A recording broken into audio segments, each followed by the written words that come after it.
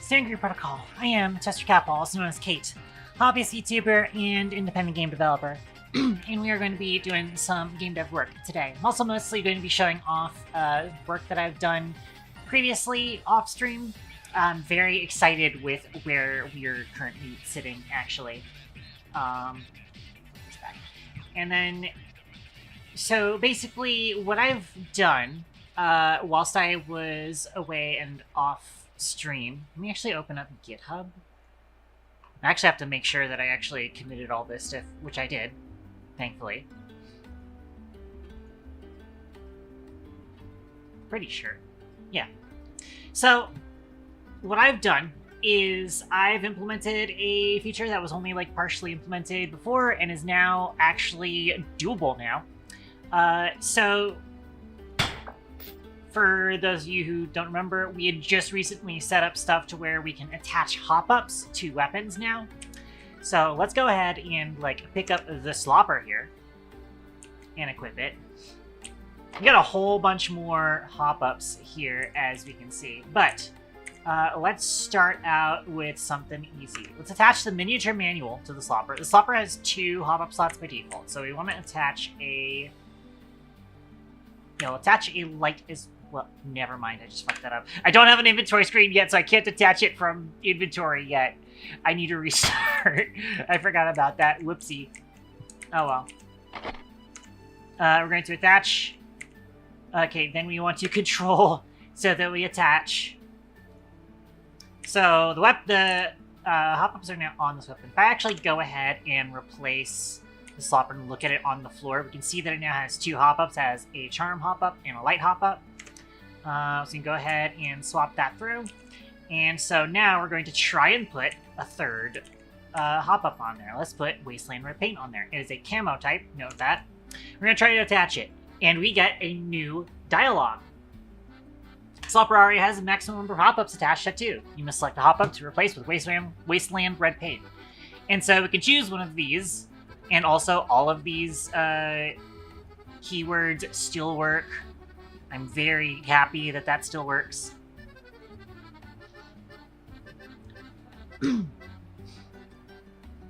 So I think Tactical Flashlight is actually working. We can actually replace Miniature Manual with Wasteland Red Paint. Now, Wasteland Red Paint doesn't actually do anything, but it's important for the next part. So we're going to equip that. So now it will have, if we go ahead and replace this guy, let me look at it. You see now it has, wait. That doesn't make sense because we picked up the gold camo, right? Hold on. Wait, no, never mind. I picked up the Wasteland Red Paint. Okay, that's right. I was like, wait a minute, that's not the right color, but it is, actually. So now, if we try to attach gold plating to the slopper, which is also a camo type, the slopper already has 1 hop-up of the camo type equipped onto it. You must select a camo hop-up to replace with gold plating, and it only shows us Wasteland Red Paint, because we can only replace this one, because we can only have 1 camo on a weapon at a time. So now I can replace that with the increased weapon's maximum mastery levels by 3.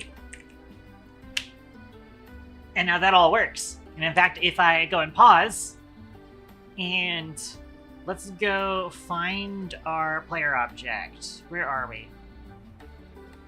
Prototype player beam. We're going to click into the gun that we are carrying. Not the display handler, we want this. There we go. The equipable weapon. We go into debug mode. Weapon max mastery level is now 7 instead of 4. So that works.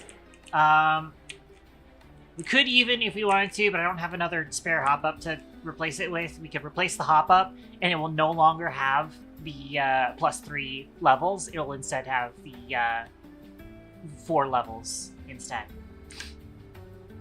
All this is working pretty well. But I do also, I've only been testing it in the test scene. I want to see us in the actual level gen and actually do ourselves a little bit of a run. So let's give us a LA sniper. Actually, I should probably put more guns into the game so that I don't have to equip a rare weapon. Or we can just pistol start. This is actually how the game's supposed to work, is that you're supposed to... Actually, no, that's right. No, that's right. You do actually pick a weapon. But you usually only pick either a common or an uncommon weapon. And you have to also, like, unlock that weapon first. Those kinds of things. But you wouldn't get Ellie as an option in your starter weapon, because Ellie is a legendary. You're not supposed to be able to get that.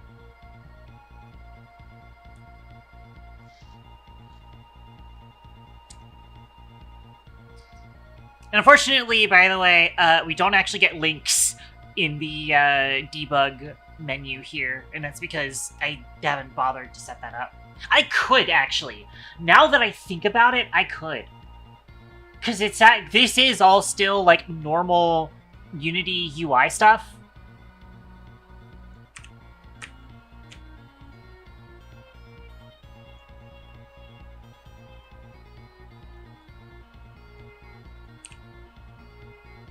And it is a Text Mesh Pro. Also, let me get out of debug mode. It is Text Mesh Pro, so we can actually set it up with links. And then we just have a thing over here that sets it up. We could do that. We could theoretically do that. Anyways, for now, we're going to build level and then spawn player. So this is kind of simulating a actual, excuse me, whatchamacallit, a campaign, or a actual run, even though it is a pre-built level for now, because I still have a bunch of other game mechanics that need to be perfected first before I start working on the actual procedural generation. This is all already procedurally generated, but it's procedurally generated in a fixed layout for now. And then the idea is going to be that later on we're going to make it so that it can generate a layout dynamically and be able to kind of link all the rooms up in special ways. But for now, we can go ahead and... I gotta fix those prompts too at some point. Let's go fight and encounter.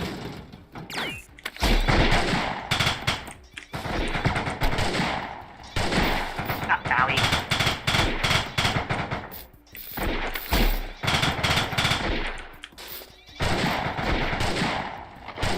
Damn it, how did I miss that?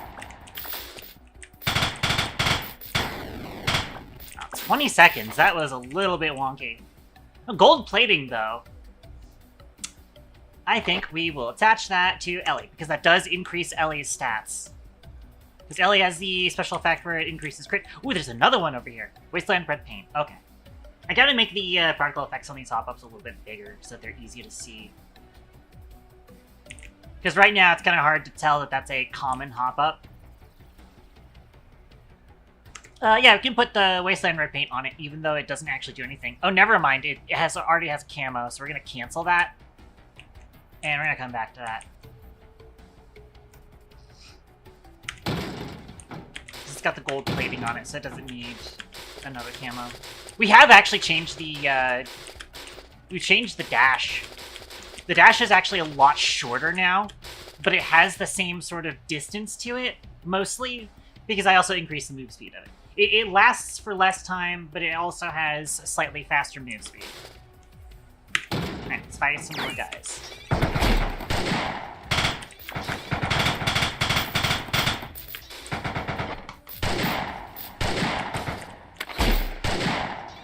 Can't believe I missed all those shots.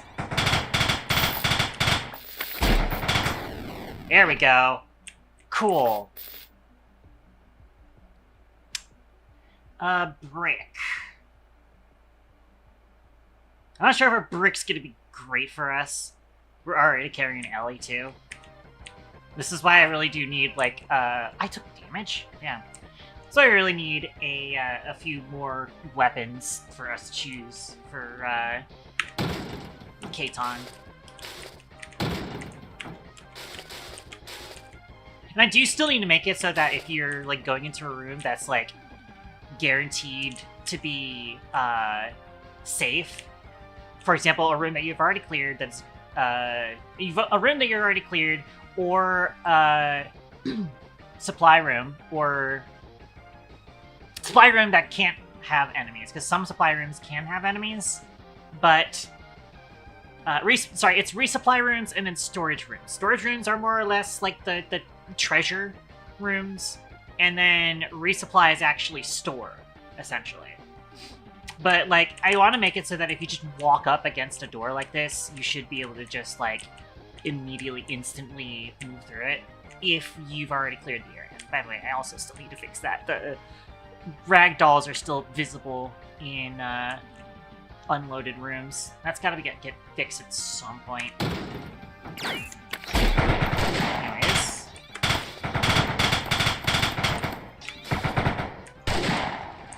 Is my other gun not done reloading?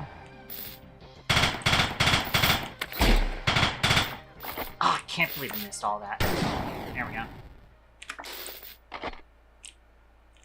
Operator 45 here. I should have actually checked if it was a level 2 Operator 45. That would have been... That was dodgy. I took damage. Damn it.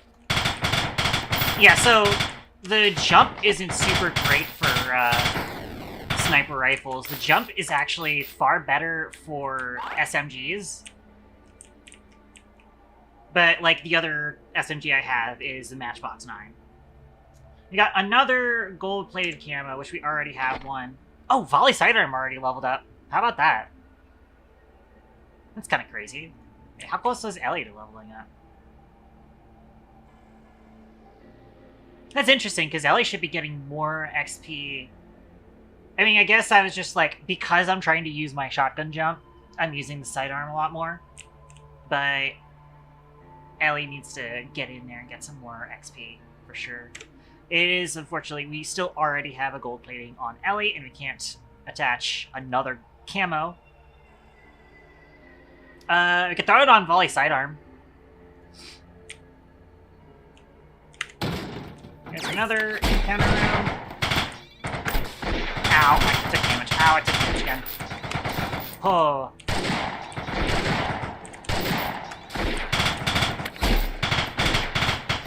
The new, ow. The new values for dodge are... I clicked off and I accidentally clicked on the, thing here. The new, like, timing for dodge... I have an ultimate ready. Finally, something else that we can attach to Ellie, and it's perfect. I need more encounter rooms, though, because I know we're about to run out of encounter rooms. So now I can attach that to Ellie, and now Ellie is going to deal plus 4% crit chance. If we can find another encounter room that hasn't been cleared.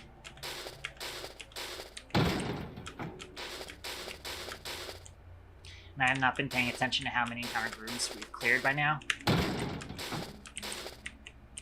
probably do actually want to just, like, spam a few more of those. Wow, I needed, like, 2 things there.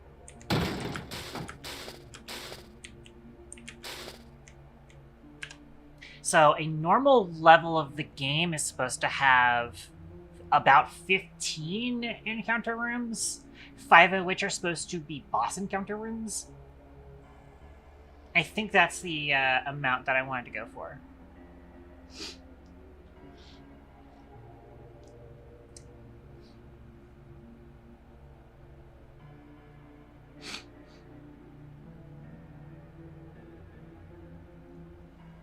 I'm going to go look at this. This is the, like, pre-built layout that I have.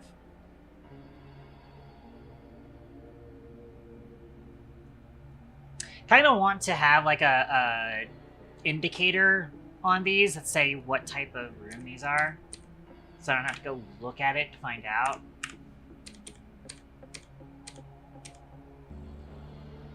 So I'm gonna find the one that's set up as supply. Some of these are set to none.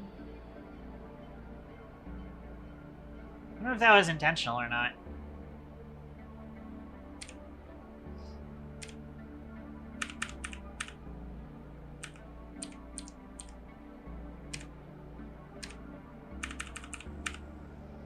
Because this one's set to event.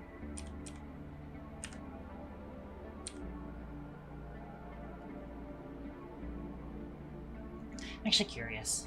I haven't looked into this stuff in a while. We might be looking into this stuff too, because I do want to set something up to where supply rooms can finally spawn their loot. Or sorry, storage rooms can finally spawn their loot.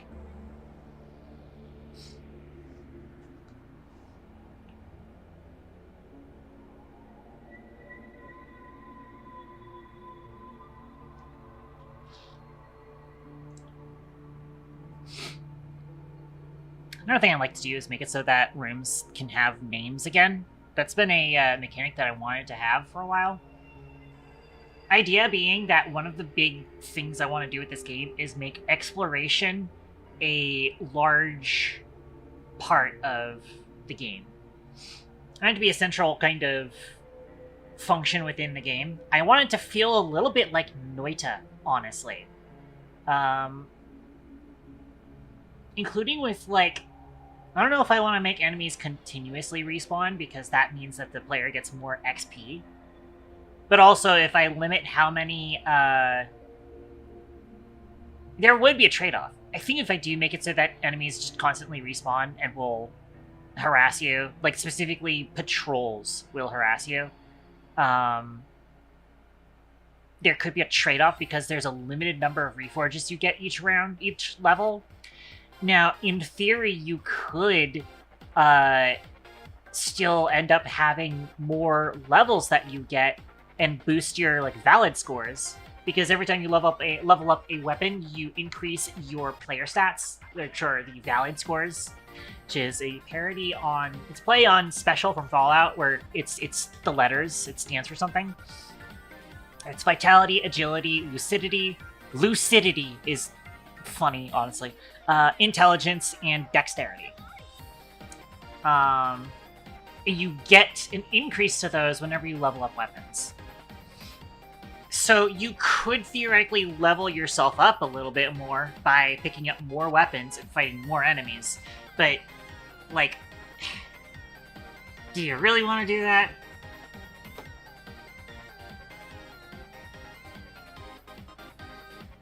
But also, I feel like somebody would do that, now that I think about it. So I do have to kind of consider that. Excuse me.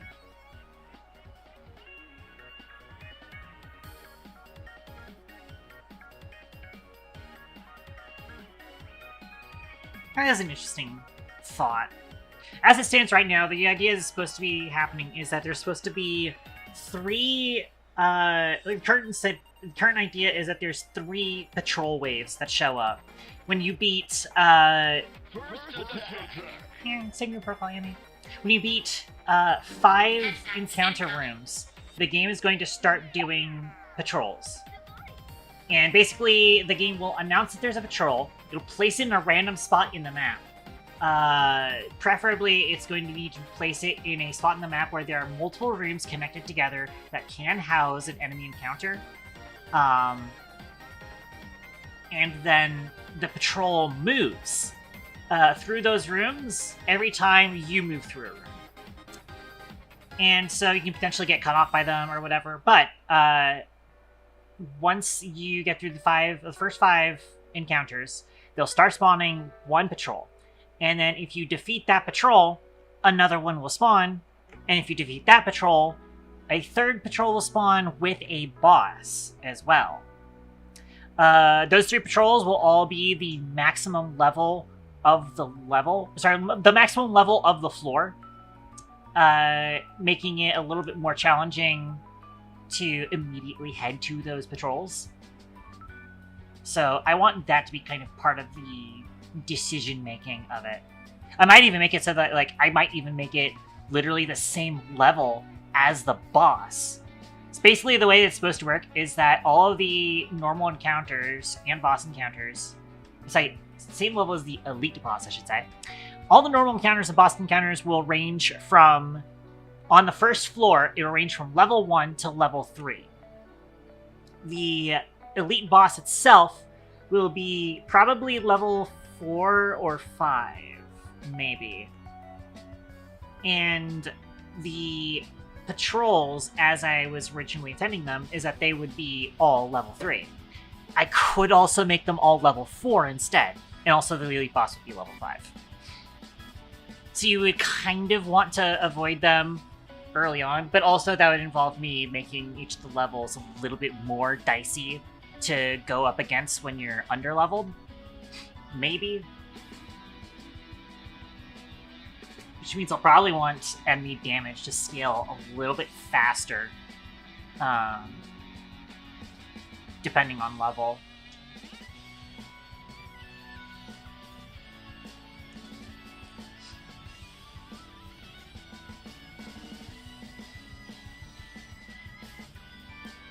That's rough because you're not always leveling up vitality, which vitality is what increases your health.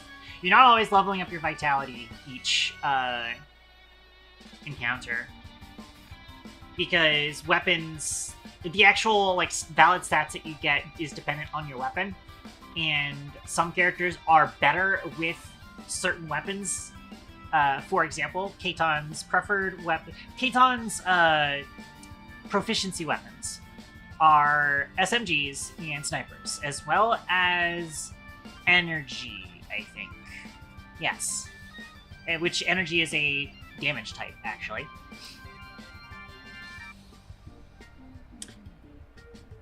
With the other two characters, with Colt, it's intermediate, which is like not quite sniper rifles. It's like DMRs and battle rifles. It's intermediate throwing, and shock is his preferred element. Whenever a weapon has a tag that matches a proficiency, it will gain 15% bonus, or might actually be 10% bonus to how much XP it gains. But I can actually look that up in game difficulty if I have it pinned. I don't think I have it pinned.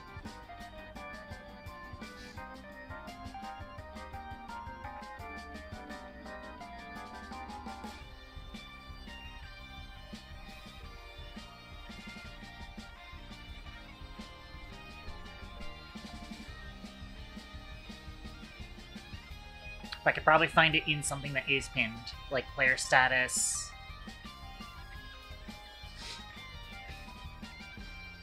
Francis.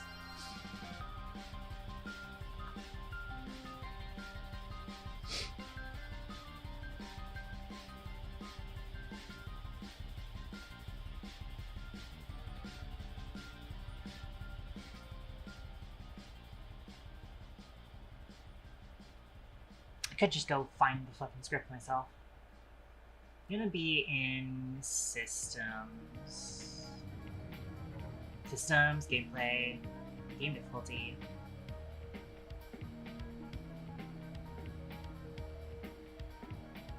Proficiency bonus is 10%.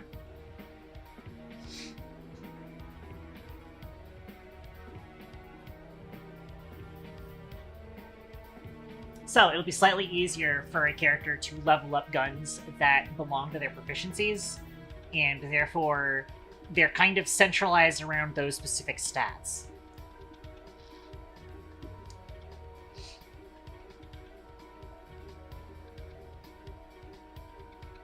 But the idea is still that whenever they finish a floor, they also gain like +3 in all stats, I'm thinking. Or probably just +2.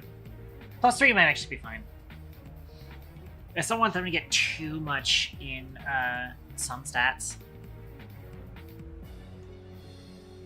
There is a second use to stats, though, and that's for the new perk system that I will eventually implement.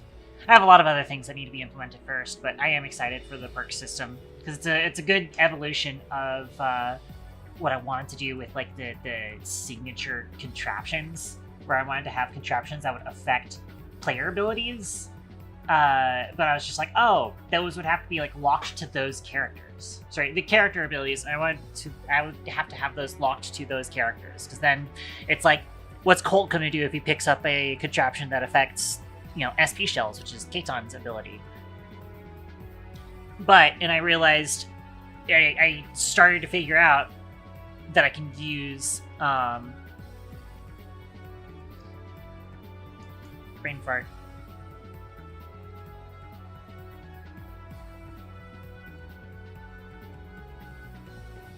I realized I could have this system, the perk system, and have a lot of stuff that kind of is built around it. So one of the changes that I actually recently made to the dash, previously it used to be that agility would increase the amount of timing, the timing window in which you could perform the timing window in which you got graze dodge, which is like perfect dodge essentially. You would increase that through agility. And number one, that's a little bit weird, and it's hard to make that kind of feel consistent to the player and feel impactful. And also, it's like you have to cap that as soon as possible, because otherwise they get a graze dodge for the entire fucking duration if they have a high enough agility score, which is not right. So instead, I made it so that it is a fixed 5 frames unless you get a perk that increases it. Which the perk itself requires you to have 10 agility for it to work. And that very much solves that issue. So you can actually use agility to increase it, but you still have to like spend a perk points, a resource that you gain when leveling up.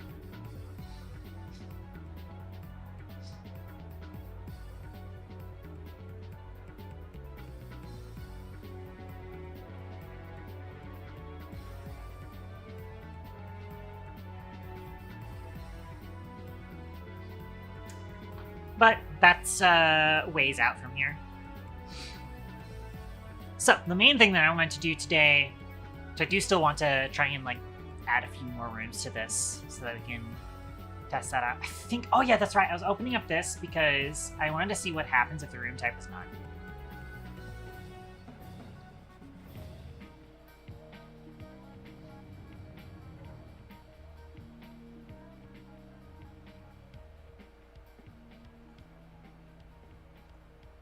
I think actually it is set up to where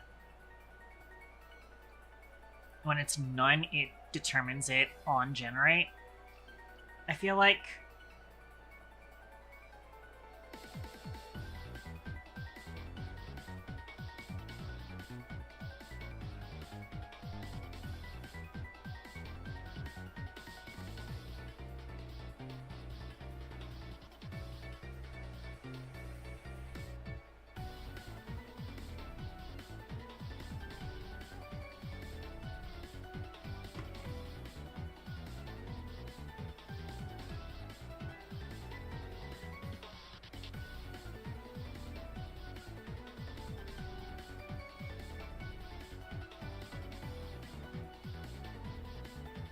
Maybe.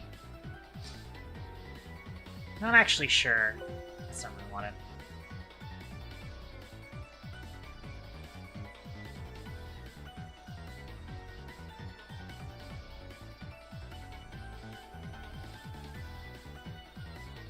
Step only creates rooms, manager objects, and selects room themes. Is this what does it?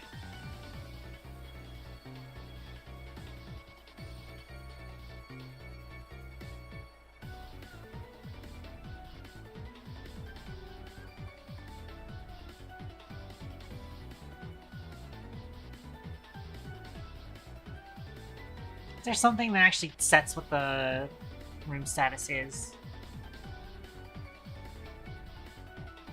Is this room type info? What sets this? It is a private set, so we want to look primarily in level manager.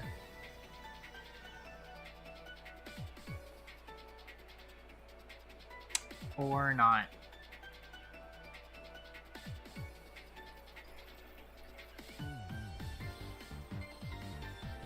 Never mind, no, this is level room status. This should be looking in this.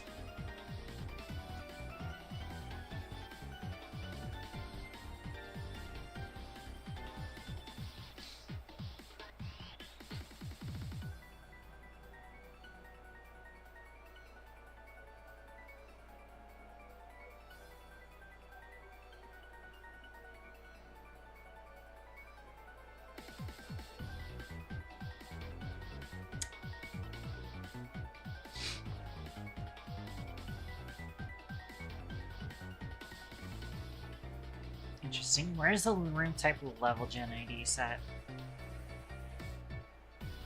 Set by room data to room type.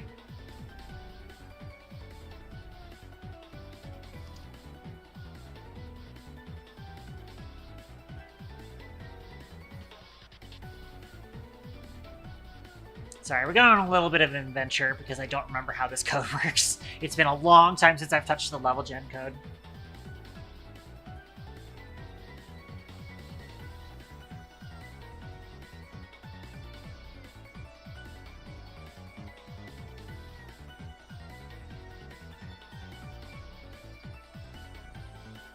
So there's two constructors here.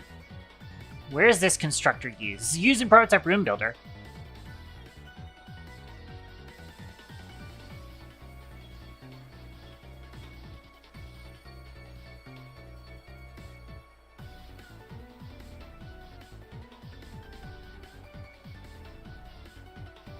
But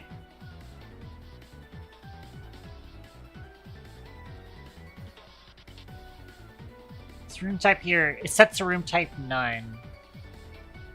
It looks like. Because that's the default for that. Wait, never mind. Hold on. This is Prototype Room Builder, room type. No, yeah, so it's immediately built as that. Unless room type is changed? Nope.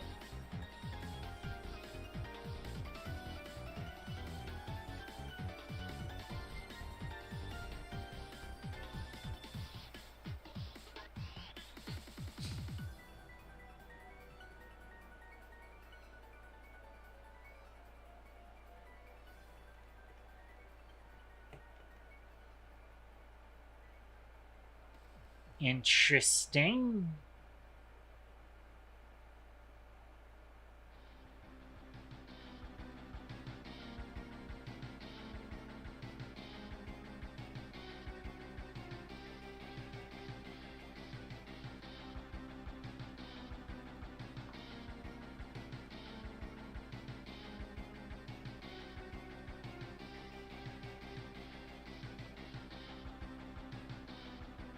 Yes, level gen room data is the top level Toasty-level gen. This is in TG level gen assembly. This is where room type is declared.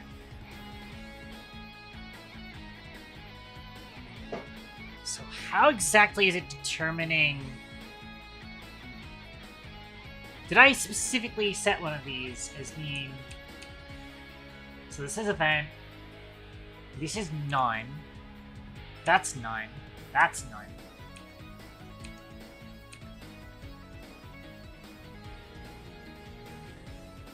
Hang on, it's that diagonal hallway. That's that one. These are all doors. None of these have it specified. In that case, how are they being changed to supply? Because a few of these are supply rooms.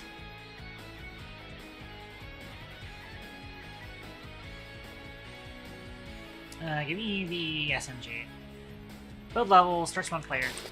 So I think the fallback is special room.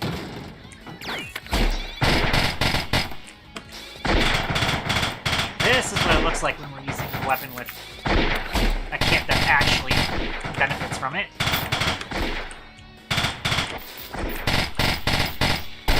Damn it.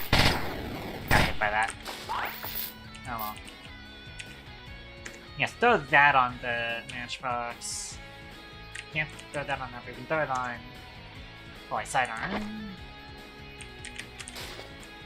This is still a special room. There's a room over east that was set as supply, if I remember right. Yeah, here's a supply room. Which that's this room.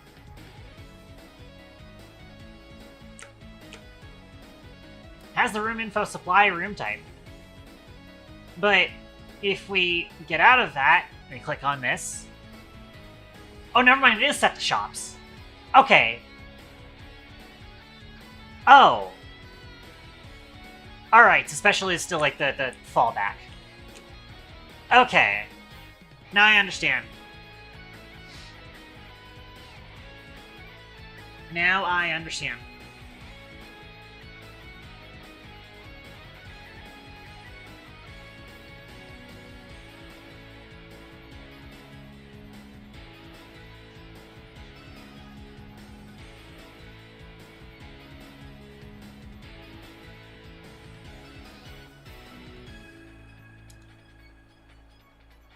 Alright, let me turn the grid on again.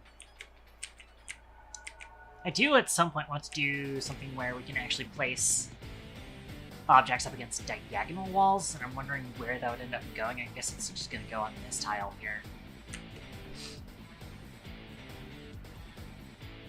Which would normally be a floor tile that is next to a diagonal wall tile, I think. Unless I'm wrong. So there's border block here, and then there'd be diagonal border block here, because these can be connected.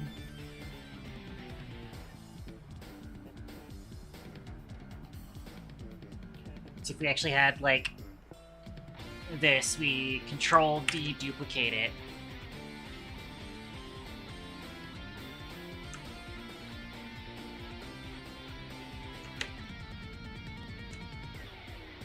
Drag it over here.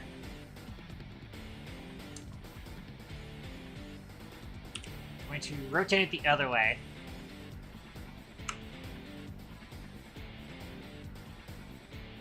We can't do that, but we can do this. So, yeah, these would be the diagonal border blocks then. That means that these are walls. I think. I don't remember how my fucking code works.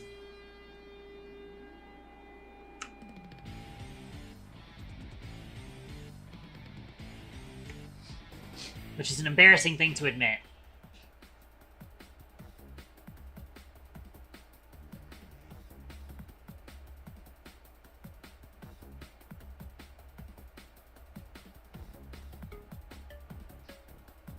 Because these orange things aren't actually like solid wall. This is just floor that is against a wall, because that's how the code works. It's going to generate wall in between here.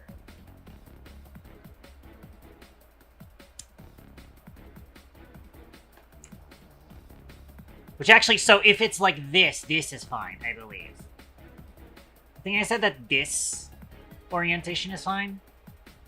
Which means I think these are, in fact, the diagonal walls. Sorry, the diagonal borders.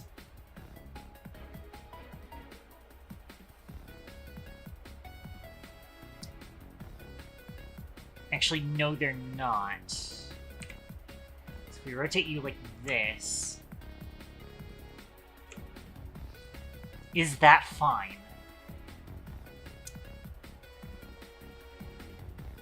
I think it is. You probably also go... you know what I usually use for this is I usually use fucking a Minecraft instance where I have create copycats installed, and I use that to test how like room layouts would look in real space.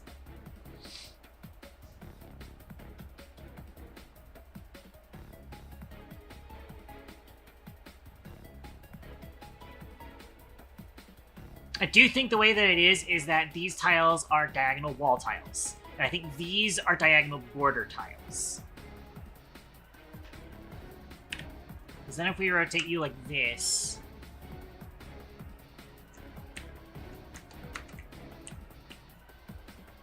then we have diagonal walls up against each other, which is not great.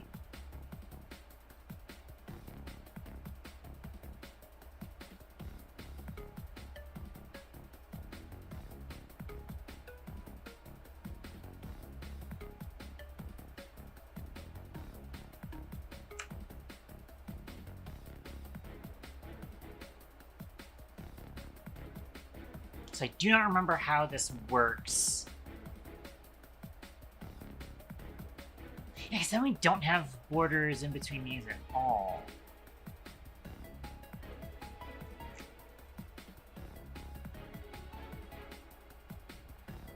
I think I did actually intend for it to not be able to do this, especially because that makes it ambiguous on what each thing belongs to. We can't put borders there.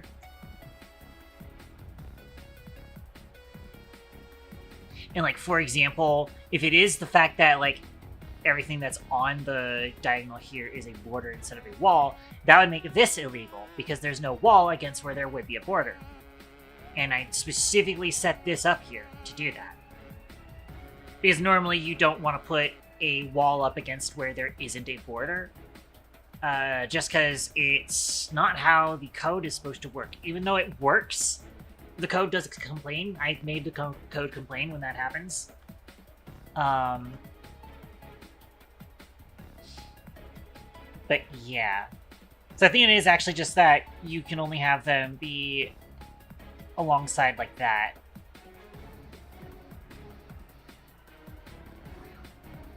Excuse me.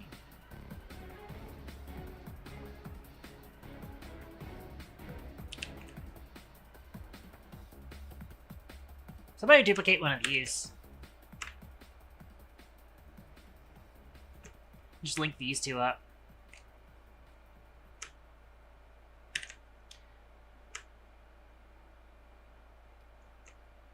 It's also a magnet to the grid so that I'm not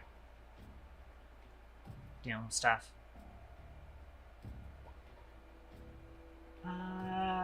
It should automatically get where it belongs to. So do that. We do horizontal to connect that. So that makes it that there's now 2 supply shops. I kind of do want to make it so that you can teleport between the supply shops, similar to Enter the Gungeon. I don't want to steal too much from Enter the Gungeon, but that is a good thing to steal from Enter the Gungeon.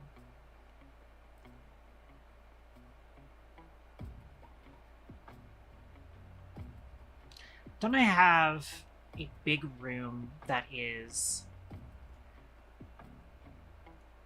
Let me see here. Control D duplicate. Let me see layouts here.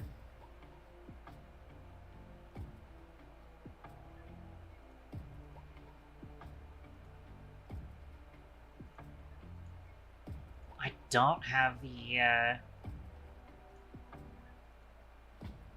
I don't have a simple 40 by 40 combat. Or 30 by 30 combat, I guess is what I would want it to be. So I was previously checking out like 40 by 40 combat rooms, and I found 40 by 40 to be a little bit too big for combat rooms, and reducing it down to 30 by 30 felt a lot better. But I don't see a 30 by 30 square room layout, which is surprising, honestly.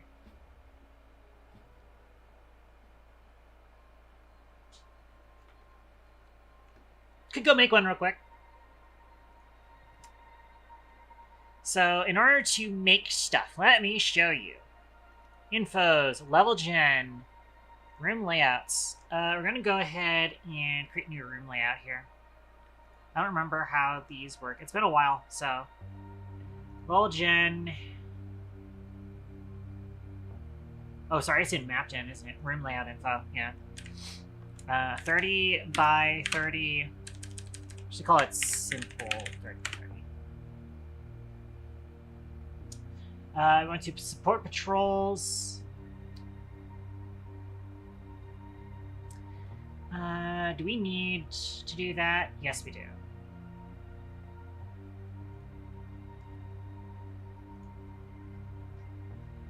You can basically have it support everything.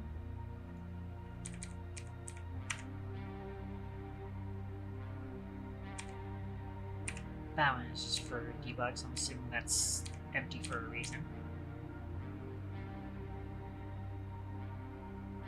Because, like, simple 20 by 20 can be an entrance room.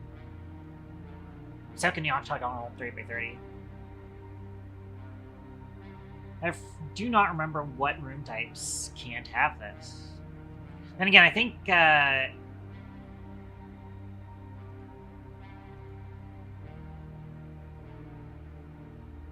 final objective is the type for that.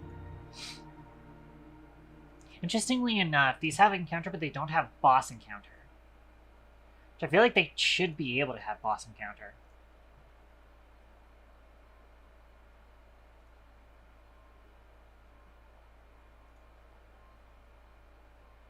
Yeah, like the 30 by 30 plus has it.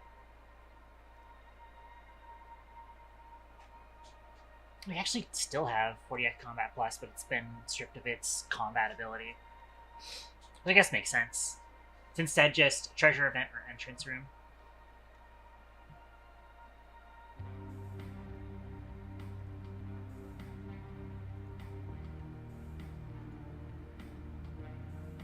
Which I think I'll also do that for this. It can't be shops because we want all the shops to be kind of close by each other.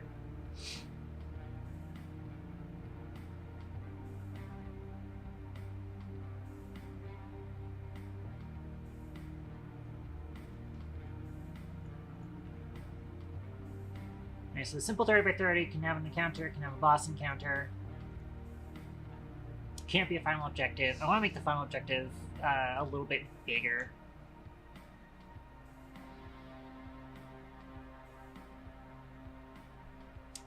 It's a little too big for shops, I think. Could still have it be treasure. Could still have it be event. Can still have it be entrance room.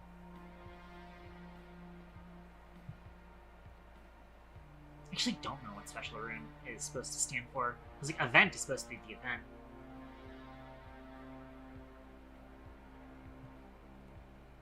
Do I have an explanation of that?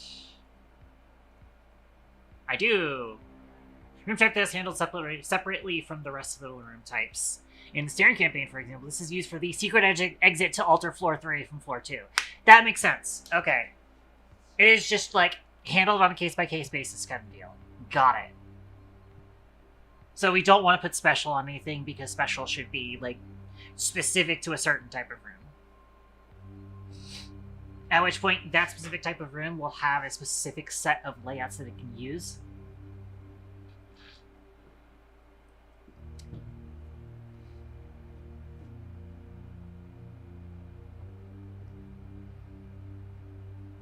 Okay, so now that we have that simple 30 by 30 room layout info set up, we don't have data in it, but we're about to fix that. So here's this guy.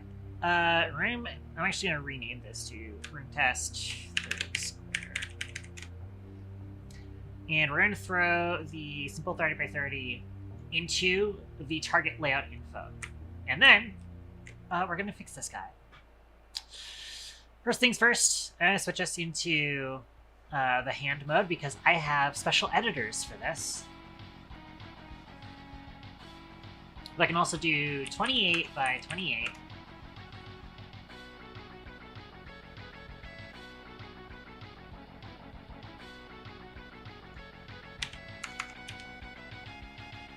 Oh, right, this, what's half of 28? I can't believe I have to ask that.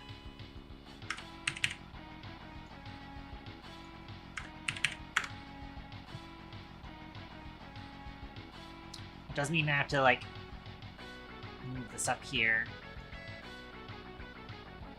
Then we just gotta fix all of these.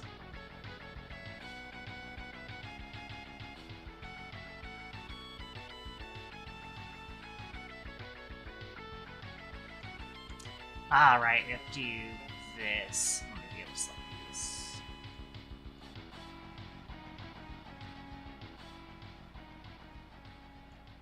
Yeah, we're gonna trim more of the edge space off of it. Actually, I think we don't have to. So, blue walls are essentially walls in which we can attach a door. That's what that means.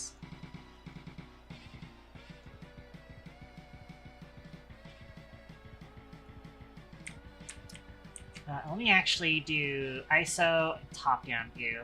That makes it way easier to set this up.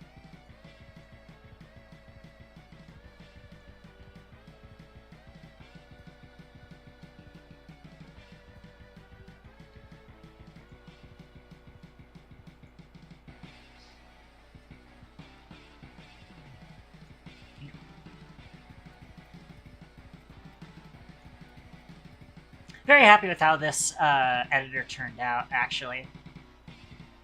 Alright, so there's our 30 by 30 square. The center is in the center, as you would want it to be. Now I can do save to target. And now, simple 30 by 30 now has all the room layout data to it. This is all of the rects that are part of this room layout data.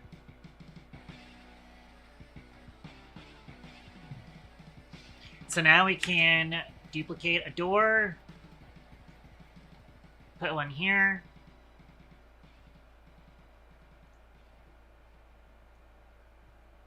and then I'm going to set this specifically to encounter.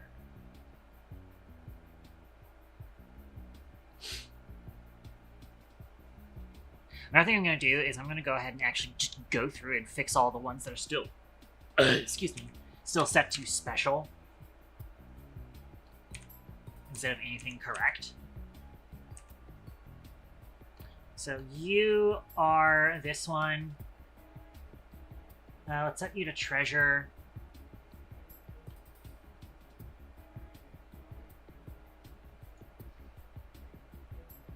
This can be event. You're over here. You can be event.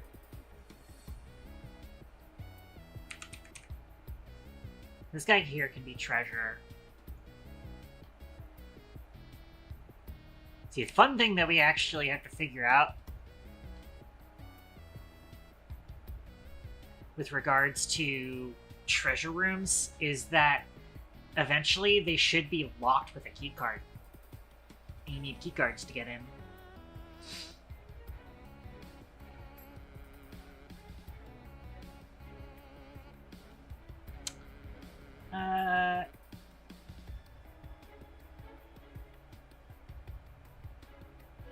This one specifically can be treasure, I think. The other one's going to be an event. This one also has to be an event. Wouldn't normally be that many event rooms on the map. Normally there'd be a lot more encounter rooms connected. Speaking of which, let me take this plus and move it somewhere. Or add a new one of these and move it somewhere. Right, of course you're not going to let me do that. Fine. Can't quite connect that to that. Unless we move it. Hold on, let's take a door here. Put it here.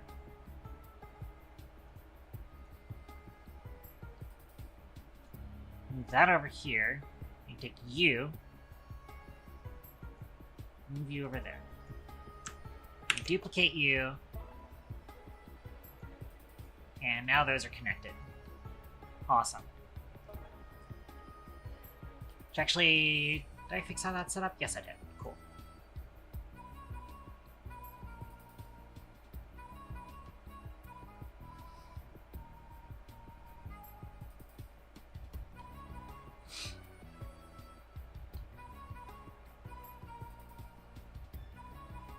Splurts patrols.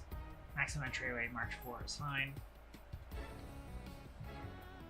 You can throw a simple 30 by 30 that's in between these, but it's not an encounter room.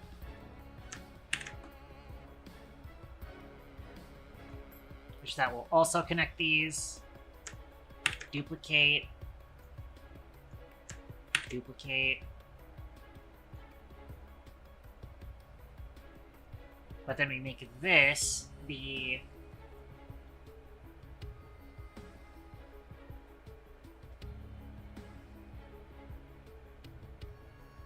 Make a treasure. Another thing that I'm really excited for is secret rooms.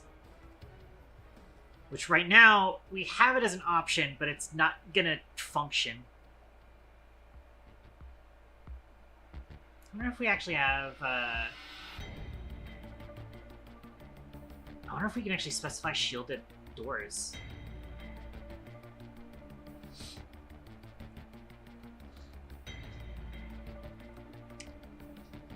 I mean, I still need some other things to actually handle them correctly. Probably.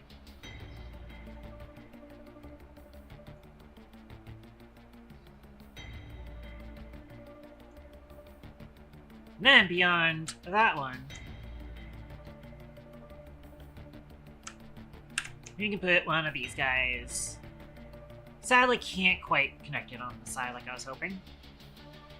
We could if we had, you know, the entryway march mechanic that I've hinted at. But sadly, no. Could also put one here to link that up.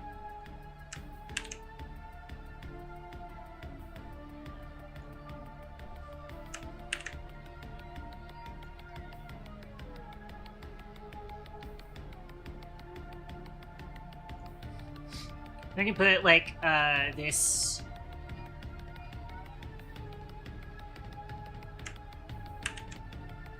Take this and make it a treasure room and connect those two up.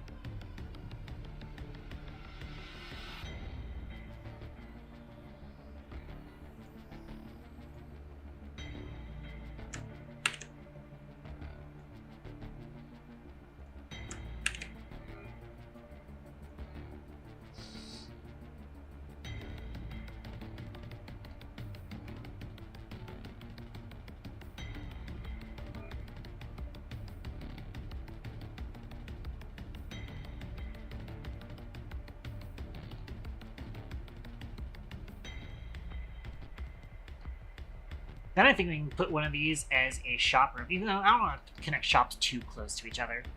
That's probably also a thing that you need to make sure is specified in code, that shops aren't too close to each other.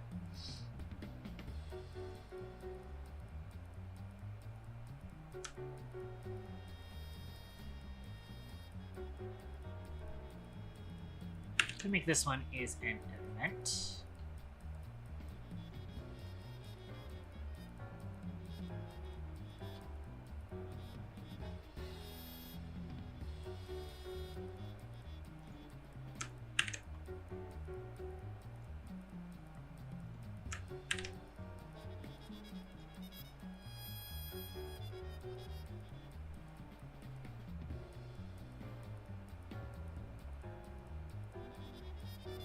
I feel like you can't fit one of the octagonal rooms there, but we could probably fit just another 30 by 30.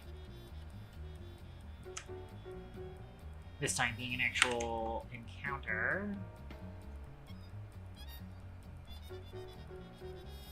We are going to need to make sure that layout is added to the system as well.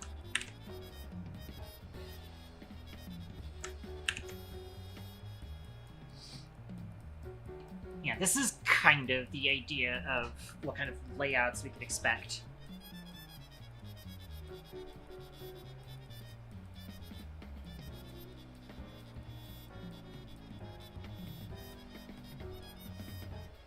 We can also try and make like smaller rooms that are useful for smaller treasure rooms.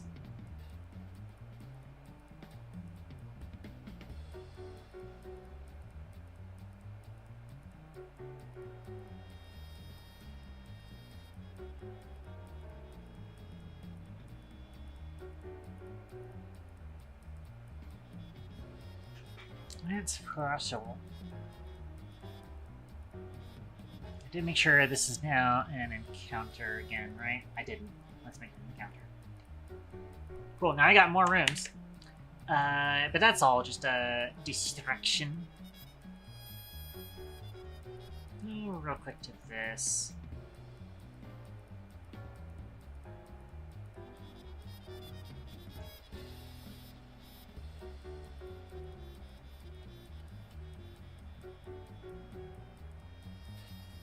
Hang on. Curiosity. There's the fallback theme is the placeholder simply orange. Interesting, interesting. I guess actually, yeah, because it's fallback, it doesn't need to be specified there. I guess that makes sense.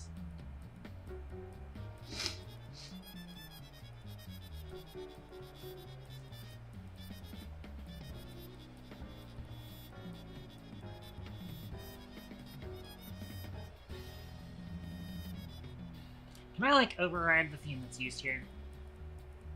Nah, I don't think I added a thing for that. Oh well.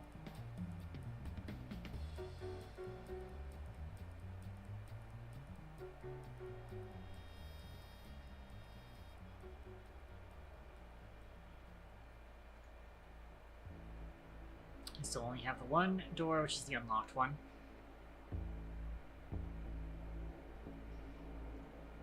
Which uses this door placeholder object.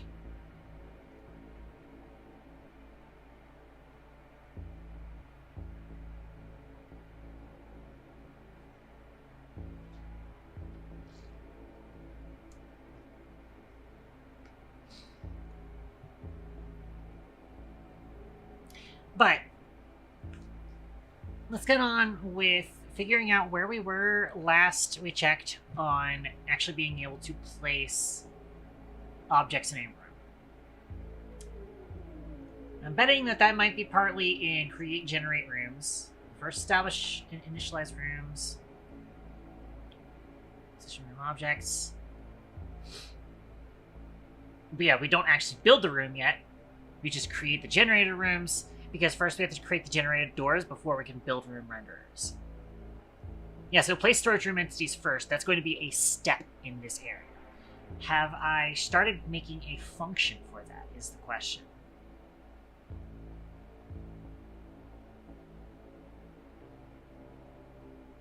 I don't think I have.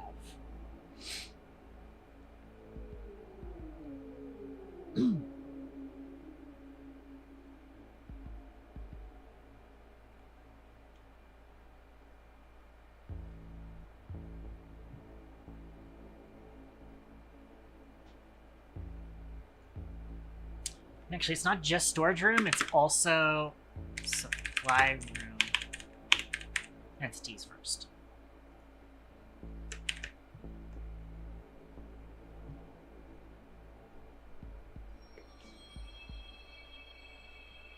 So we haven't started with that, but I do know... I think we had also started working on something for the actual object itself. If I actually go back to sample scene. Take us out of 2D mode, please, and thank you. And I focus in on this, was the kind of in progress. We've even got a prefab for it. We go open asset and isolation. So here it is. There's a targetable hole that's used for the interactable, I'm assuming. Interact collider here.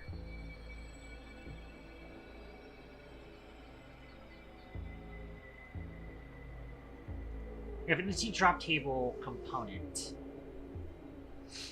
which does not currently have a drop table specified, but if we look at the object here, it also does not have a drop table specified.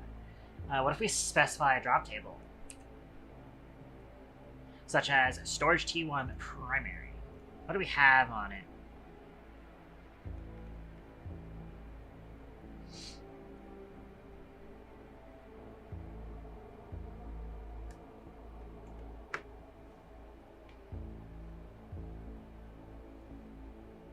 Weapon of any rarity, contraption of any rarity, hop of any rarity, but it has a higher weight on the hop up.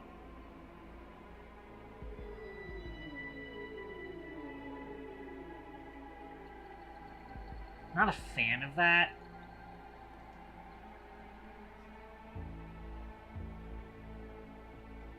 If I go look at tier 2, tier 2 does make it set it back to 1.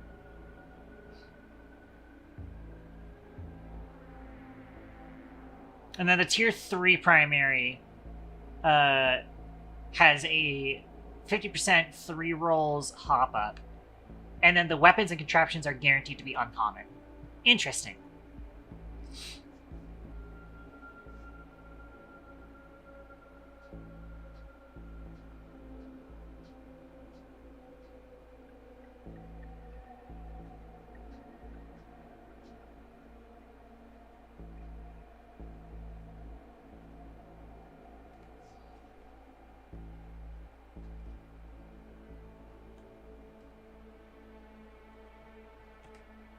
Oh yeah, we might not have contraptions in the loot pool either. I'd have to check. I doubt it. We might actually need to handle contraptions first. I think part of it is that like I didn't want to do contraptions till the loot system was ready to go, because otherwise we're not going to drop contraptions. I probably do want to try and get contraptions ready. Another thing is, we have this placeholder box. I think I was intending to make this be a breakable.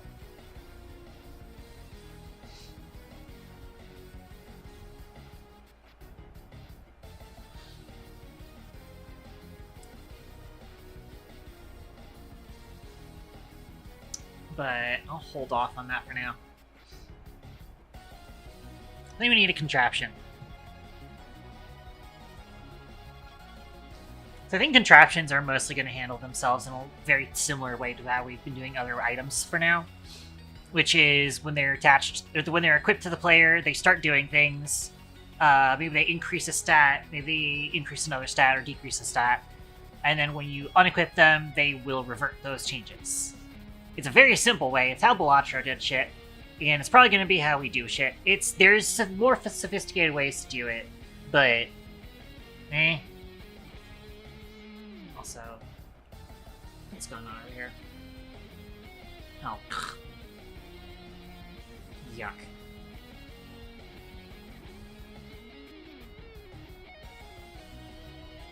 Oh, of course, there's only all notifications.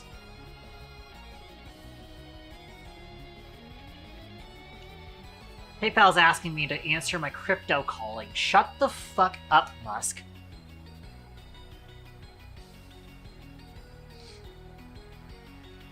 Yes, I think we are ending up doing some contraption stuff. So at the moment, I think we do have like some stuff to do, like dummy contraptions. But I kind of do want to set up at least one contraption that does something in each rarity. They don't even have to actually do something, but I do want to set them up at least. By the way, so we still have the signature contraption groups here, but we actually don't want those anymore.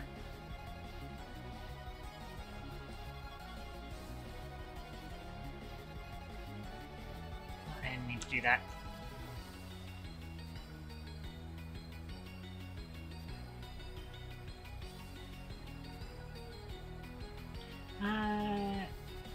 It's not signature. Do I have, like, filter signatures on this? Yes. Okay, cool. That's what we want here.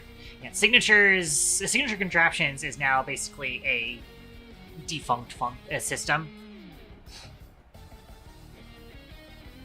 I might still potentially use them because, like, Slay the Spire technically kind of has a similar system to it, but I do want to prefer making most of them perks instead of contraptions. Excuse me.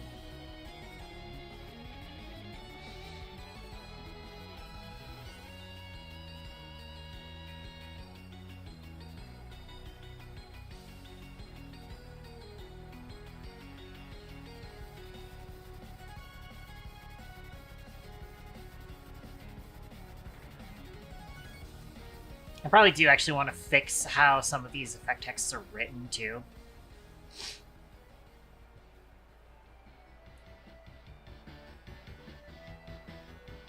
I'm gonna pick some easy ones.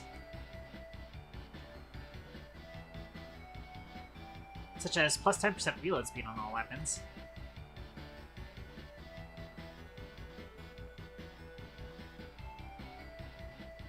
Which I'm gonna actually have, like, so the way that weapons currently determine their reload speed. We go to base weapon behavior.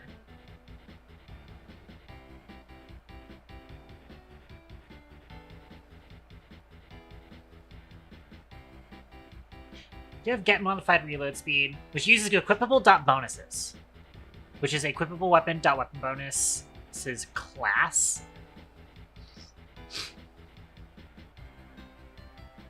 And that's what adds reload speed bonus and holster reload speed bonus during get modified reload speed.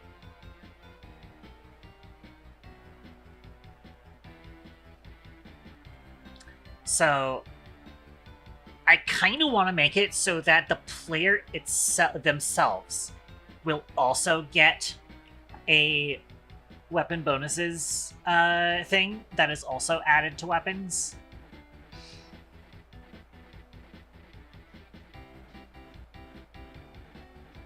So we have a universal damage bonus here.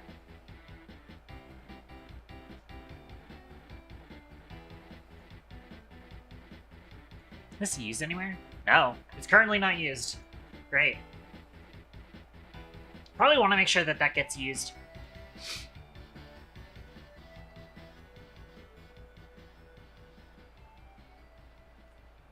Does rate of fire bonus get used? I think rate of fire bonus does get used. Yes, it does.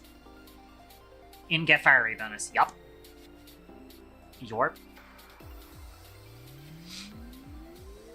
And the reload speed bonus, which is also getting used, as well as holster reload speed. Now, penetration is still a mechanic that I really want to get set up at some point, especially because, like, it would really help for guns like Ellie to be able to penetrate.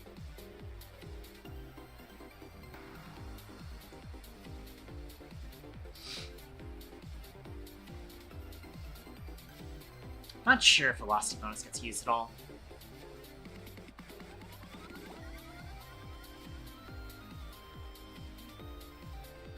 Apparently it does.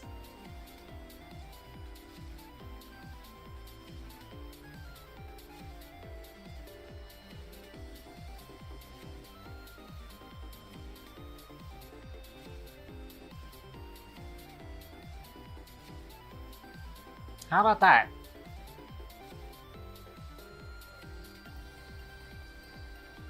Does accurate range bonus get used? Yes, it does.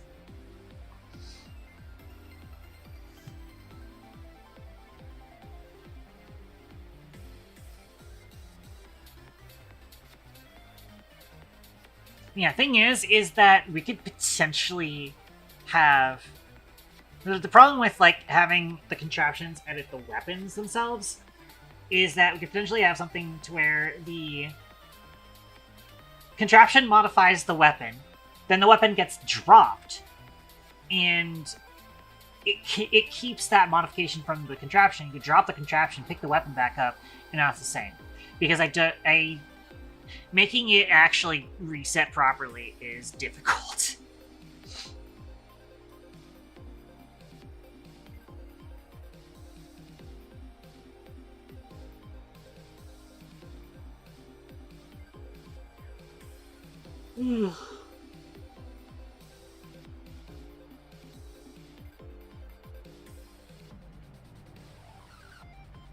Another thing is crit chance bonus.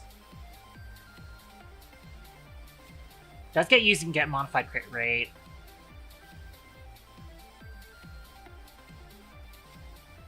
which is used when constructing the damage step. Got it. Okay. That's fine then.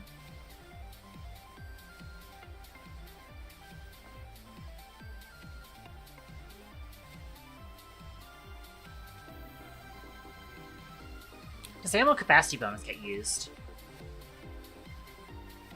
How about that? It does.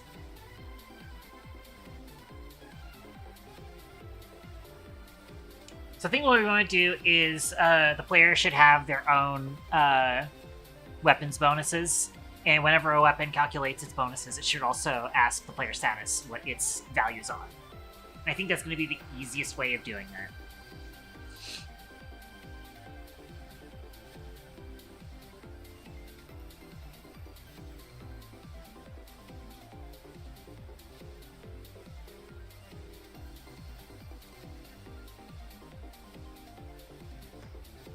I was thinking, like, oh, how is I gonna do that for the other gun? I think actually... No, that's probably fine. No, because I wanted that to be through... that. I wanted it to be through damage step. Callback. There's, yeah, Classerator, where it buffs the damage of other weapons in your inventory.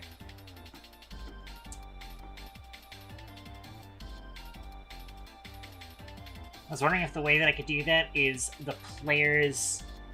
Whenever you make the Outclasserator its current weapon... No, because then that'll affect, like, if you quick switch and there's already a projectile out. So I guess in that case it is just going to have to be, like, a damage step status effect, probably.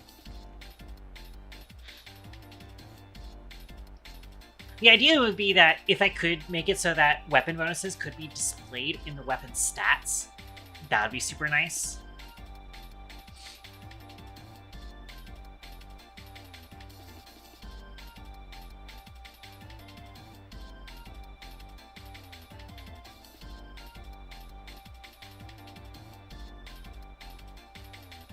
Gosh, that is actually going to be kind of rough.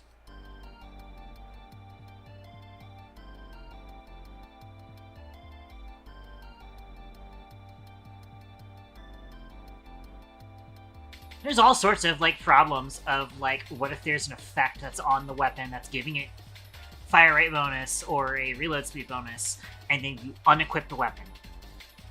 And then what the fuck happens there?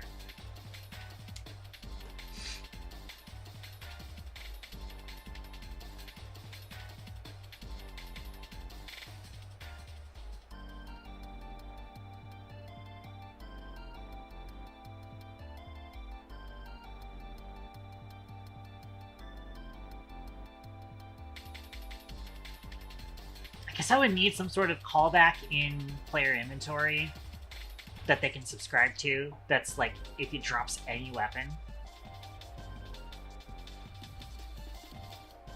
And then so status effects that are currently affecting the weapon's stats will then take away their effects on the stats.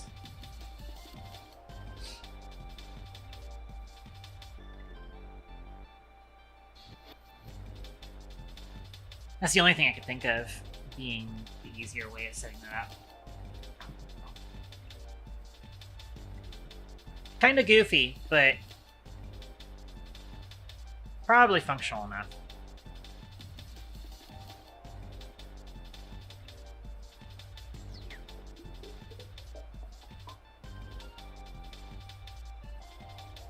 So I'm missing, why is there param name player on each of these?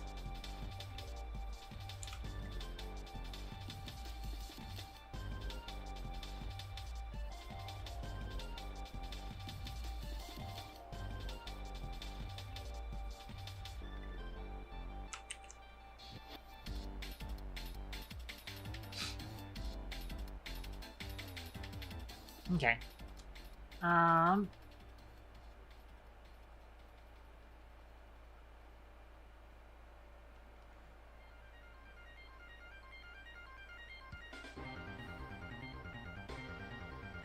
That might be what we end up having to do, which is just on-equip, on-unequip of a weapon. affect its bonus stats, and then remove our effect on the bonus stats when the weapon is unequipped. Like, unless it is a status effect present on the weapon itself. Is probably how we do it.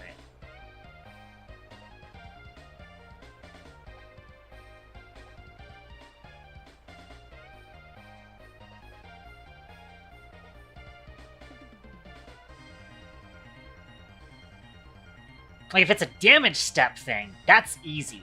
Damage step can be done by just having it subscribe to the damage step of the status effect thing. Or even the inventory. Might be the inventory. So my sinuses are still blech today.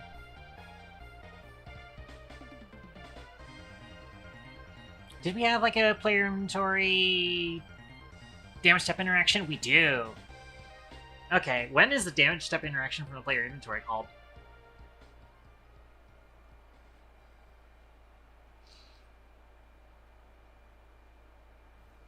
Yeah, okay, I see. But is it called somewhere?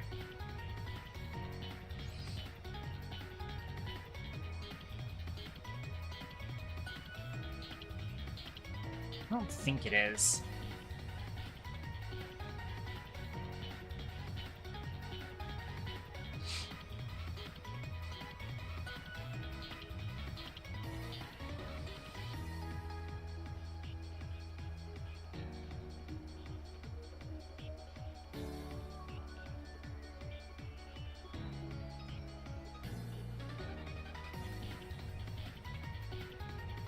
Let me see here.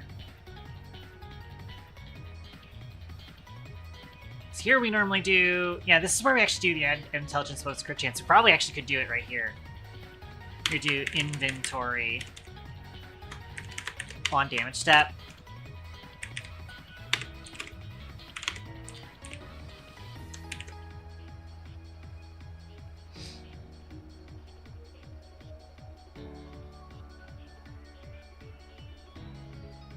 And that should now be the only, like, direct reference to it.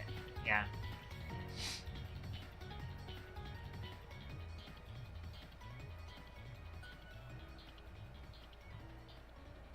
And I think we do basically the same thing that hop-ups do, where equipable weapon does have the damage step interaction. On damage step, you check all of our hop-up behaviors and ask if they have... Oh, sorry. No, yeah, we have a damage step hop-ups thing. We have to, like, register ourselves as a damage step hop-up. That makes sense.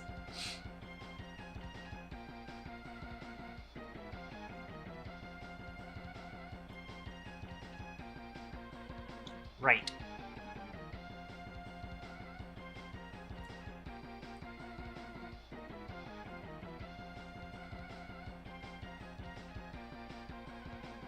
So I can go back to inventory, and where we have contraptions, so equipped contraptions,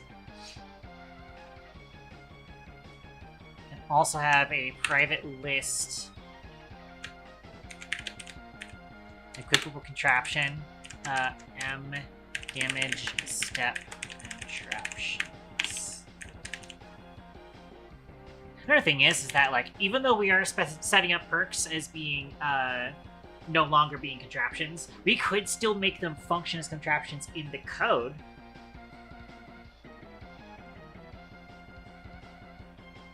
And that wouldn't be too hard to do.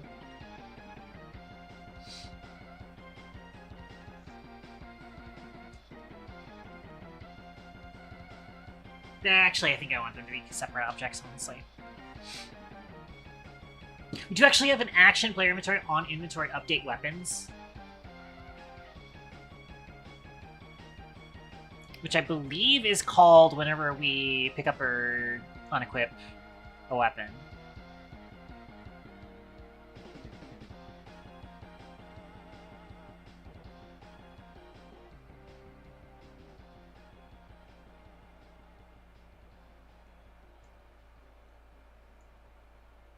Hide backpack weapon container.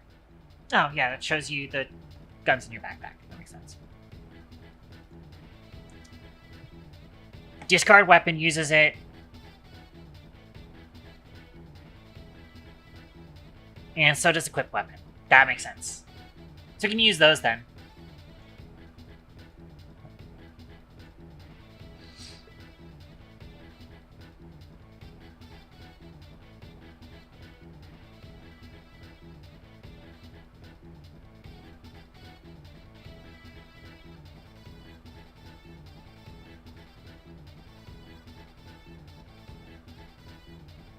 But we will need to keep track of what weapons are unequipped or equipped, actually.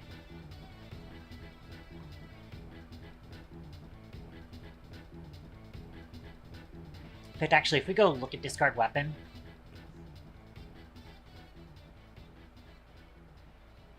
Yes, we're gonna call it after either dropping it, which creates the spawn drop weapon, or simply just leave it floating in the void to do whatever else with it.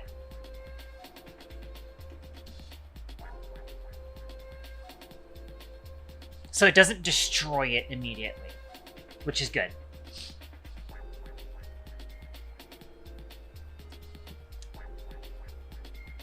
Speaking of which, when we replace hop-ups, do we destroy them? I think we do.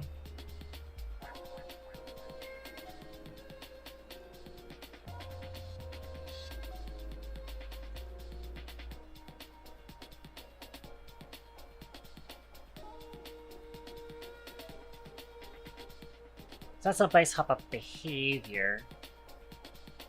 But it doesn't...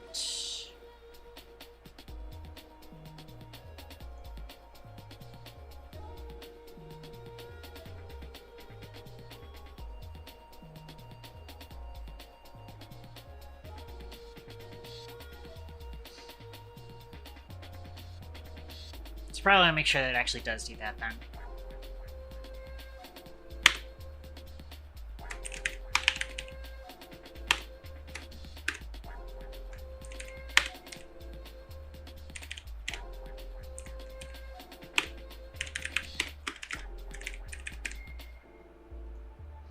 I'll set that to null there to make sure that it's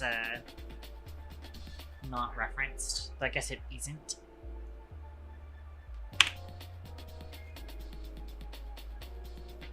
I guess it's actually going to just redundant, as long as it's not being referenced.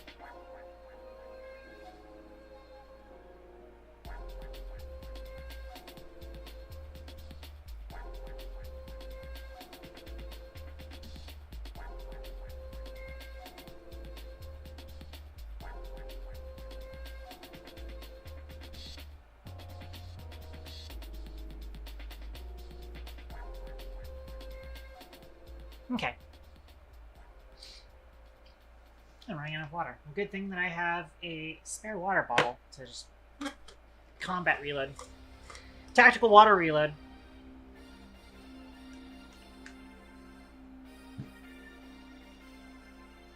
Everybody else get yourself a tactical water reload too. Or just a water reload in general.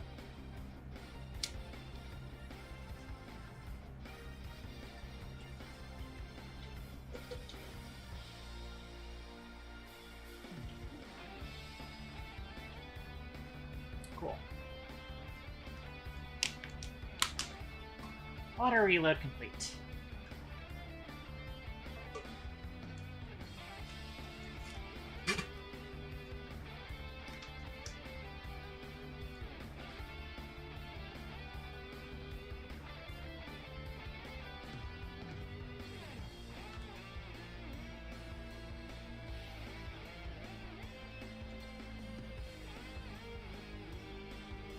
Out of curiosity, do we have like an equip contraption method?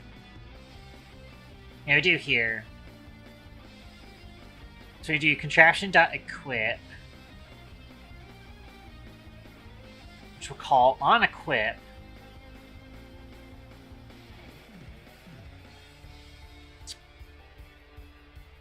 Which equipable contraptions onEquip. We'll do behavior.onEquip.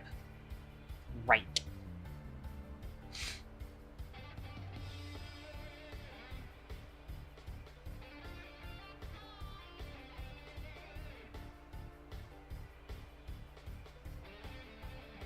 So let me go look at attachment hop-up real quick.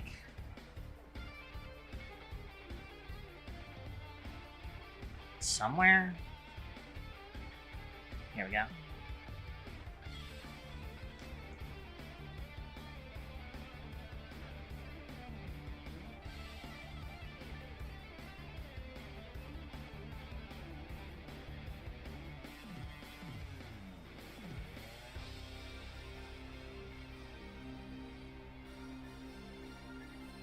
This is normally called from attach hop-up.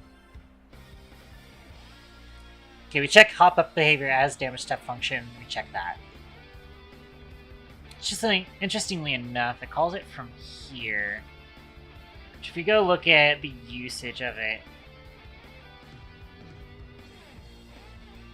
it still has to get the hop-up behavior out of it to do the on-weapon damage step.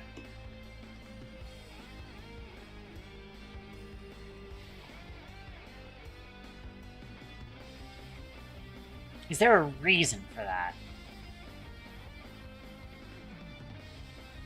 Oh, by the way, hang on. Do we remove from this whenever we remove a thing? Yes, remove hop-up, we do that, we'll remove it from there. Okay, got it.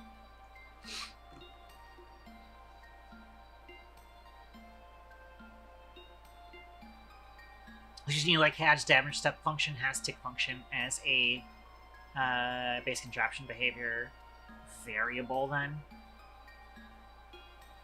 Probably just copy how it sets it up. Sets itself up.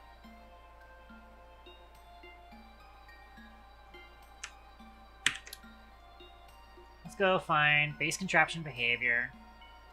See if I've already got it, because it's possible I did already get it, but no. Alright.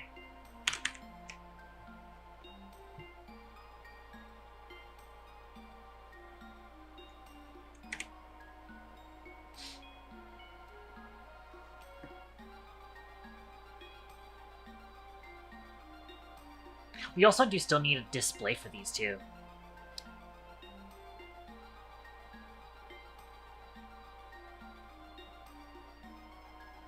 Alright, it's gonna be... We don't need an equipable weapon because this is like the contraption itself. It's also going to be instead on contraption damage step. We don't need a weapon variable here. We only need a player on equip tick.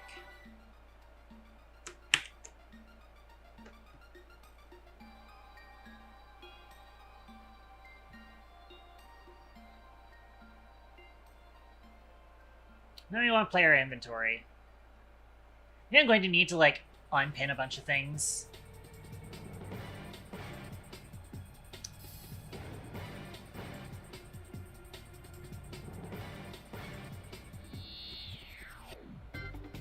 Let's unpin a lot of the keyword stuff that we were working with, as well as the hop-up replacement and stuff. And I need to go pin things that are relevant to what we're doing. Base contraption behavior.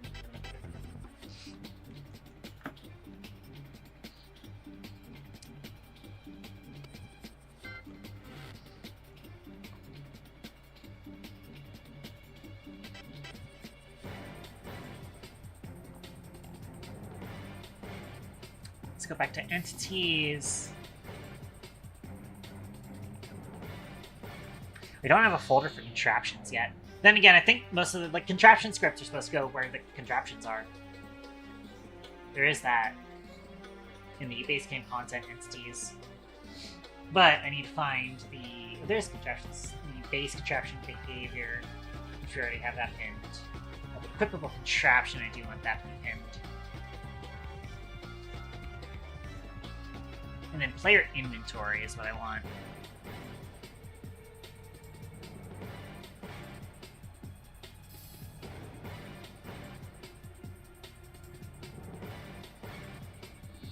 Which is actually pinned, I just was blind and couldn't see it. Fine. Let's also add a tick contraptions. Alright. Let's find our equip contraption. here we'll do it here, and then what we do is, let's grab the behavior real quick.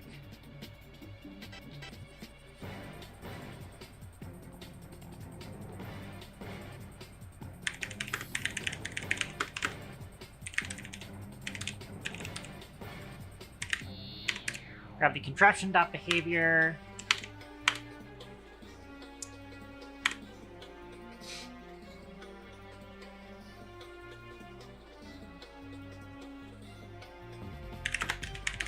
If behavior dot as tick function.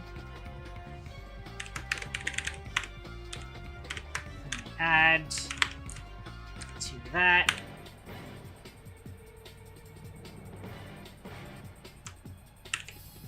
Also do has damage step function. Nope. Add that to damage step contraptions. Similarly, we're going to be doing that to discard contraption.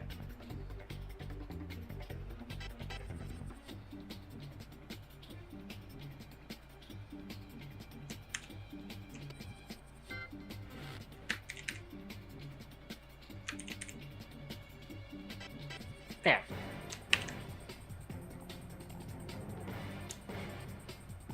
Now on damage step, we can do pretty much what we did before, which was go through the contraptions that are in those lists.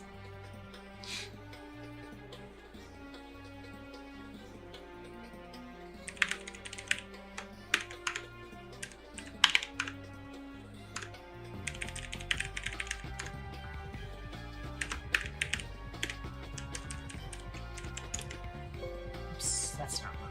Where did I go? Me back where I was before. Use explicit type here.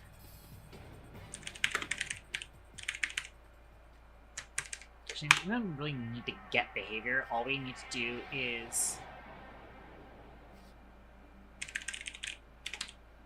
behavior dot on contraption damage step. Player will be player status. Damage step is receiver. That should basically be all we need for that.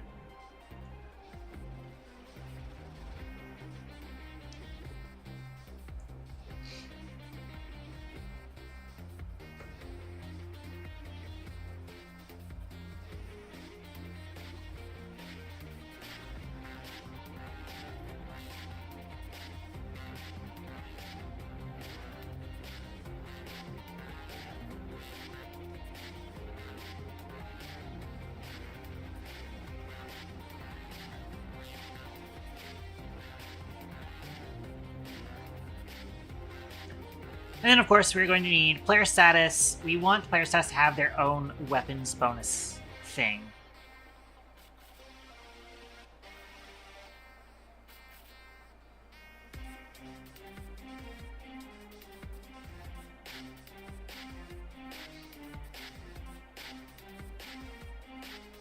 So in order to set that up, I'm going to put it right down here where we have the weapon stuff.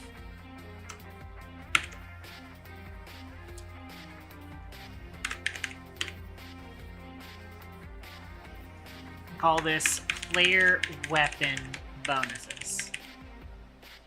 And we're going to create a new weapon bonuses, which is going to initialize everything with their normal stats. I think there is no other thing here.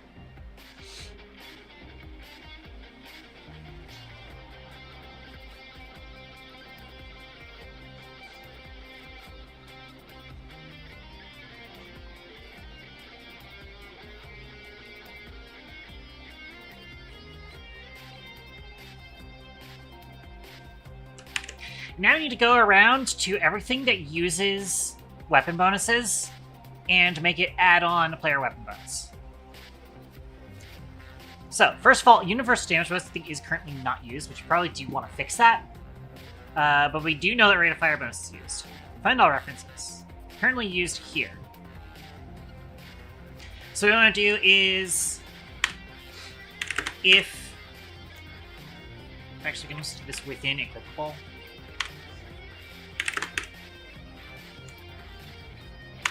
Actually, do player status player.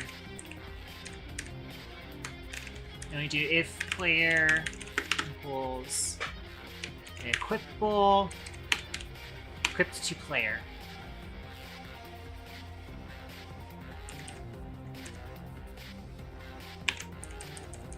Which, because player status is a Unity object, it has a inherent conversion to Boolean type that just is like whether or not this object is valid.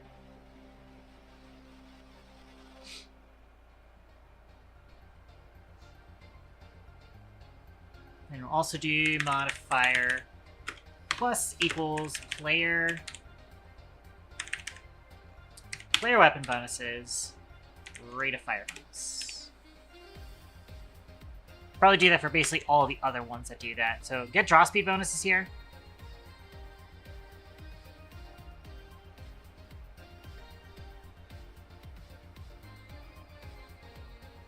Actually want to do this before we call this. So we'll do modifier plus equals player weapon bonuses. This is a draw speed bonus.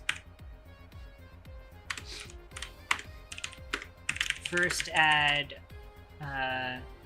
player glow bonuses.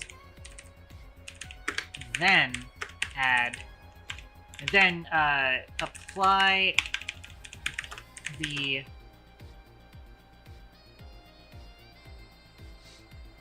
dexterity bonus multiplicatively.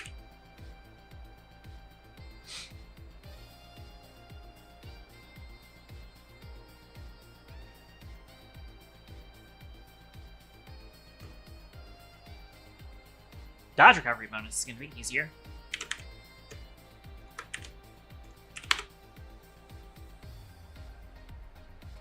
Velocity bonus is easier.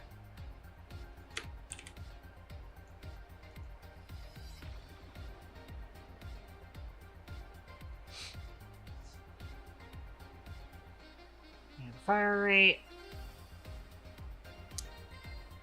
Get modified crit rate. This is where we also have that. We do crit rate bonus. Sorry, this is crit ratio, specifically. Probably want to rename these because these are terrible names. So crit chance is correct, which actually I do want to make sure this is renamed to get modified crit chance. Apply.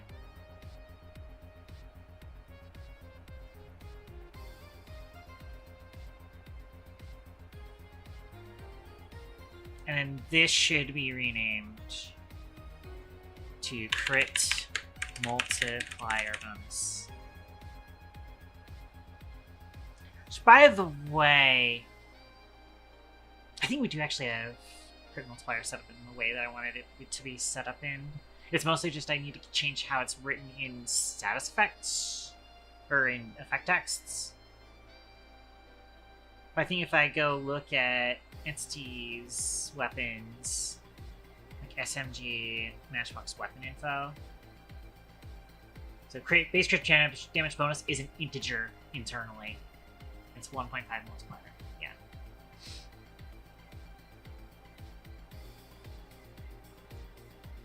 Sorry, it's actually crit rate.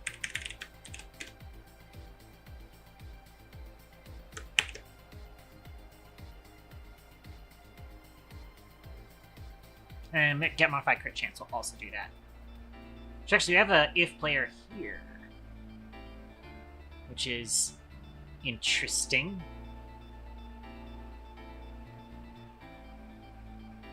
I guess that actually makes it way easier then.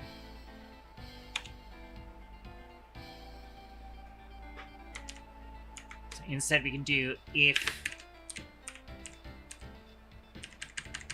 player.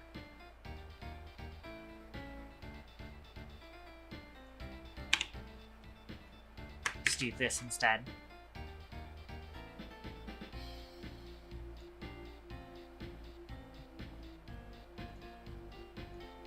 Let's clean up this code.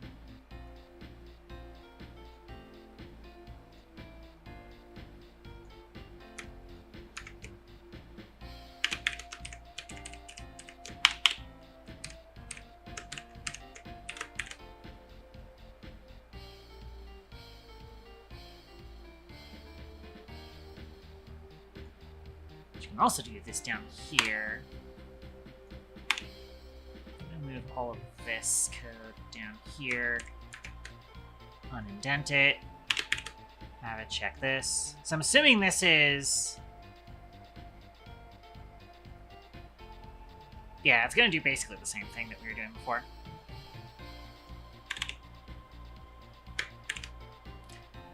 So we do both of these like that.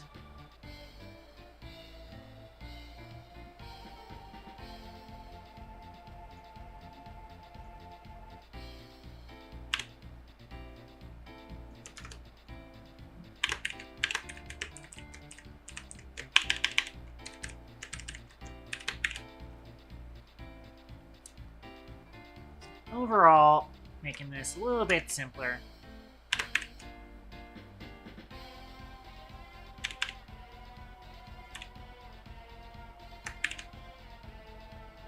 There.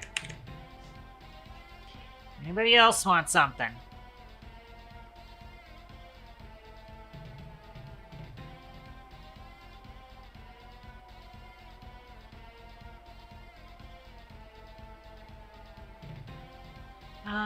Where's this calculated from? Get accurate range. Aha! Huh, that's actually defined in weapon behavior generic ballistic.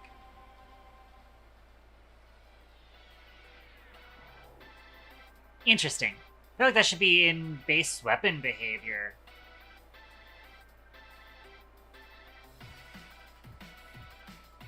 I guess it's because we were originally doing ADS check in weapon behavior, but we're not doing that. Or sorry, we're doing base weapon, or ADS check in generic ballistic weapons, but we're not doing that anymore, so we're going to take that and move it back into base weapon behavior.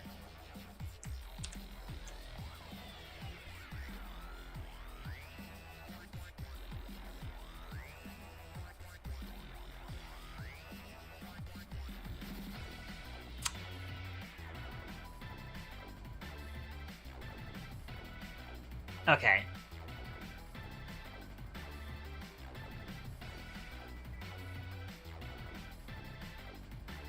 In if weapon info, that should be set up.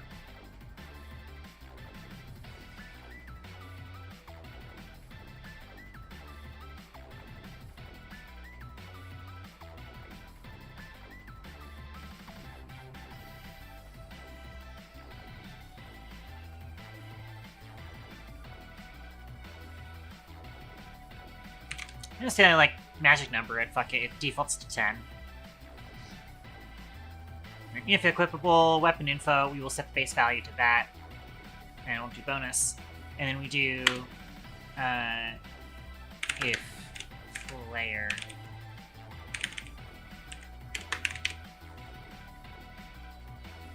then bonus will be plus equals player weapon bonuses accurate range bonus. There.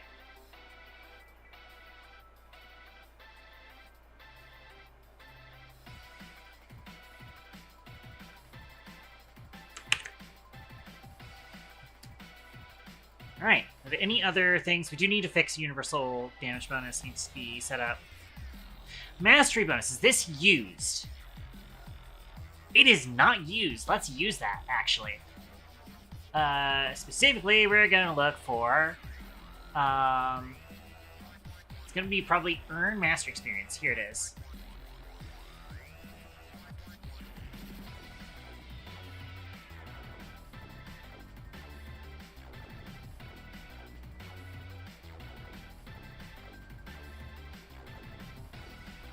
Well, there is actually a bonus here.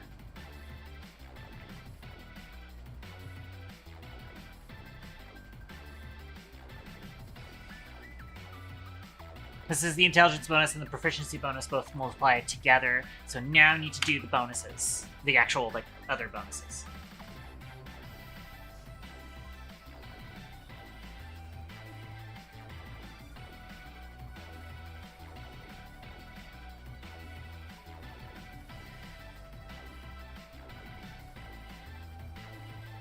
I'm going to put this up here and reuse that for some other calculations.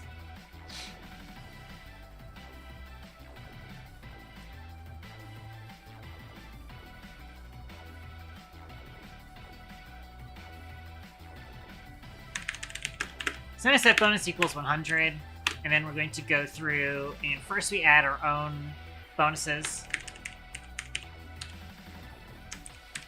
We actually do bonuses equals 100 plus bonuses dot mastery bonus. And then we'll also do if equipped to player. And equipped to player, sorry, we'll do bonus plus equals equipped to player dot direct bonuses mastery bonus. And then we do it again, where we do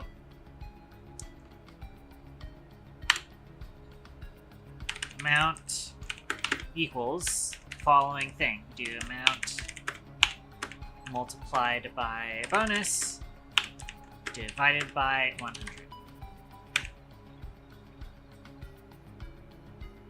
Cool.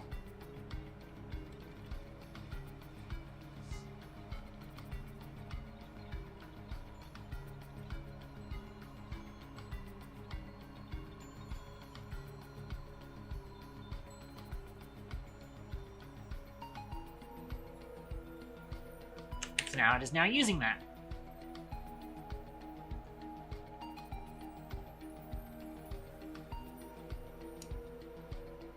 Penetration bonus still isn't used. Velocity bonus is used. Accurate range bonus is used. Crit chance and crit multiplier are used. I'm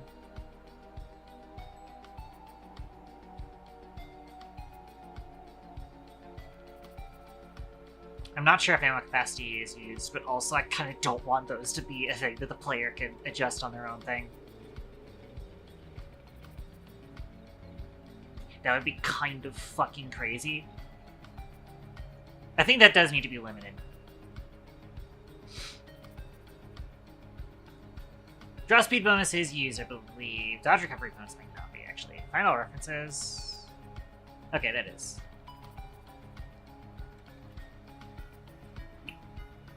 Cool.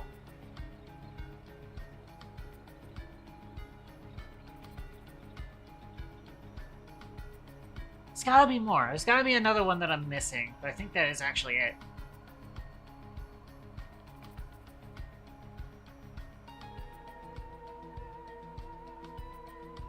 So now weapons should be able to take from that now.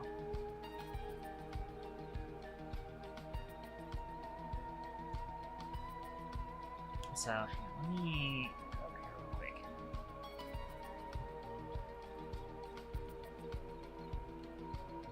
Change what this is on. Or I guess I can just keep it on there for now.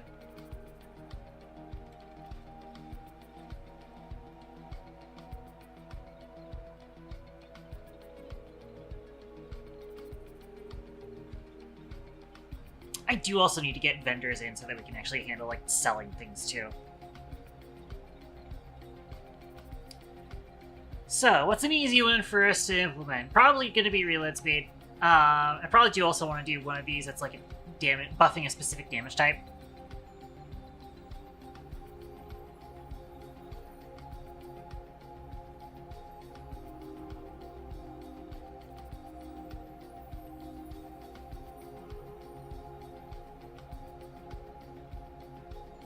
Actually, I want to do Joker.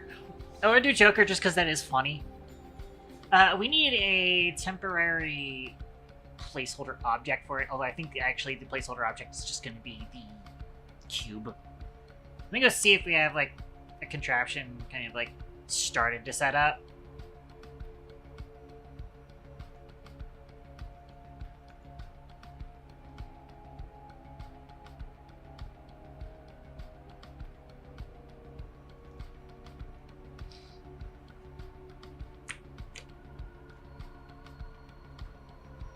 Okay, the equipable prefab.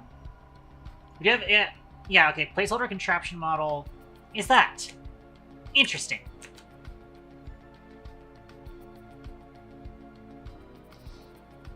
Might change that, because that's, I mean, it's probably close enough. Kinda want it to be a different material, though.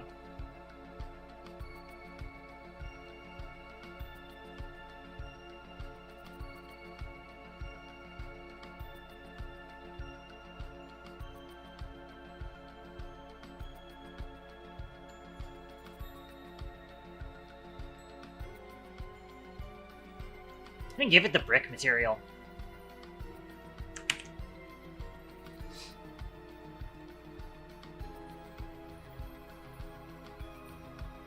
Alright.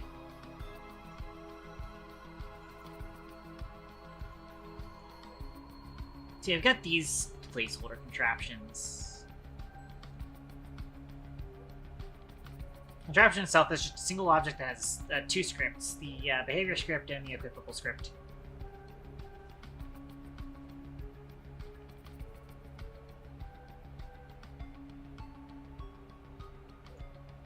I don't actually know how to organize the contraptions, since I told myself I don't want to do rarity sorting, because I'm gonna change the rarity of these pretty frequently, I think. There's gonna be 100 of these motherfuckers.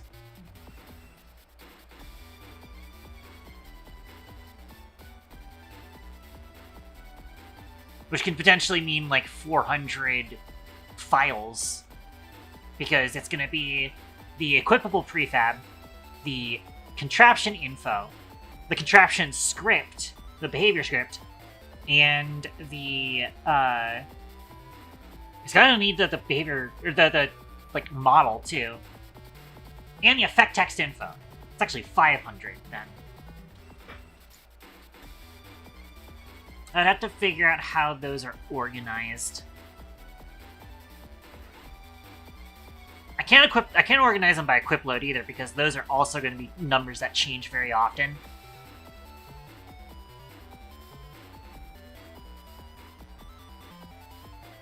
I could organize them by rarity.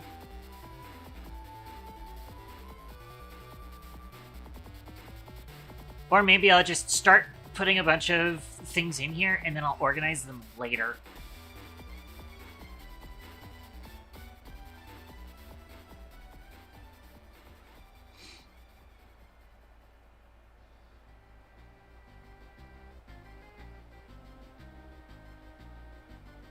I have ones that are like organized into like damage step contraptions and supply contraptions, mastery contraptions, something like that maybe.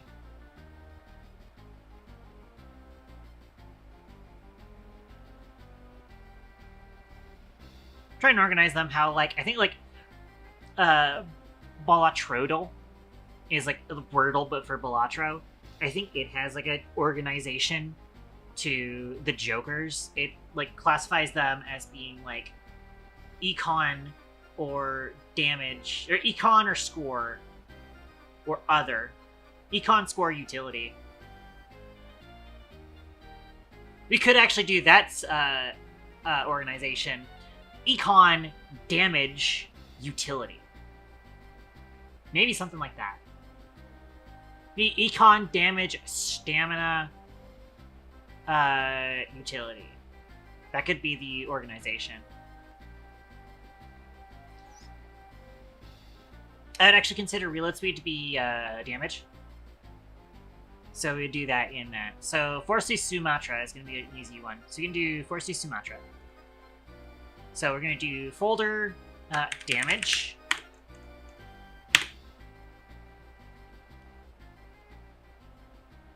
We're going to need to actually have the effect text set up. So let's actually kind of get that started. Get the localization table, text and effects, and let's get the stuff set up.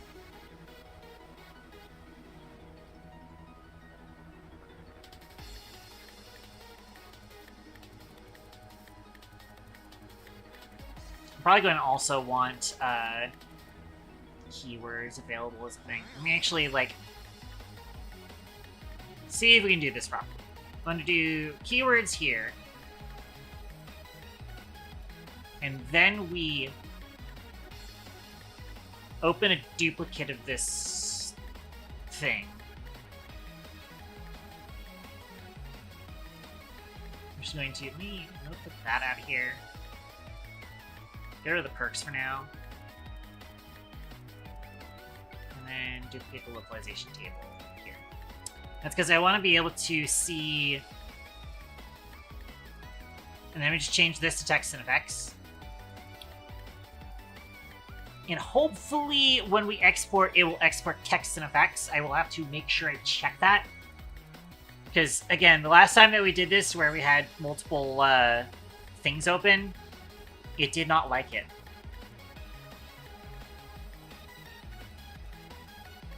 Alright, let's do this. Effect texts. We don't have anything for contraptions yet, do we? We're actually also going to need the names of it, too. The name and flavor.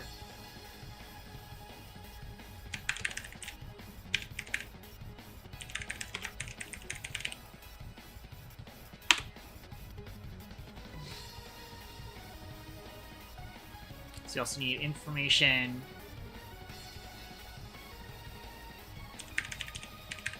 Yeah, there's no contraption names yet.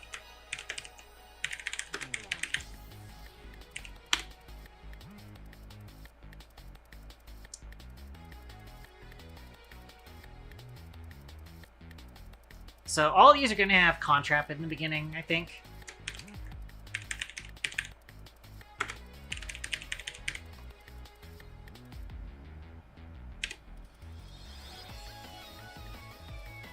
It'll be Contraption Sumatra will be the Foresty Sumatra that we're currently looking at putting in.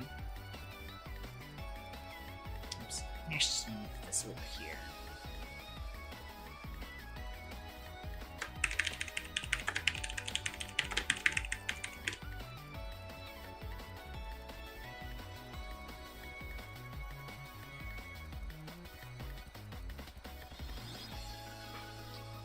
The flavor text was this. This cat is drinking tea beans.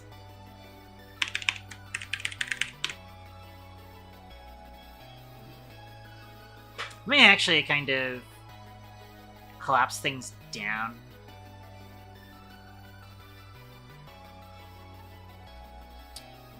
Instead of having, you know, separate subcategories for each thing of the hop-up, I think just we have a hop-up subcategory for all of these, and then effect text and information will be the main category. That is going to require us to completely change all of the fucking stuff, though. So for now, what I'm actually going to do is we delete this, and then we take this, I'm going to edit it to be just contraptions.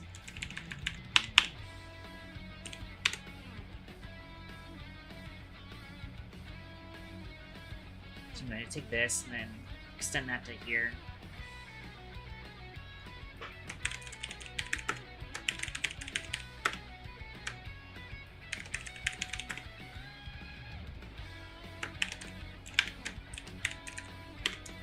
Contrapt Sumatra effect full.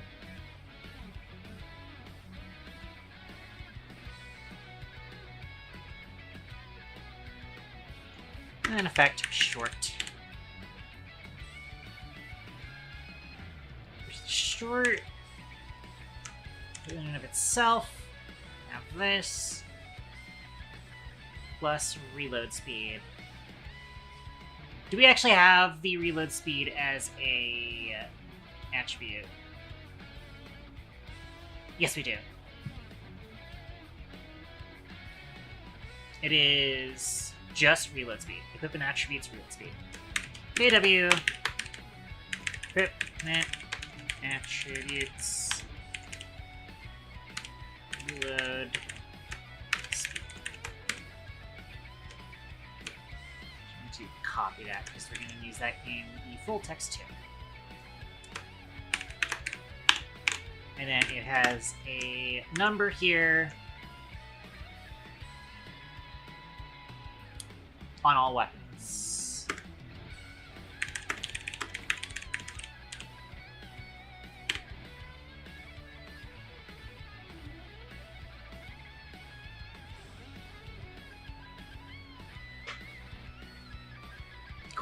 Easy. Alright, but the flavor is this. Talking about flavor.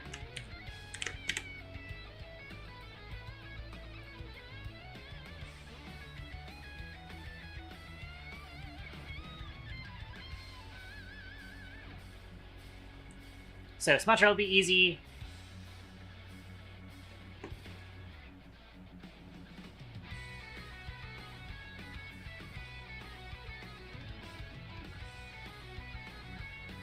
I did say that I kind of just want to do one of each rarity.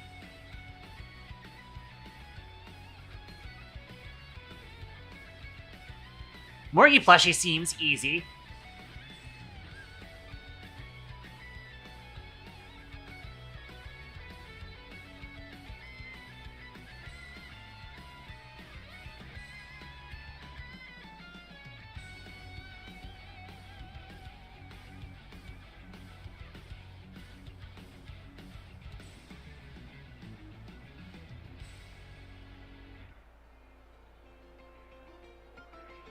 Yeah, I'll put Morgie plushie in.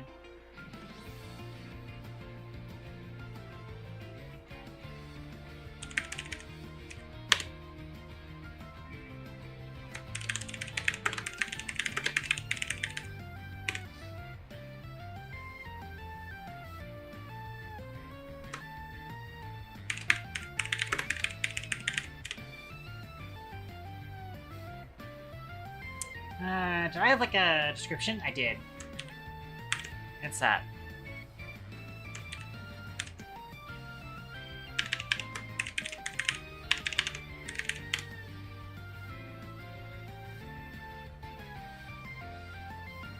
We duplicate to add one that's effect texts. Morgie plushie effect full. Let's add +1 to all valid stats. That's actually going to be parameter here, and then this needs to be a keywords character. Sorry, no, not that. It's keywords valid dot valid. Right? Yep.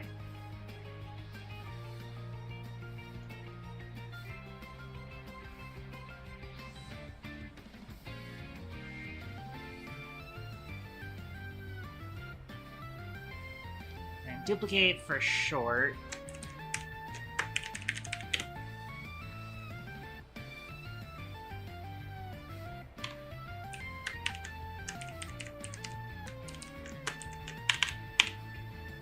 Be like that.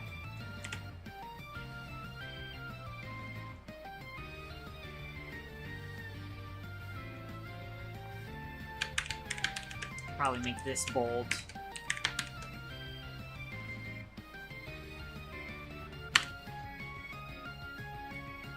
Cool. Easy.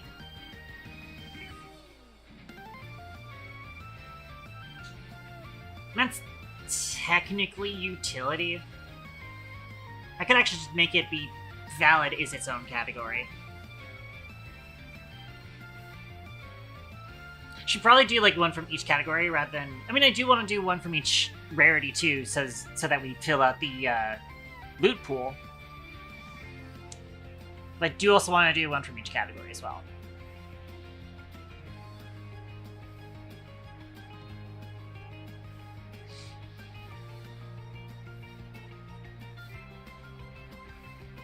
We don't currently have underlings implemented, but we could put in survival guide underlings drop rations once.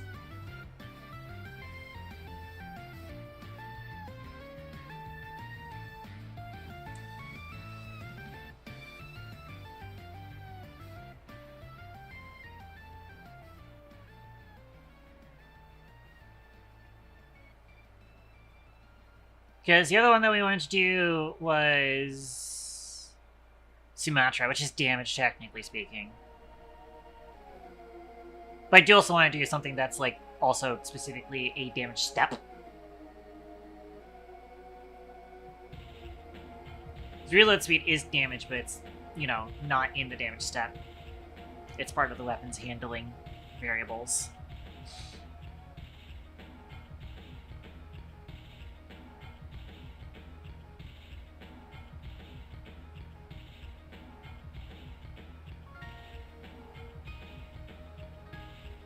Although, actually, Energized Blade is really interesting.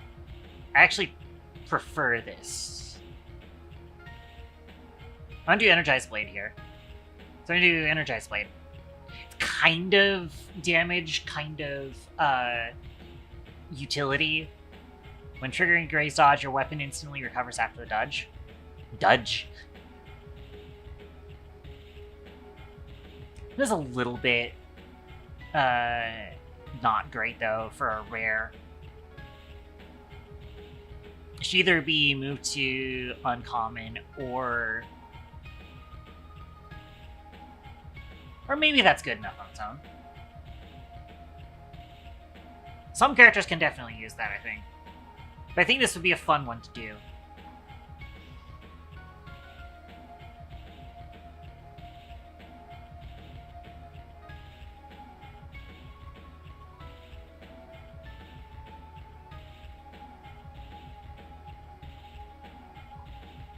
Let's set up Energized Blade.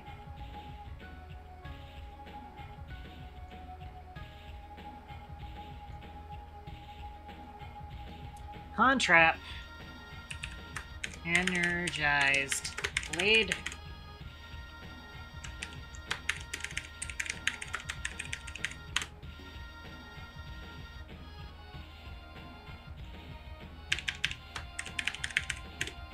Then we have flavor.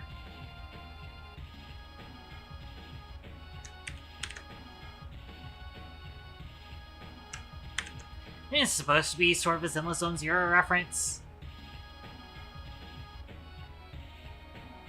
Then you want the effect full, which will be this.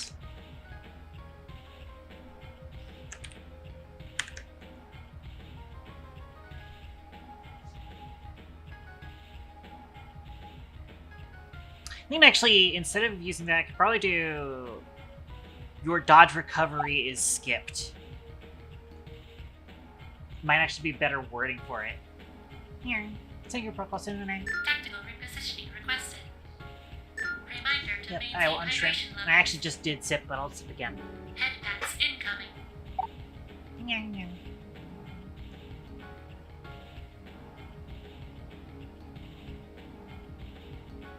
Thank you, Red Hats.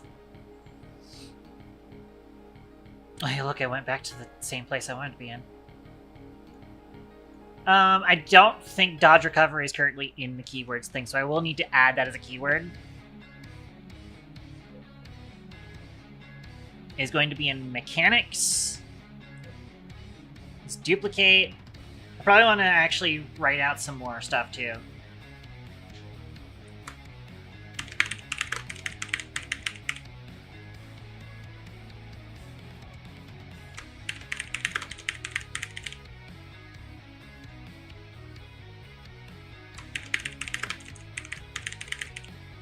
Yes, technically it can be plural.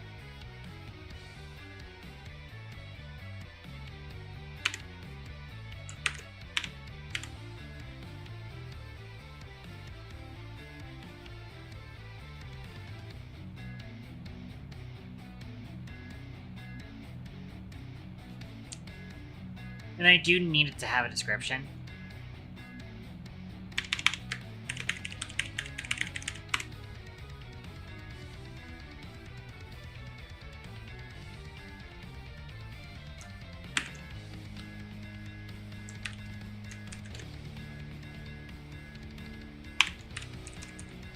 So it is multi-line, and then dodge recovery speed needs to be set up differently. Yeah, we don't need any other keywords here, but we do need a keyword here that is dodge recovery speed. KW, I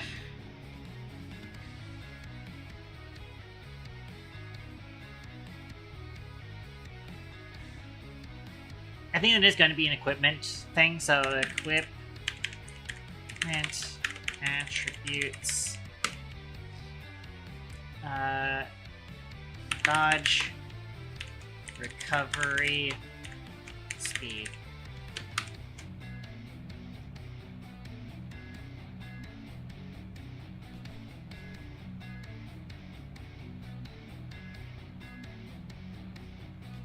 Yeah, which does mean that we need to make sure that that's also implemented.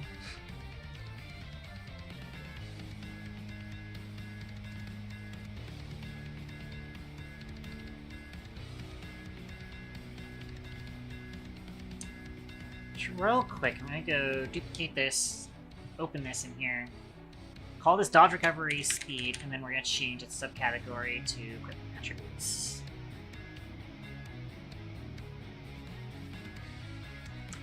And then it's not going to have this, instead just going to be speed, and it doesn't need anything else to it, so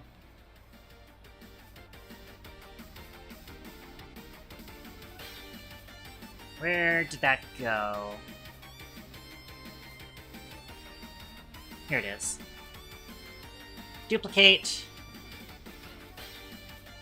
Call this one dodge, recovery speed, description.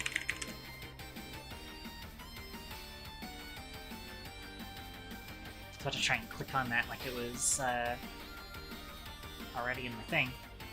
Like I could right click and navigate to the thing.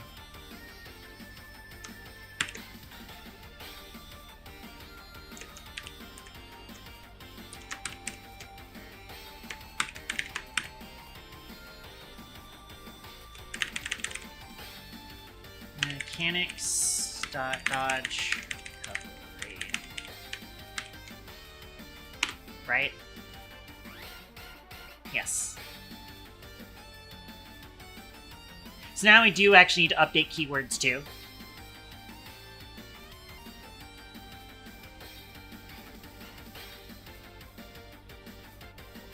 So first of all, this needs to do kw mechanics dot graze dodge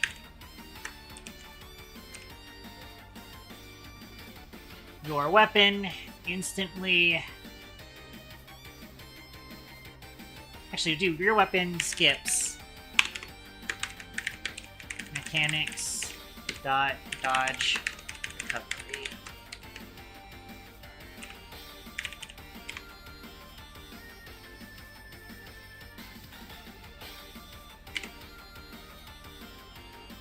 But yeah, instant dodge recovery after graze dodge, so duplicate this for the effect short. It's going to be instant dodge recovery after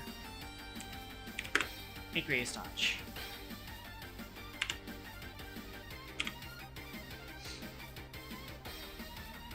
Yeah.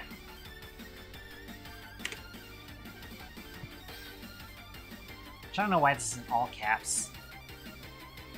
The effect, short effect text here. But this should be it.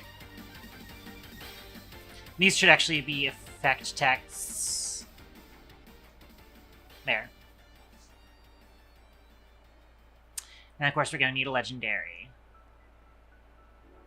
Next weapon attack is going to be very difficult to set up. It's probably going to need something that just inherently happens on, like, as part of the status effect implementation.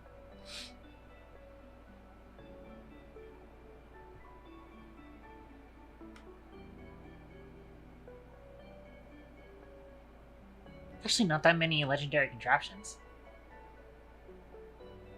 Ooh, how about reforged brand new weapons on equip, gunmetal egg? I might do that. Or bladed rat tail.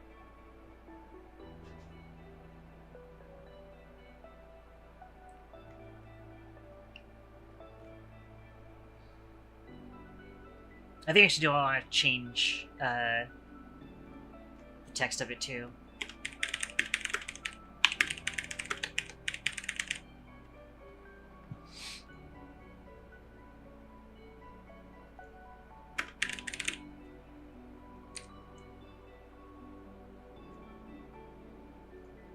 put in parentheses that cannot be stacked with the gray text.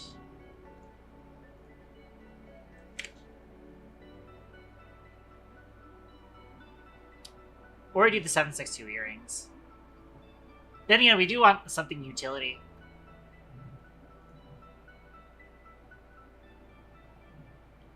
Energized Blade is technically damage, but also utility.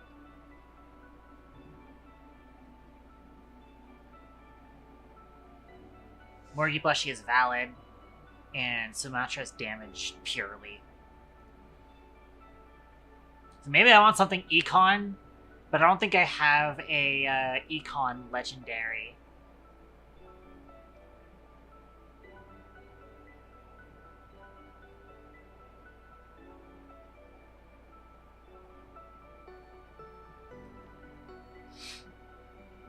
Outside of technically Schematic and Quill, which is basically just invisible Joker.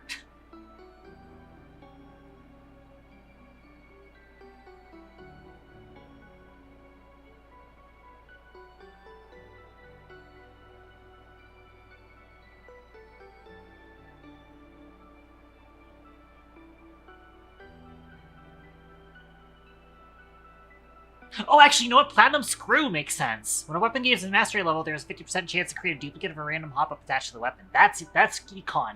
That's Econ. So, Platinum Screw. Sounds good.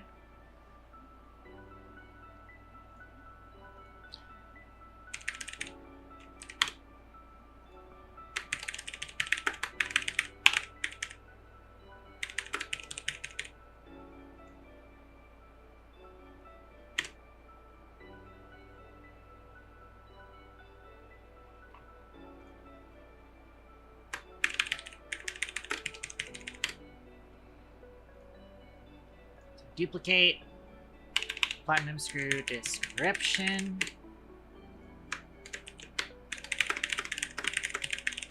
This is technically a Ratchet and Clank. It's both a reference to Ratchet and Clank 2 and Ratchet Deadlocked.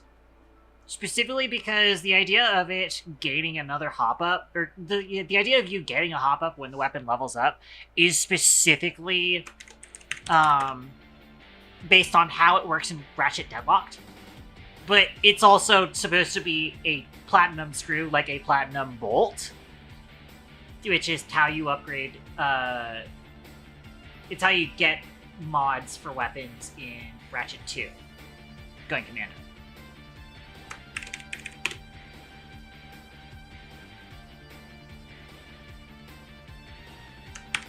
The effect will be this.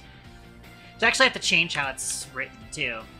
So first of all, obviously, mastery level needs to be keyword.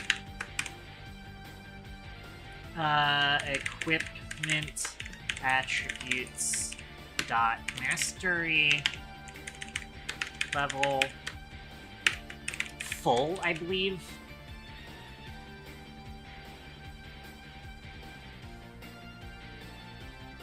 No, sorry, it's just mastery level. Okay.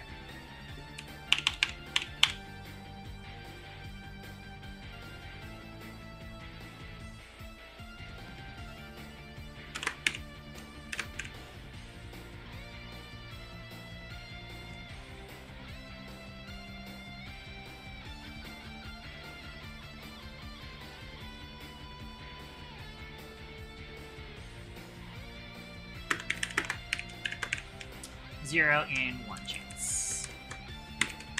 Actually, want all of this to be bold, which means that we need to make sure those variables aren't bold. Duplicate a random hop-up attached to the weapon. Awesome.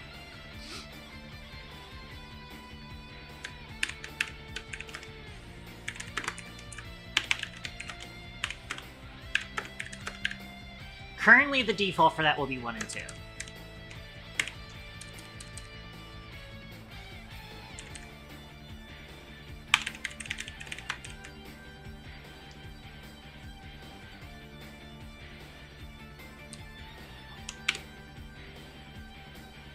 Oh, this needs to be an effect text, though.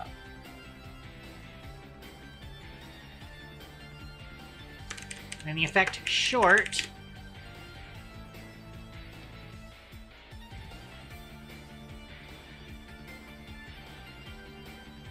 is chance to duplicate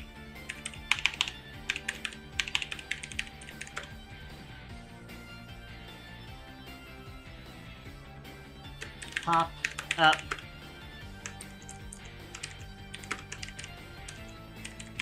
when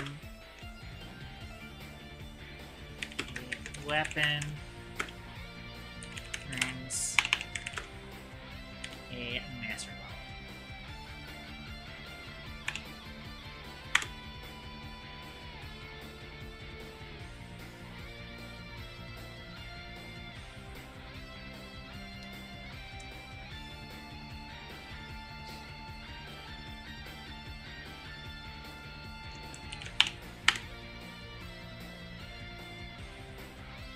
Cool.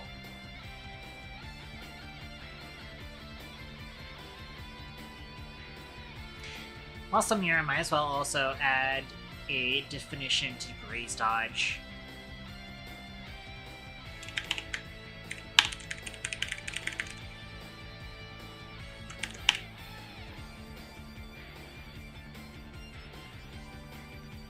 Let's go see where I have that written down.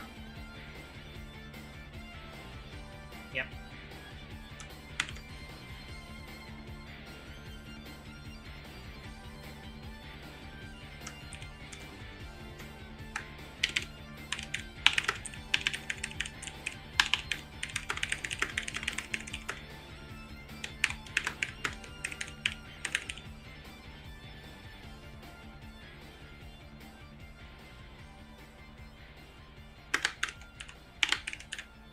Actually gave it a parameter, a couple of parameters here.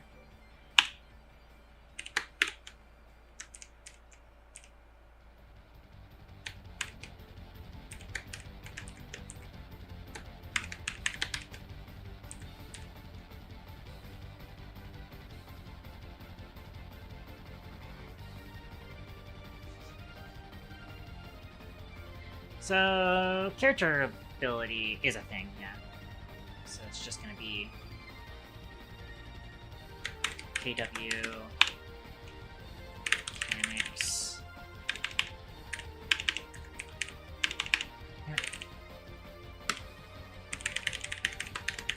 Ability. Doing bonus, and I think core charge is a thing. We don't have style multiplier though, so I will need to set that up. KW character attributes. Core charge.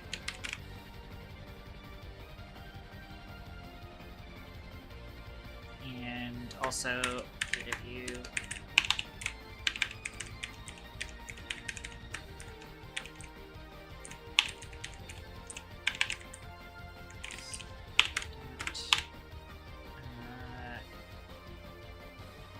style multiplier.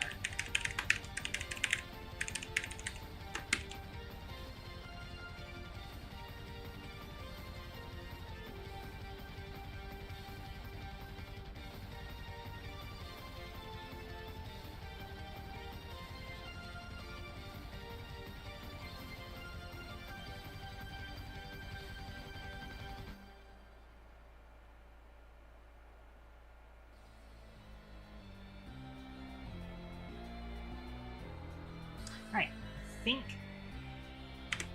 that's it. We just need to make sure that we add in style multiplier as a character attribute, which is going to be just empty for now.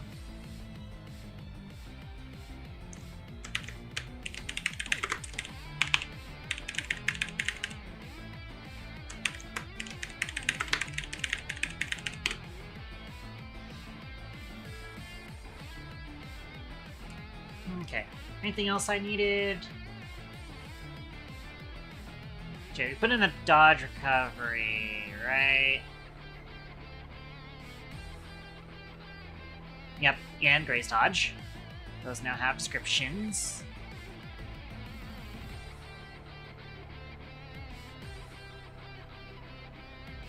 says dodge recovery speed. Did we put in dodge recovery speed?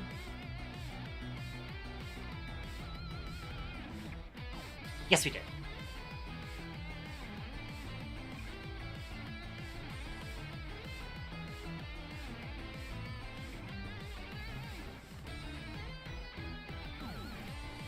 Awesome.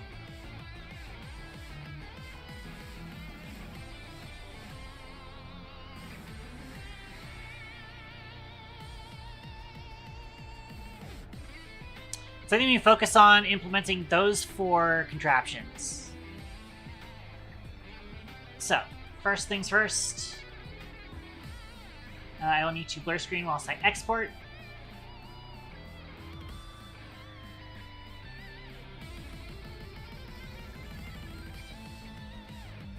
I'm going to need to find where we're supposed to be, because I definitely changed what folder I was saving to before.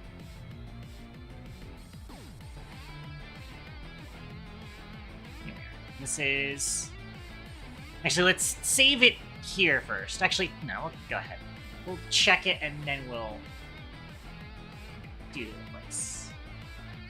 This is Rex and Text, replace.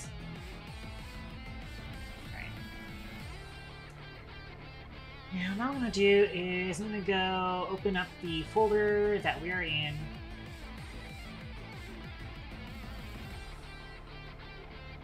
Community, Toaster Gun, Text and Text. I'm going to right click this and open Archive. Go in. Take a look at this. We are, in fact, in the effects and text. Cool. Let's go set that up. Localization updater. Effects and text. Update that. Then go back and get keywords.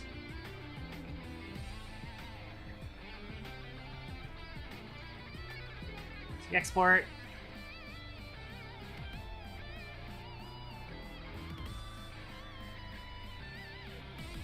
For keywords.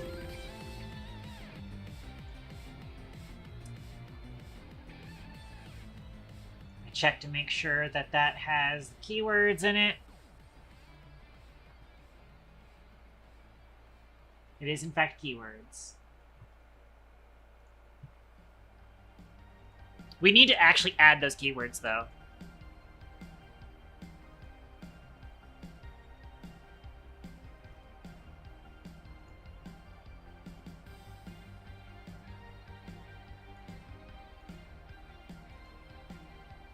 So the ones that we added was, we added one that's in mechanics. We also added a effect text to Gray's Dodge. Oh, Gray's Dodge is actually going to need her effect text. So, Toaster Gun infos, effect text info, keyword mechanics, Gray's Dodge effect text.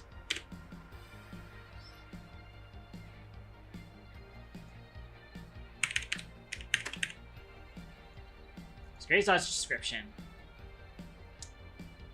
So there's going to be 2 parameters. So an integer and a float. It is currently 5 frames, and 5 divided by 60 is 0.833 seconds.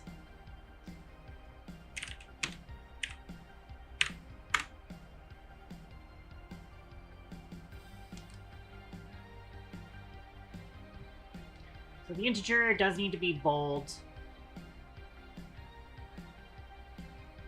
And then that's it. It's not non-multiplicative percent, not add plus, not negative. It is just that. It is bold because it's outside of that little bold thing here. The other one doesn't need to be bold, though. That's it.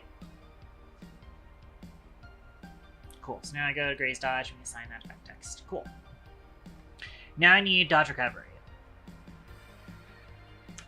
to duplicate you. Dodge recovery. First up, we're gonna delete the effect text because it doesn't need it. And change the name of it.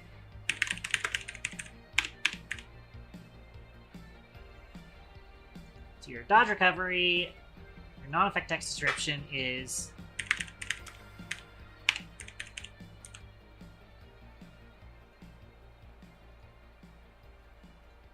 dodge recovery description.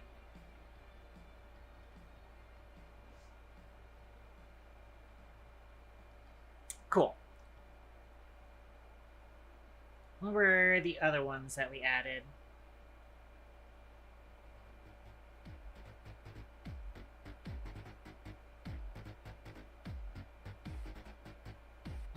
Excuse me. Did add style multiplier. It is blank, but it is there.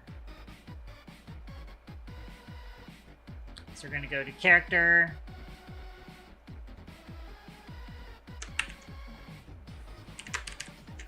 Style multiplier.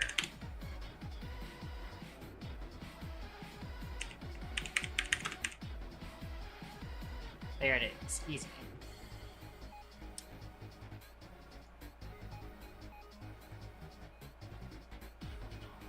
I think we added an equipment thing, didn't we? Dodge recovery speed. Let's go set that one up.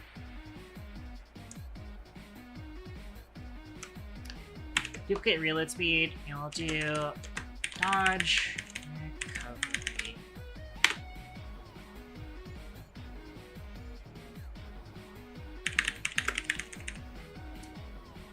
Dodge recovery speed, and then it's also got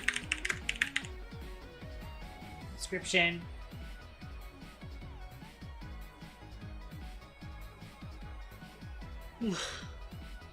There we go. Now I just need to go into prefabs, set a game manager object, and then we auto-populate infos.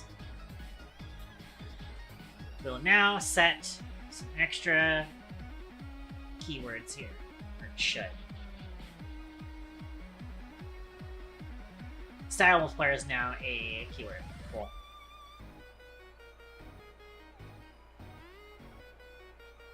There's dodge recovery. Where is mechanics? Here's mechanics, dodge recovery. Cool. Save.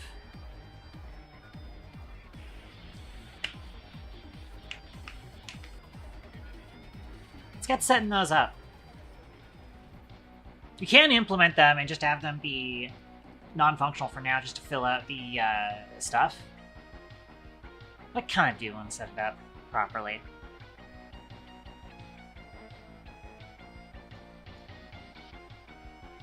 Go base game content, entities, contraptions.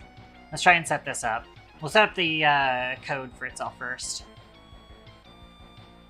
The first one that we wanted to do...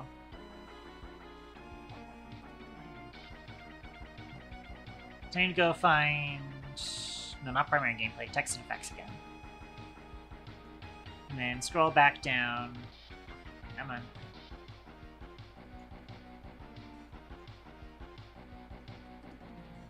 I might need to have this be organized a little bit better. The first one's going to be Sumatra, which is damage, because it's reload speed. So now we do mono behavior script, contraption,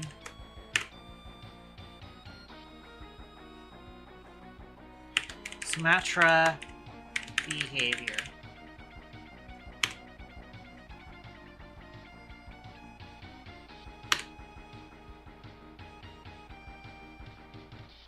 This is base contraption behavior.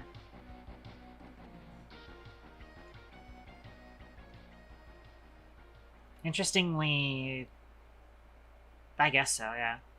What we want to do is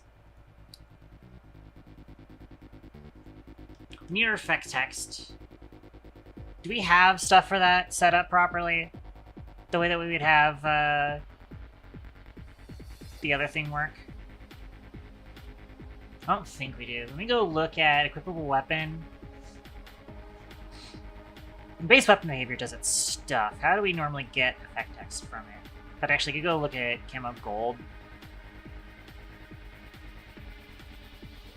So the get current effect text data function.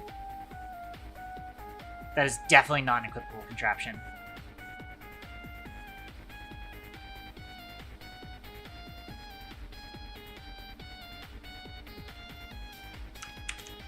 Let's start with that then.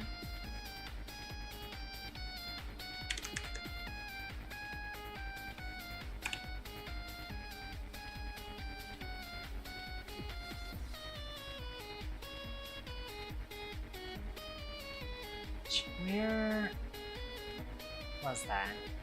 That was here in attachment pop-up, get current effect text. This is the parameter. Okay. Let's use that. So you need to grab that from contraption info. Equals on info effect text.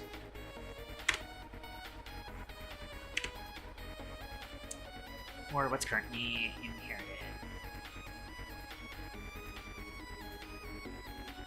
And effect text data is the other thing. Which is just null for now, so we'll do that. Yeah, setting your protocol CC. How are you doing?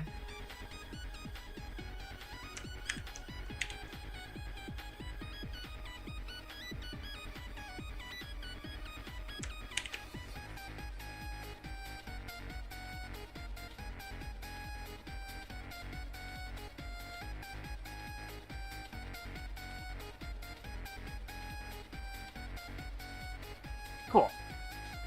Now I have that as an inherent system.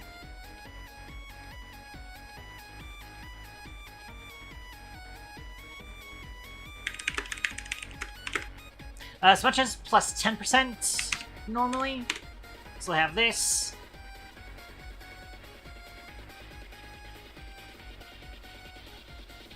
And we'll do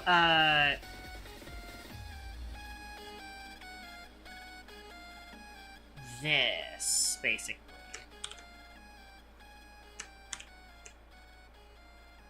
Pretty much, yeah.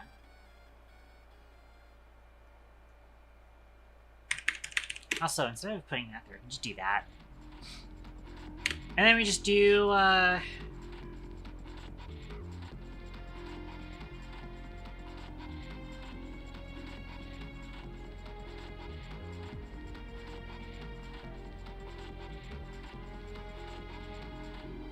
if we change the effect text of this, we have to kind of be careful about doing that.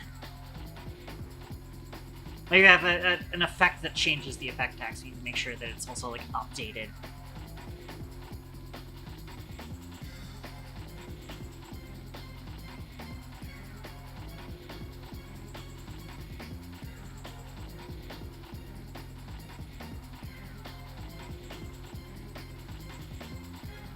And then we just do player's bonuses, right? Player weapon bonuses. Reload speed bonus. Plus equals bonus. And we'll also do holster reload speed.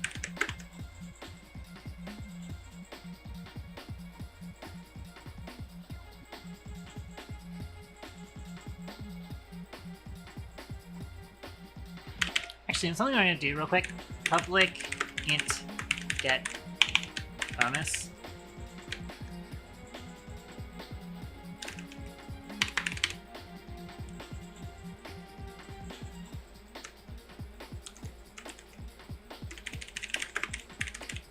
Like, I should just be doing this type deal for things like that.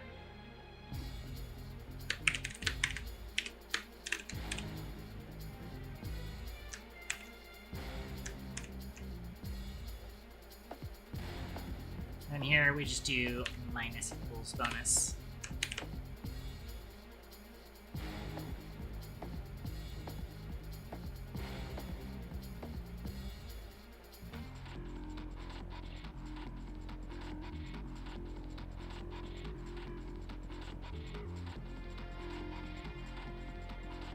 Cool. That's contraption symmetric behavior.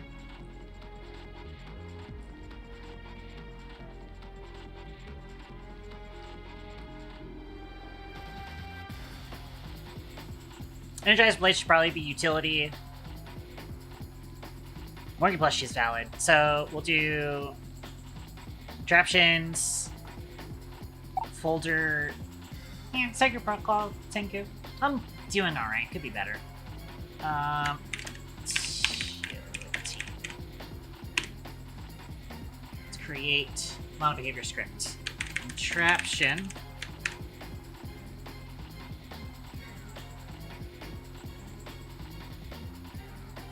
Use energized blade behavior.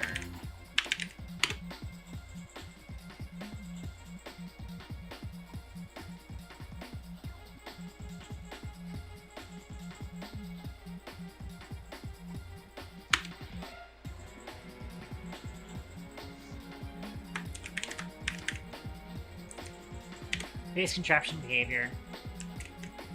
Implement abstract stuff.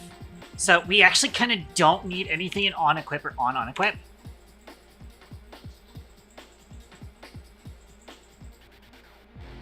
What we need is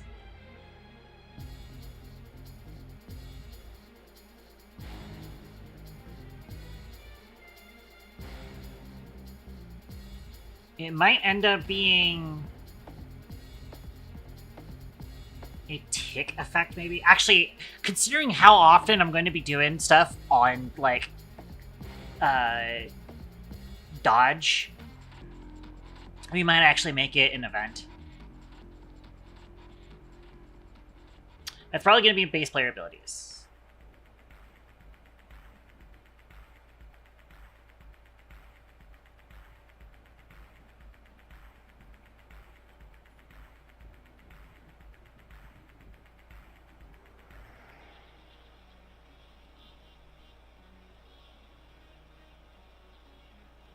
I thought I had events in player abilities. Yeah.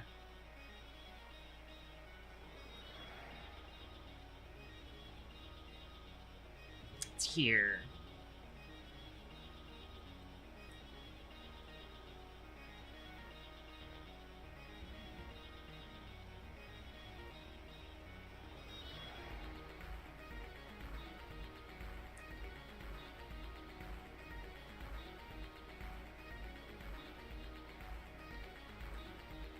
So I think it's going to be an event handler with...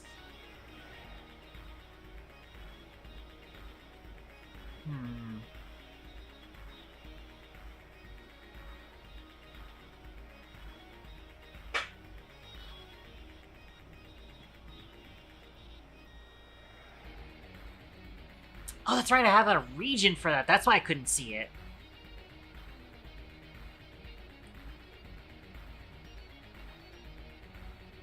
Because I wanted to specify... I'm going to duplicate this real quick. I wanted to specify the state that we're in.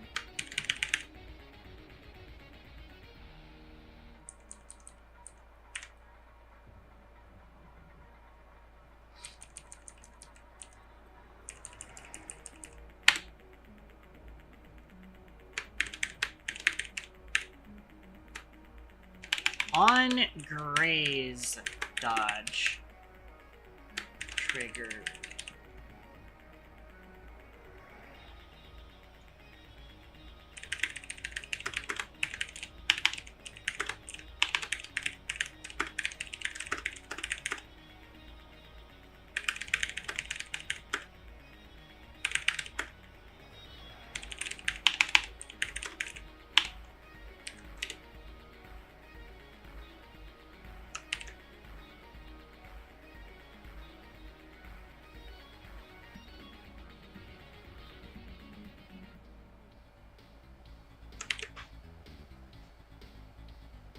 Another thing that is going to need to be said or set up is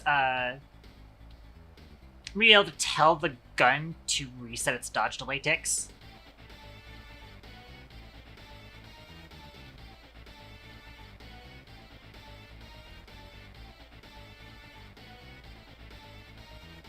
Oh. Well, that works.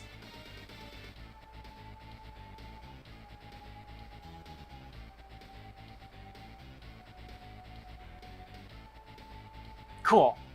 I know exactly what we're doing then.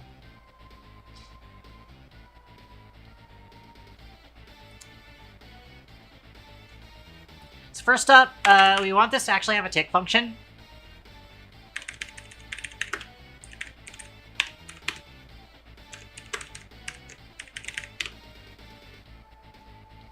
And we actually want to do private.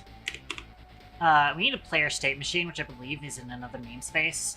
We need using toaster gun player state machine. Because we need to be able to reference player state generic dodge.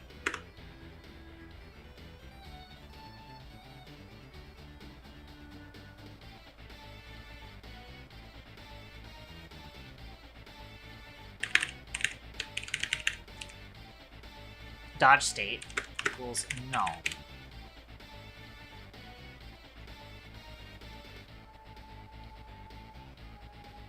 But actually, you're going to do instead just a private bool m trigger.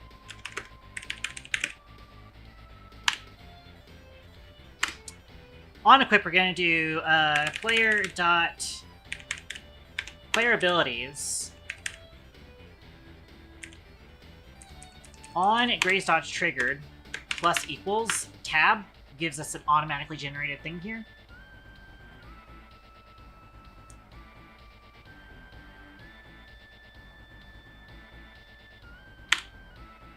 And what we're going to do first is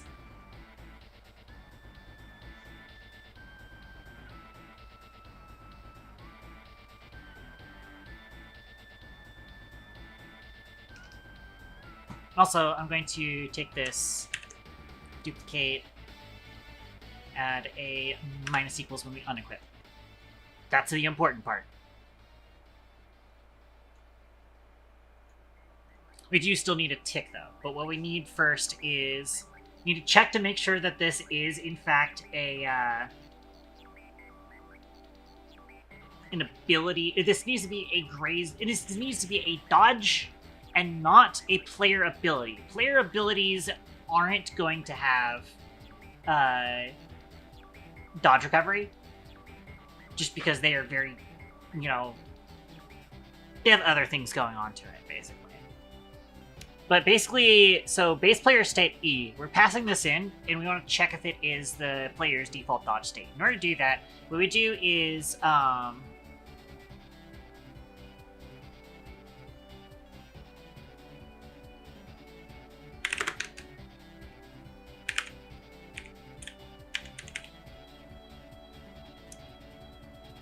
we might need to get our equipped to player.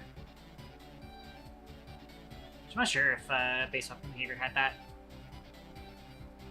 I'm not sure it did. We can put that into base contraption behavior then.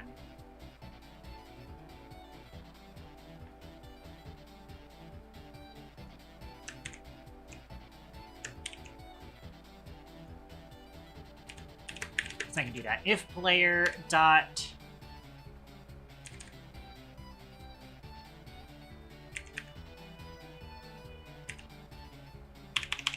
we need abilities, don't we?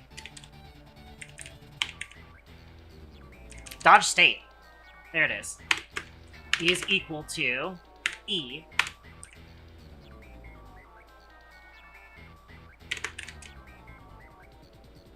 Then we'll set M trigger equals trip.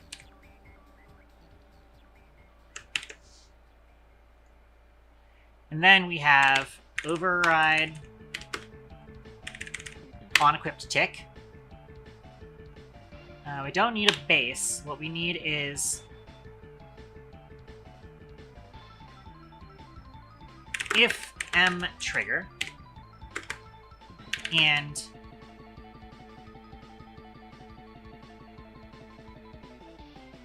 we actually do want to cache the state just to make it a little bit easier to set this up. Base player state. M dodge state. Which will default to null, but we'll also do here. M dodge state equals E.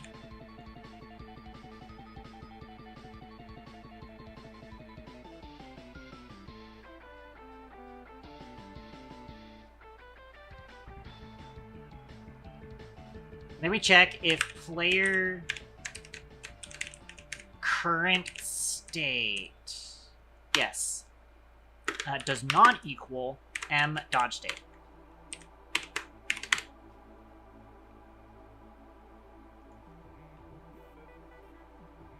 Then we'll set M trigger to false.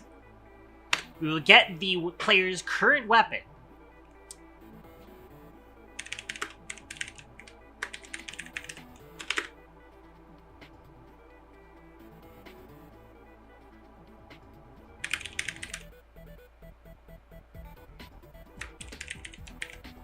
Which I think needs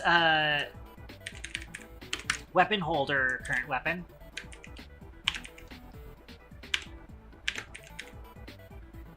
Or not. I think it's actually inventory then.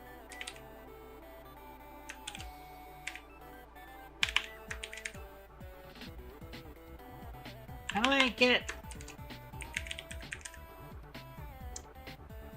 Sorry, it's drawn weapon. That's right. Okay. Probably have to change it to active weapon to make it a little bit easier to write that.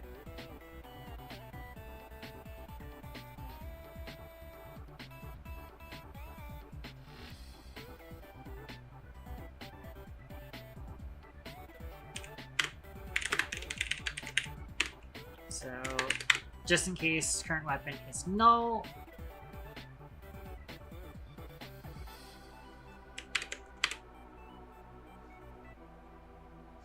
we do need its behavior, though.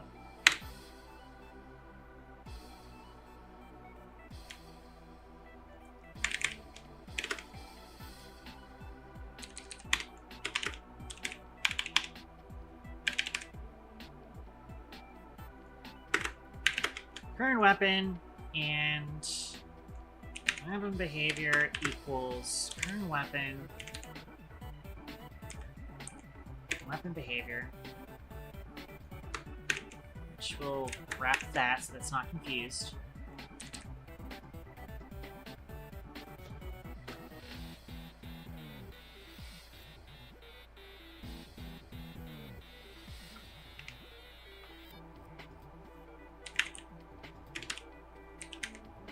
We do set dodge delay ticks to 0.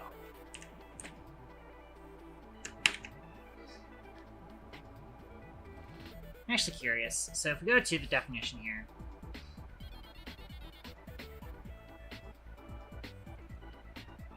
yeah, this is normally called on begin dodge recovery, which on begin dodge recovery is called in on player state exit. This is player state generic dodge. So yeah, on exit of dodge, it will do that. So this should work then. It is kind of annoying that it's like a tick trigger, but eh.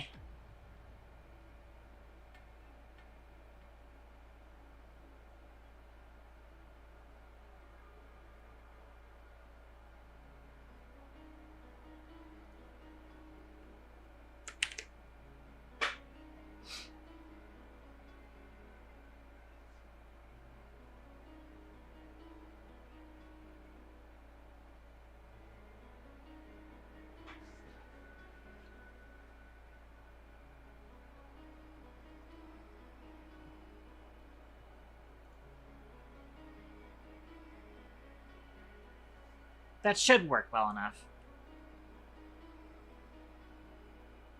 I'm also going to go ahead and do some like debug messages so that we know what happened.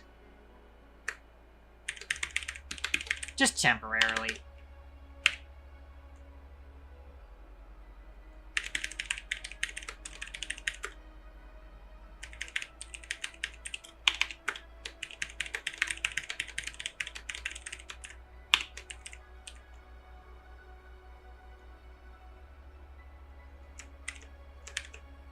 This is kind of scuffed.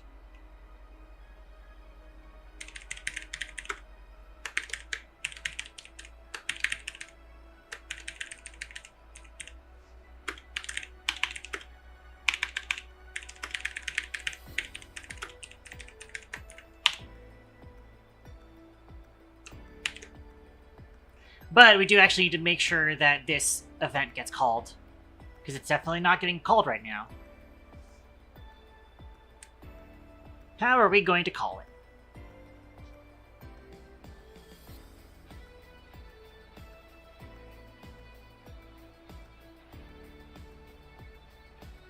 We have an on damage during dodge. This is what we want.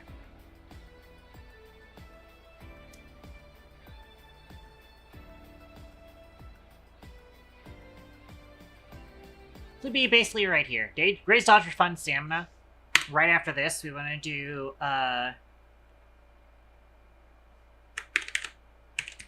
on graze dodge triggered dot invoke. This is the sender. Base player state will be current state. Actually, it'll be dodge state right here. Actually, no, because that's a interface I state and graze dodge. You just want player status on current state, player state.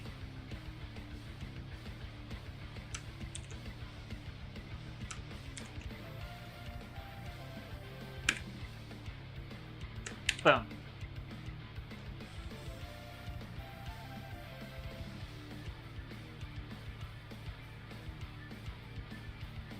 Nice. Now we have that. Smutra's ready to go. Energized Blade's ready to go. So I have 2 more to set up. What, the Morgie plushie? I completely skipped Morgie plushie too. Morgie plushie is supposed to be the uncommon one. Morgie plushie being valid. So that's what I just opened Explorer. Don't need that. Create folder. Valid.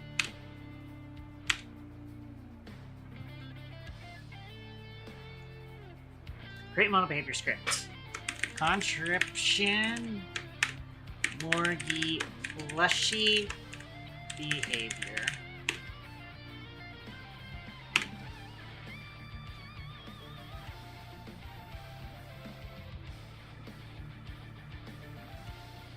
Question is, I'm not sure if I have like a... We have a valid bonus status effects.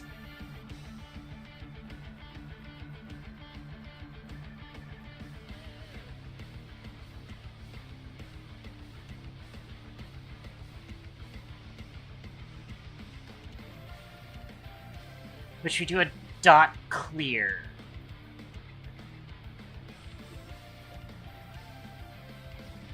Granted, we kind of actually don't want to do that. I'm going to get rid of that. Because we're changing how that works.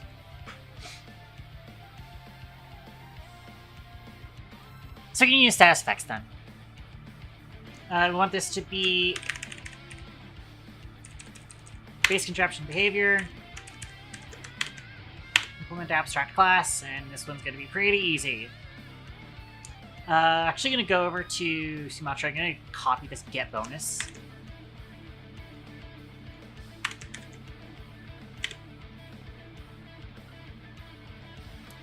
Which the default is going to be 1. I believe it's +1 to all valid stats. I could make it +2. But I would have to change that in the effect text.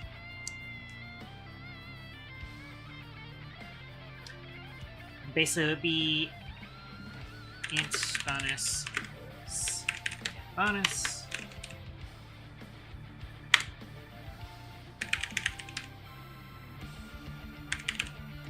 Do valid bonuses status effects.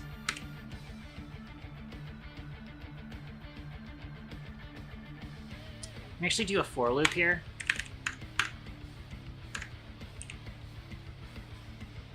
So we can address this via the thing.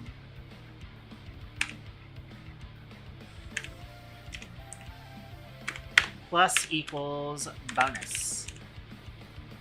And then we do the inverse for on equip. Minus equals bonus.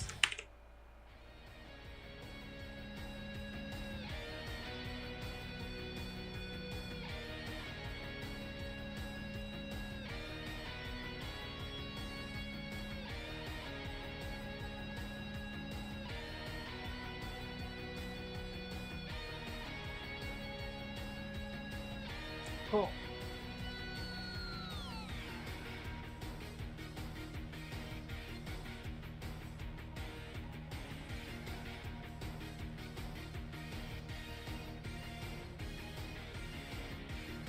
So there's Monkey Plushie.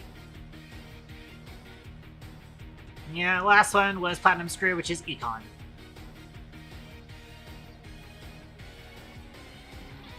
Economy. Create script. Contraption. Flat screw. I'm gonna call it behavior. Now this one's gonna be different. This one's gonna be a little bit difficult.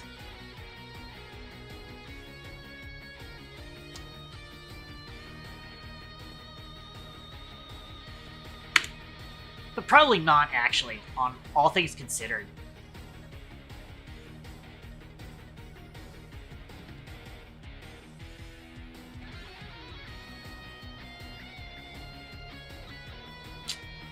Except for the fact that I don't know... I might need a method within player inventory that's on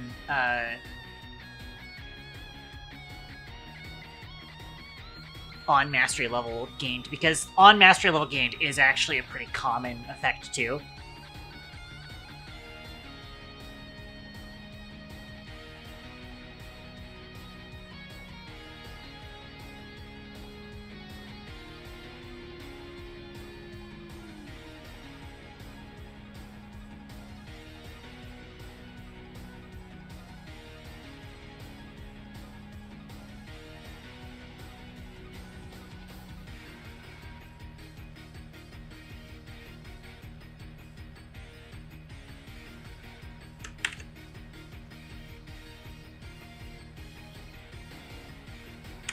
Can I do multiple? Yes, I can. Player inventory. I didn't even realize action was a thing for this. The other one should be the weapon. So, equipable weapon. Let's be on any weapon gains mastery level.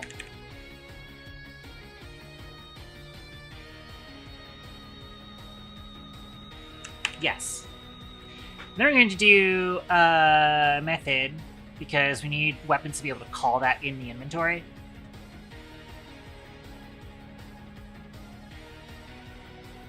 Also, I need actually a bool here. I'm actually going to make a definition for this, actually.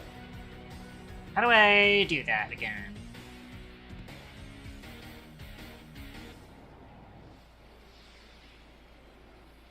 I forgot what thing I had this in. Here we go. Yeah, I want to delegate void this. So copy. Back to inventory. Define a custom delegate for this. I'm going to call this mastery level event. So player inventory, equipable weapon, bool. This is why I wanted to have a custom delegate for it, so I can actually name this boolean. This is going to be for is purchased.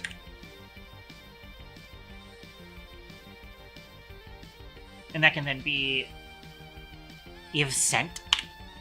No, event. Mastery level event. On any weapon gains mastery level.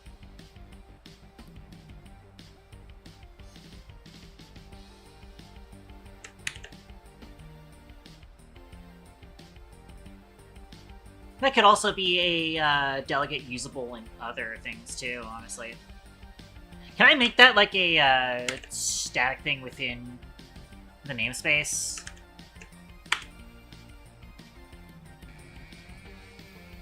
Yes, I can. That works. See, now it's just a delegate that anything can access now. So, like, weapons can now also implement that. So now let's go set that up. So, equipable weapon. We'll go find level up.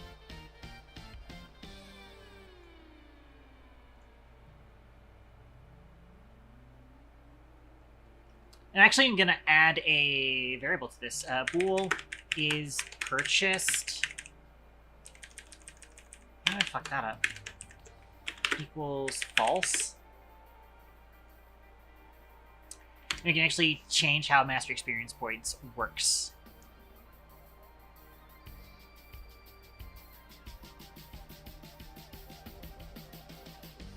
Probably just set master experience points to 0, I think. Yeah.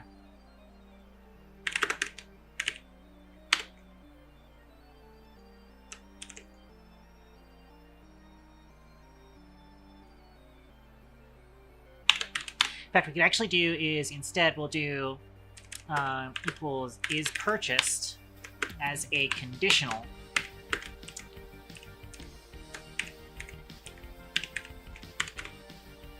Where if it is not purchased, we actually want to do this. So we do this over here.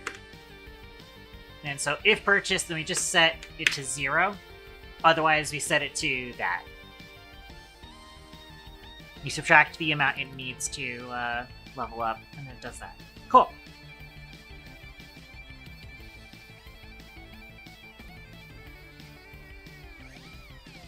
We could also make it carry over, actually. Yeah, actually, hang on. Undo all that.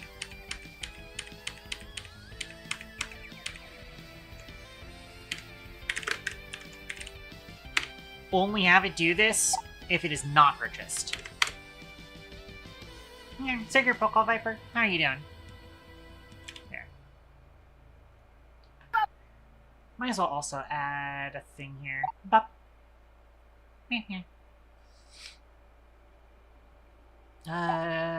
You have events too, right? Yes, you do.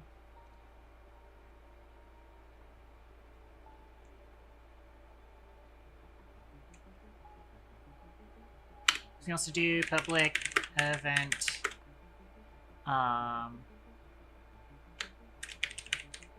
Yeah, mastery level event on earn mastery level. So now they can individually have an on-earn mastery level event that could be subscribed to by, for example, hop-ups.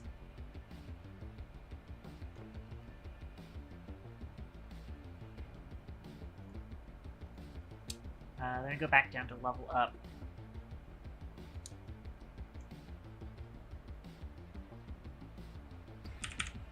We'll call it before we do the on-experience update, too. Actually, no, we won't. We'll call it afterwards. Also, I'm missing something. In the mastery, in the player inventory, I do need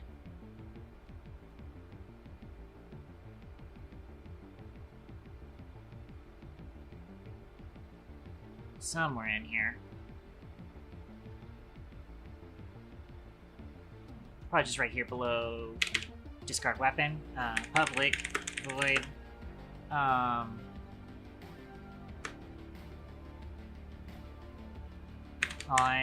mastery level. Gained.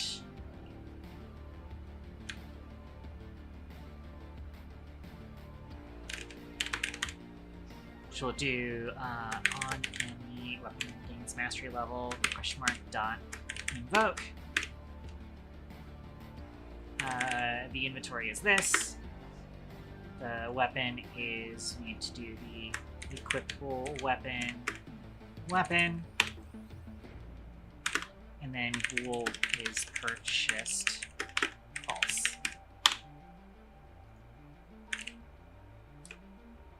Oh, actually, first is weapon, and then is purchased.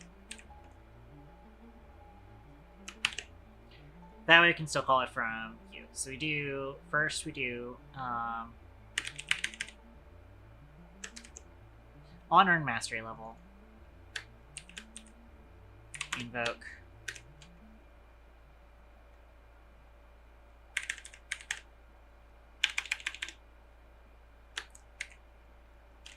Two player dot. I honestly probably don't need inventory on that now I think about it. Let me actually get rid of that.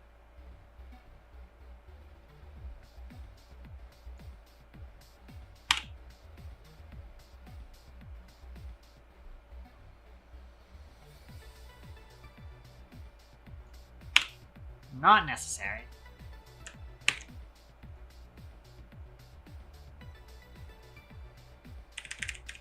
That I can just do this and then is purchased.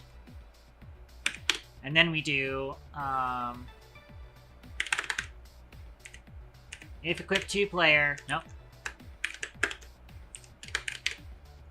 Equip 2 player, inventory.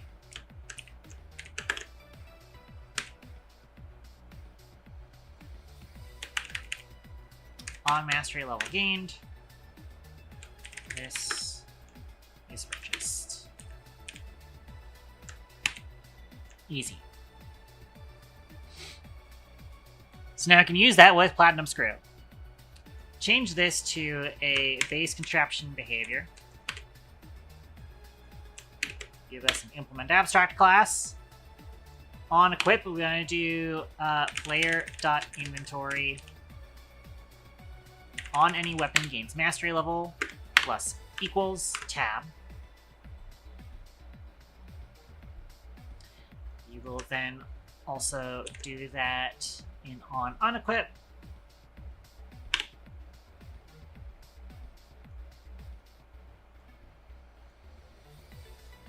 This one is actually, so now that we have that in, it's actually going to be kind of easy to set it up. Actually, we do still need the chance. Real quick, public bool roll chance.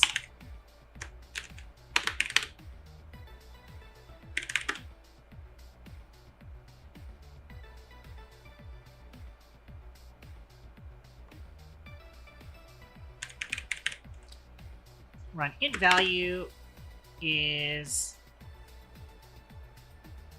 We're just going to need the effect data first.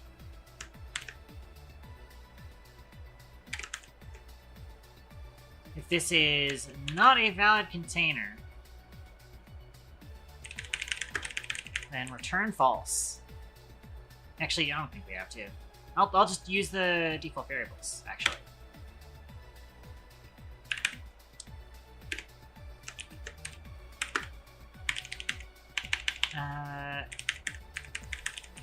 Denominator equals 2. And then if this is a valid container, then we can do value equals fdata get integer 0, 1, actually probably just 0 value, and then denominator index 1 denominator. From here, we get to use something new and fun. Pseudo-random. I have to remember how the fuck I do this. Alright, so...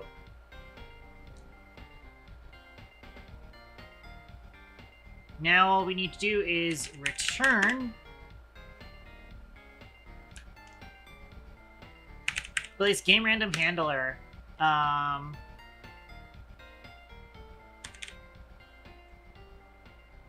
Get pseudo random value. I believe there should be a string key. Yes, there is.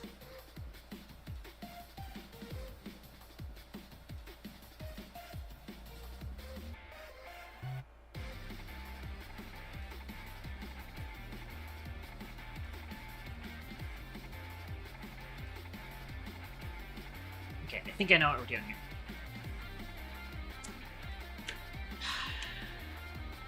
Actually, I have to go back here. I want to remember how these work. Not when using or dropping a random contraption. We're not dropping or choosing. We're not dropping or choosing. We are using an effect.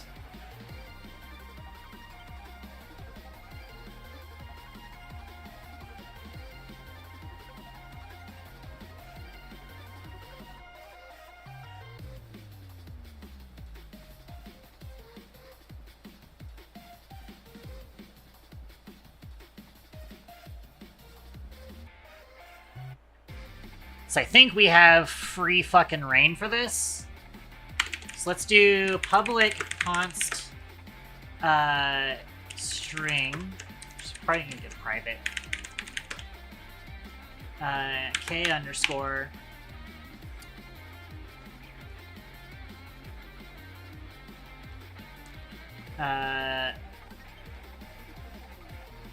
random key.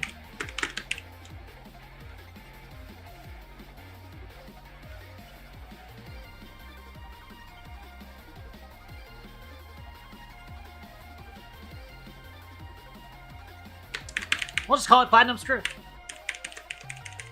Yeah, that'll be the key.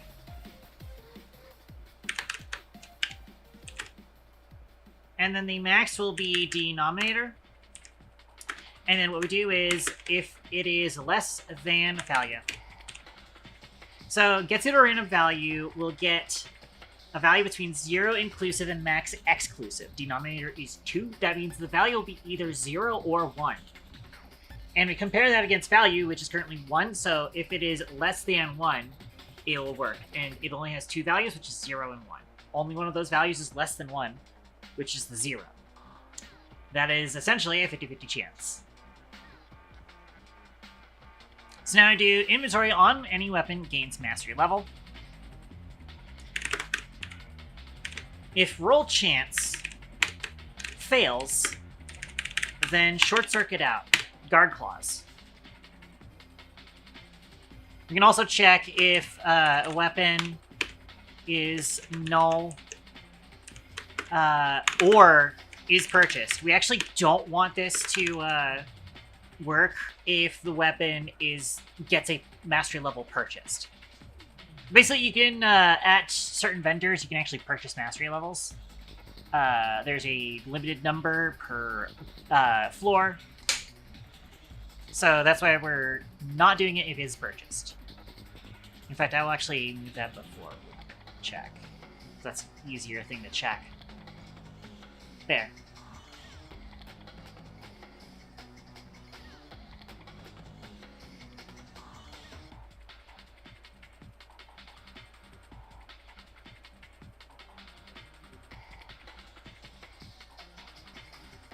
You can also do if value is greater than or equal to denominator, return true. Just short circuit that. Otherwise, we'll return getting pseudo-random value.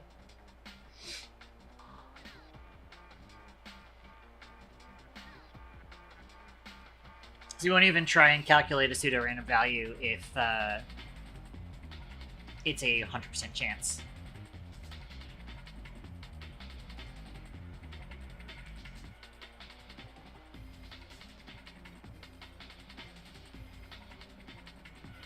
Alright, so inventory on any weapon gains mastery level. Now, this is unfortunately not going to be visible yet because we don't have support for inventory, but the easiest way to do this is to just create the attachment instance and then add it to the player's inventory. Easy peasy.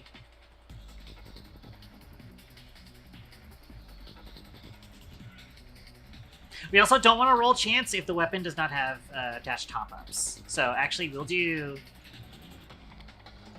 this. We're going to do var top-ups equals weapon attach top-ups. Use explicit type here. If hop-ups is null, so you can do like dot count 0 less than to 0.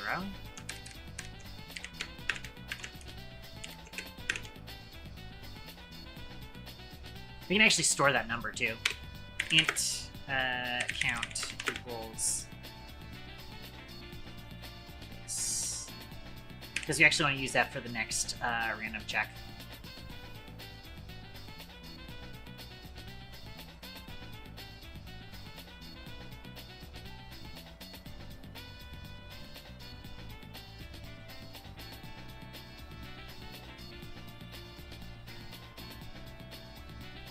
I'm actually going to do a second one here. Random key chance and then random key select.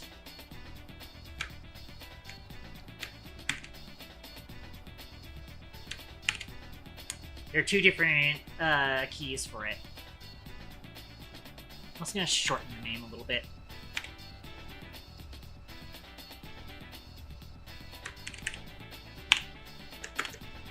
There. Because we are going to need that for the next part, and the it would be all modified by that, theoretically. I think. Actually, I'm not sure if it would. I don't think it actually would.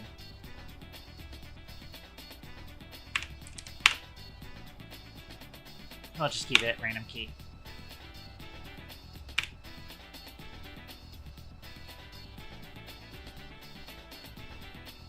Okay, so if count is less than or equal to 0, return. So those are basically our setup guard clauses. We can also go ahead and add in here the roll chance.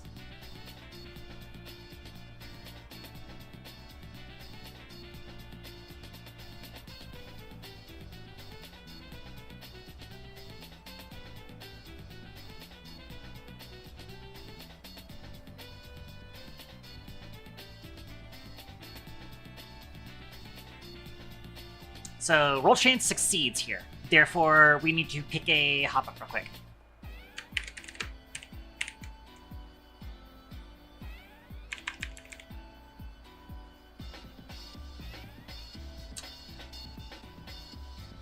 Now, it does say duplicate,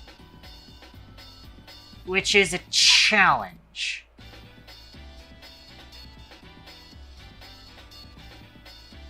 I guess actually... No, yeah, we can do instantiate.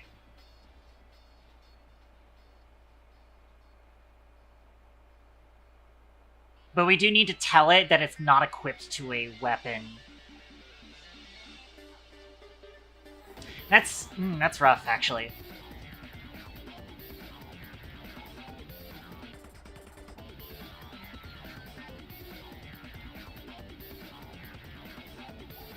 If we do this by Balatro rules, it should be able to duplicate with whatever values it currently has.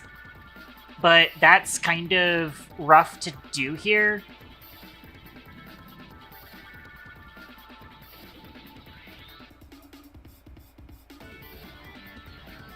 I might need like a method within hop-ups, like the base hop-up behavior thing, that's like on duplicate.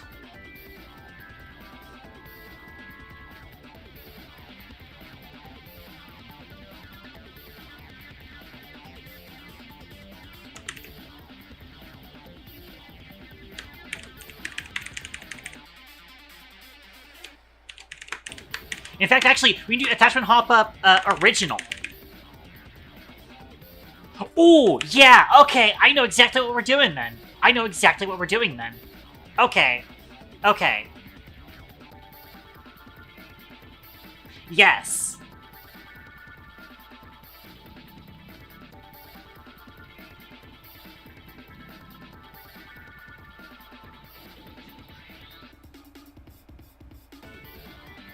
First up, pop-up info.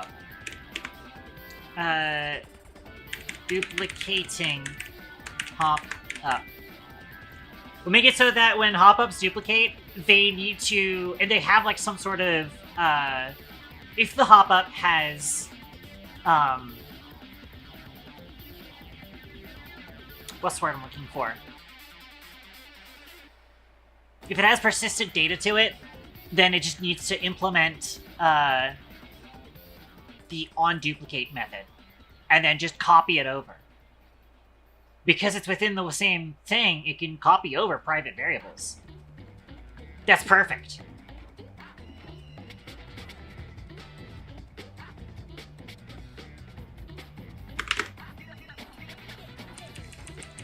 Let's actually call this hop up to duplicate. To dupe. Basically what we're going to do is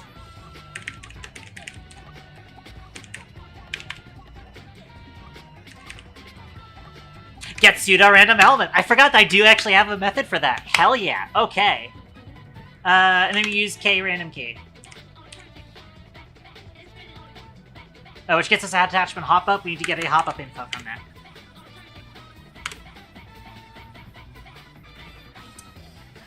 And I need to remember how that works. I think we just instantiate from the hop-up info thing, right?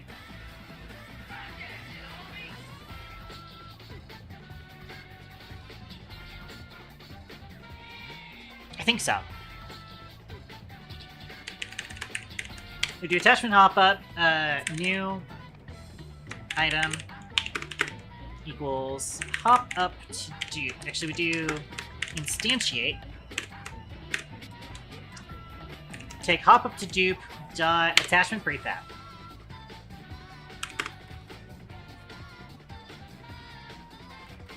We don't need anything else there. Just leave it out there.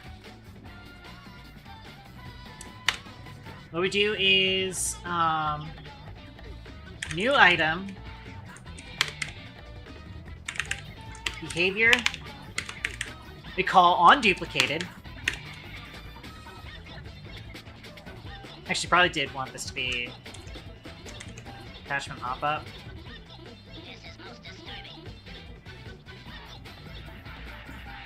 That way, we can specify and hop up to dupe.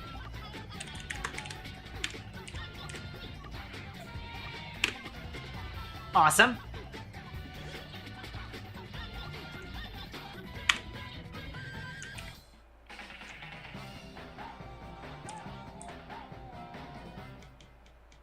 Should be all we need. And then we just do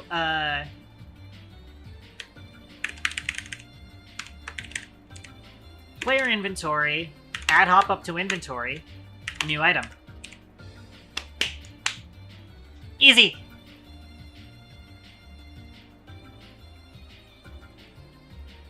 Done. That's the platinum screw.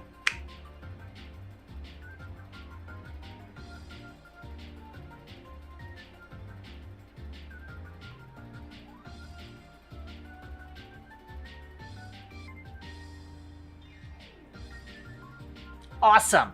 Okay. Now I just need to set those guys up.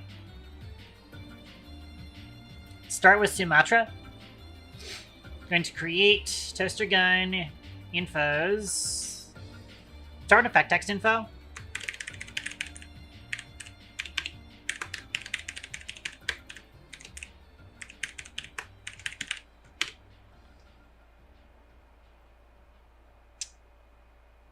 So full text space.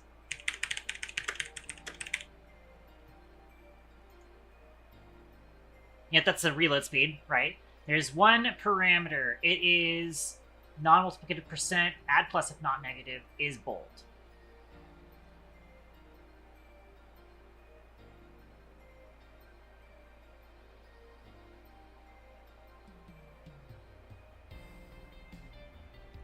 And it is at 10%.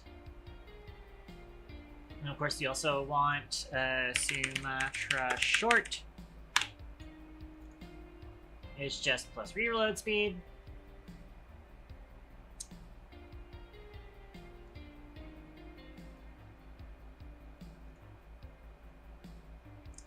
Then I'm going to need to go into placeholder, and I'm just going to grab one of these dummies.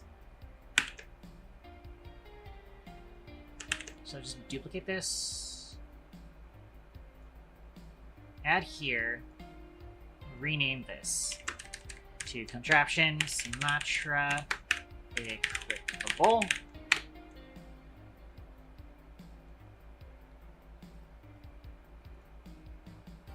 We are, of course, going to need the info too.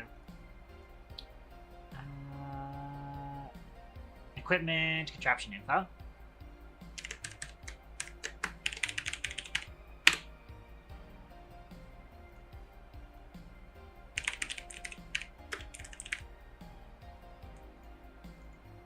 course, Sumatra coffee, flavor text. This cat is drinking tea beans, lol. Tree beans, sorry. And of course, we have the effect text here. What's the equip load of Sumatra?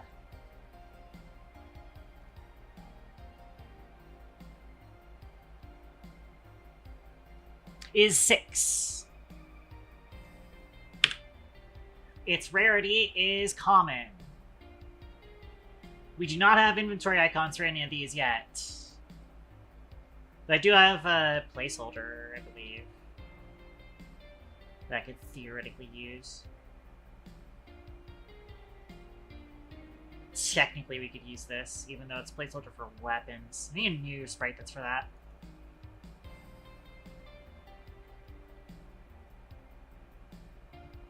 I can also throw this reference here. I don't need to initialize on drop, so we just go here. Remove component and instead add, wait, that's right, I can just drag it from here. Whee! Yay! And I can also drag that in. Perfect. We do need the object, though. Item out of prefab.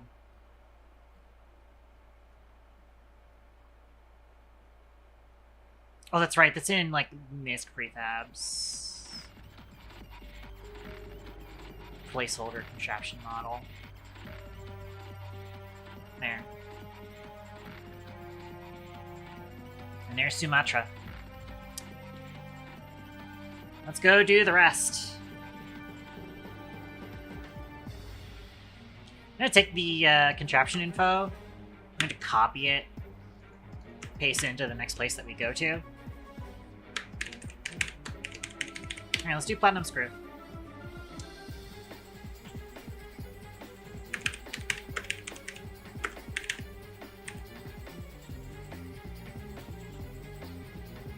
Do placeholder gun icon, placeholder contraption model. Platinum screw is legendary. What's its equip load? Probably low. Platinum screw is 3.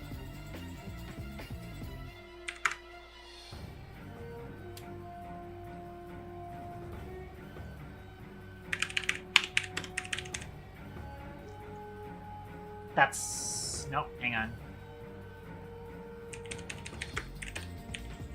Did I not have the flavor text for platinum screw? What?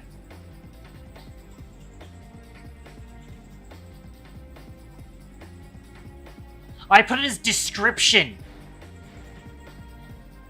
Whoops.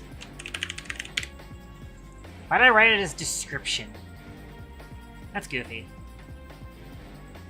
Export. Let's refix that.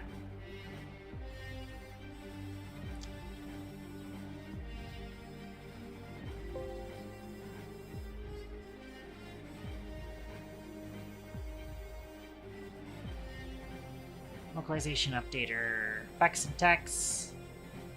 Facts and text.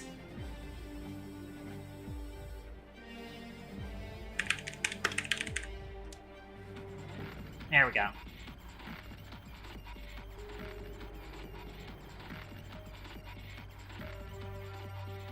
Now I just need to make its thingamading. Just real quick. I'm actually going to go over and copy this.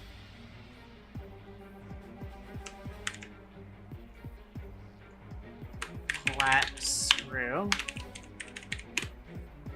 Again, very easy. Remove component. Drag the component in.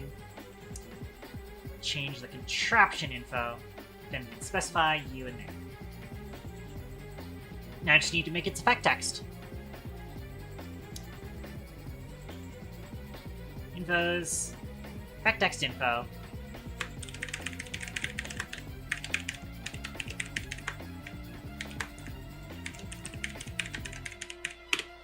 Doesn't even need any parameters for it.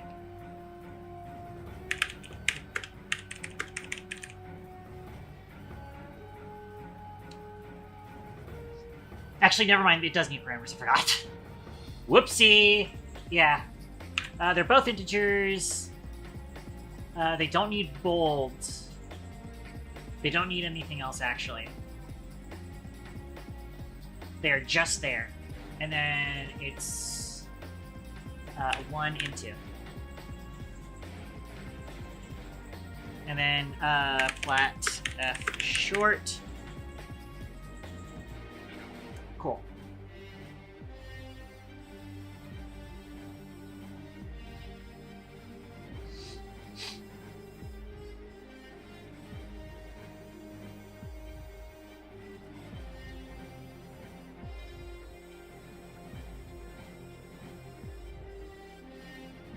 And then we can specify that effect text in there.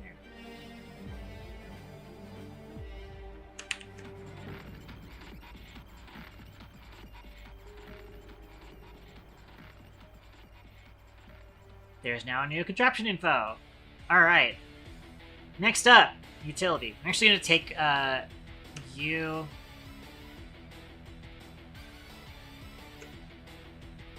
I don't need to duplicate this, I think. Actually, I do need to duplicate it specifically for item model prefab.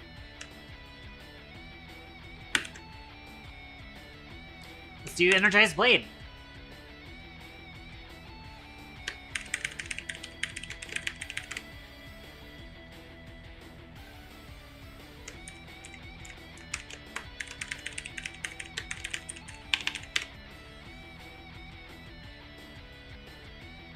So I can remove the component. Add this component. Change the reference to you. Change your reference to you. Alright.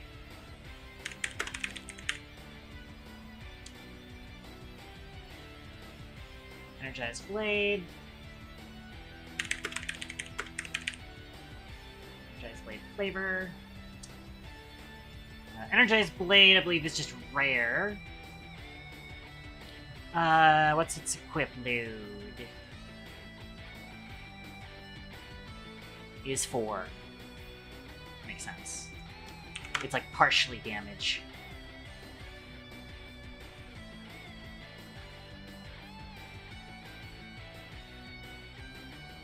And then we do an effect text info.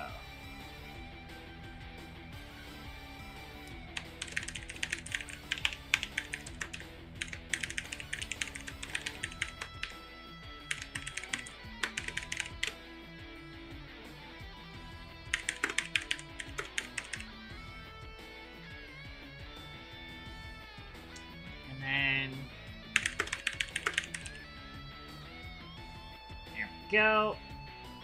No parameters to that one. That one's one that doesn't need parameters to it. Thankfully.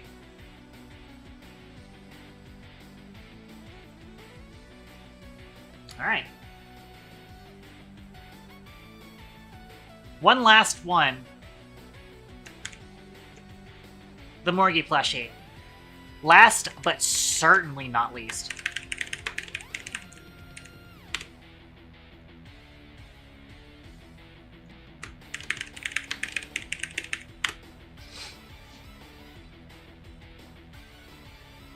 Alright, remove component, add this behavior,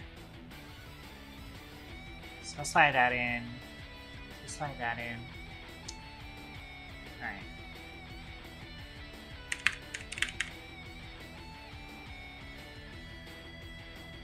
monkey plushie. And then the description there, or the flavor text there. It is uncommon. And then we need the effect text. It is the last thing there.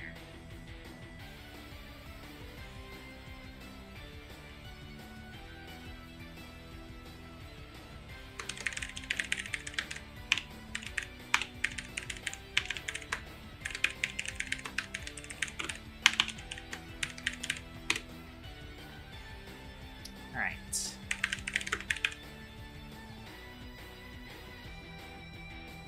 Flush effect full. So it is add plus if not negative is bold.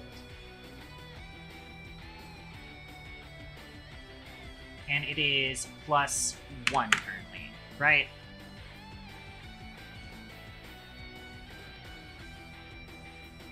It's uncommon +1.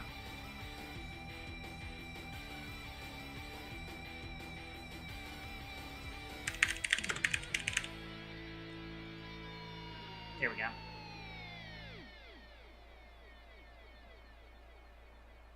Cool.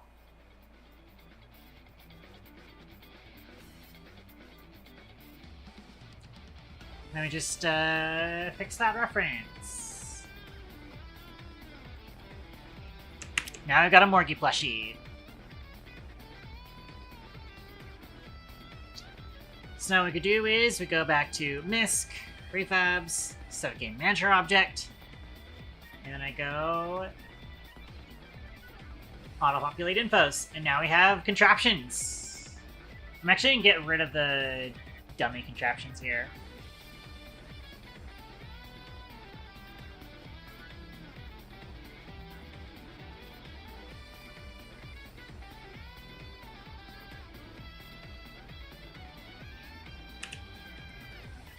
I'm gonna make these. I'm gonna delete their reference to their equipable prefab, and that will make them no longer function. Let's just check that. That way now when we do this auto-populate infos, now we just have those four that are actually functional.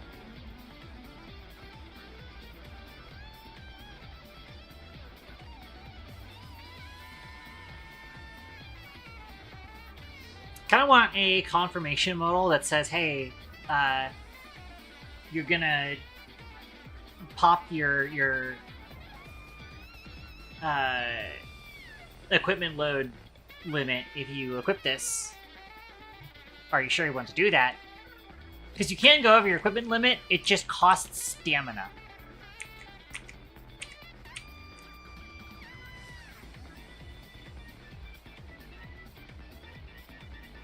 Also, I do need to actually move this a little bit closer to the camera.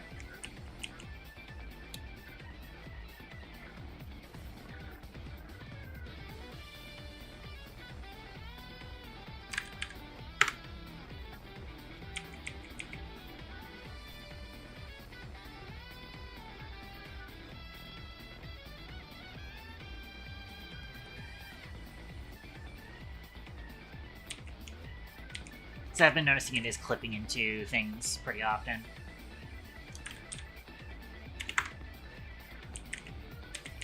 Which hopefully that doesn't fuck with the thing too much. But actually, hang on. No, it doesn't. I see, so it scales itself. Got it, okay.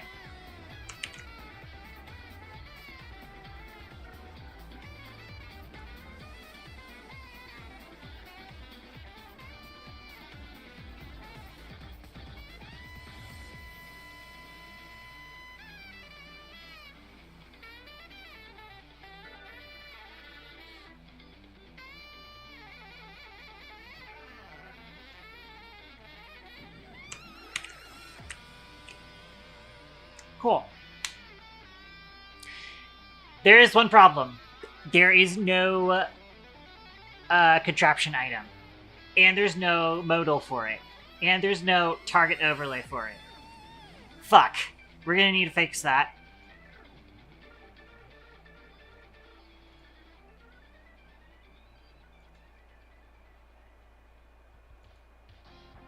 So yeah, the hop-up info card, we have the weapon info card. We do not have a contraption info card. We also don't have a target overlay for it. So we're gonna need to fix that. We'll look at the hop-up info card real quick. So we have a script right here for it. So let's make a new one. Create model behavior script. UI contraption info card.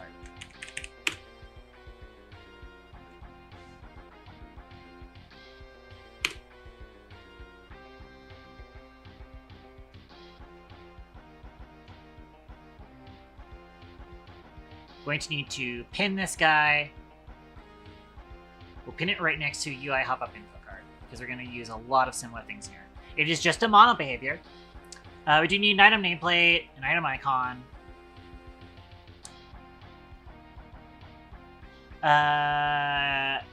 Category text is not necessary with effect text. We'll probably just copy basically all of these. Get keywords and make links is actually still going to be important for this, because we'll also have like a modal for replacing things. All right. Using UniEngine.ui. Using TextMesh Pro.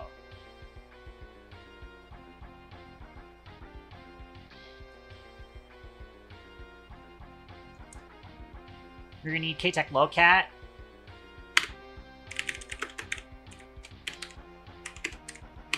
We also need using Toaster Gun keywords. Are probably the two things we need. Yep.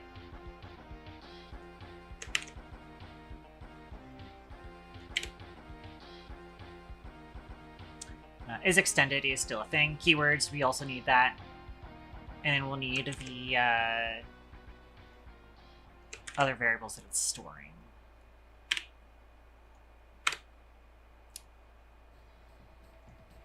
Which is public contraption info. So that's not public, is it? That's private.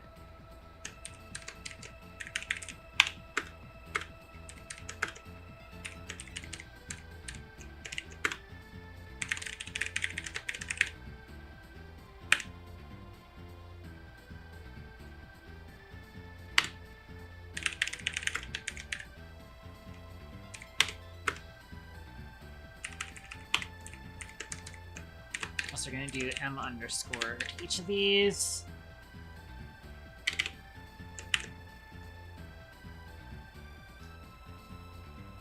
Probably going to do basically the entire, the same stuff that this does. So we'll be copying this in here, and then we'll just fix everything that's red.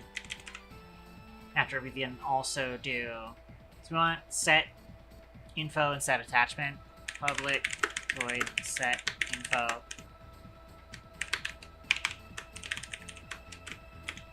Contraption info.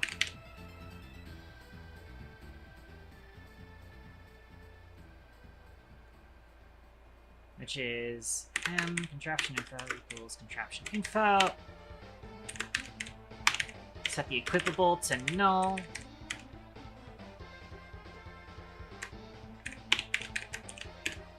Update display.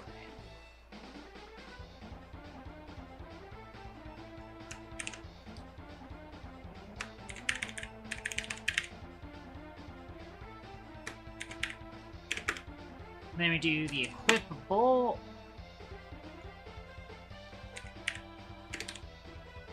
Equipable.contraption info, and then equipable here.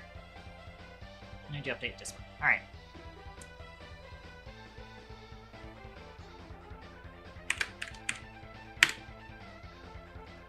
I'm going to replace all of these hop-up infos with this.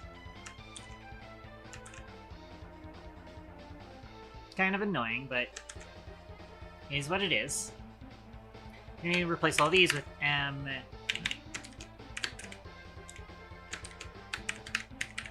Oh, come on. The equipable contraption. Thank you. Do that. Dot behavior. Dot. What do you mean effect text data container? Isn't a thing for you.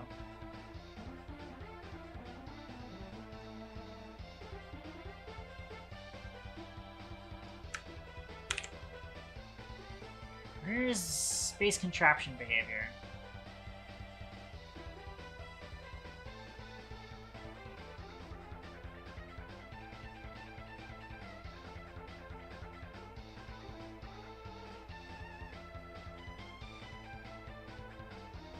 Like, it's actually called effect text data on this one.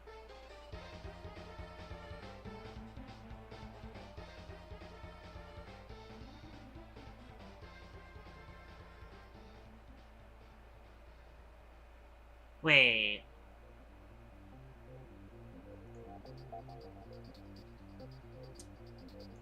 Let me see this from hop-ups. Where is this referenced? Literally just here. Really?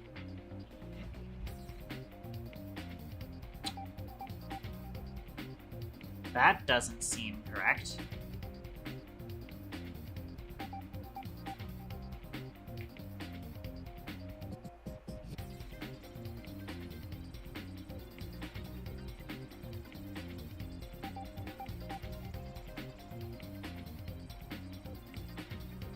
Huh. I guess we found a bug then, because... Huh. That's not supposed to be a thing then. Hold on, where is base hop-up behavior? Where'd that go? Base hop-up behavior? You get rid of this, because that's actually not supposed to be used, because it's supposed to be the, data on the equipable, or the attachment, instead of the other thing. So that means that you now have an error, so instead we'll just do get current effect text data. Which allow modify false, that's correct. Let me check weapon info card, because I feel like that's also being incorrectly handled there.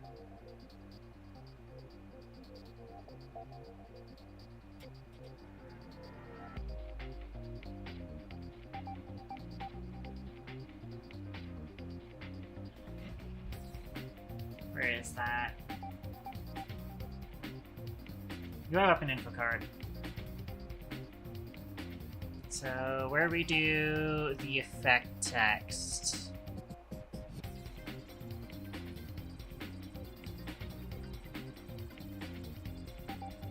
Yep. That's incorrect.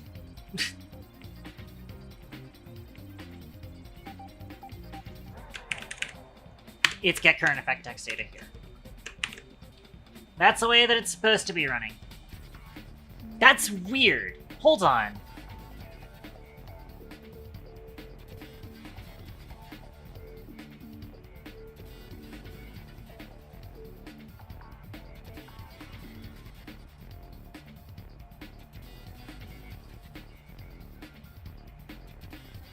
Because the support slopper does update effect. It gets its get current effect text data from equipable. We saw it work though. Unless base weapon behavior. Ah, that's what happened. I did that, but I didn't do that for the hop-ups. So we just fixed that bug. And that should be how it's done anyways. Actually go and set that up then. As a change UI hop-up info card. So set that. Fix incorrect. Sorry, minor. Or just the description here. Fix incorrect.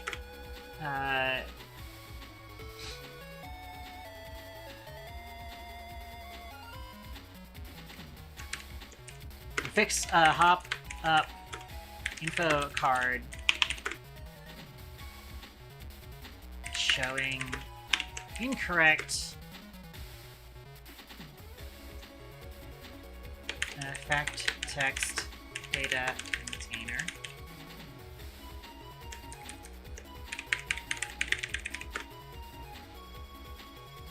It's crazy that I never noticed that being a problem.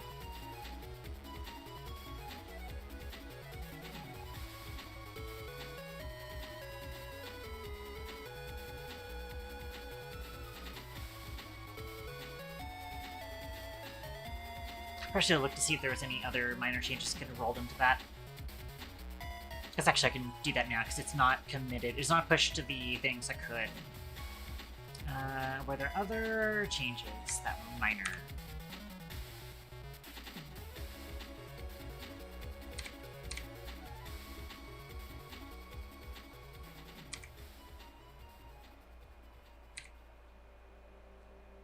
None that were like fixes, I think.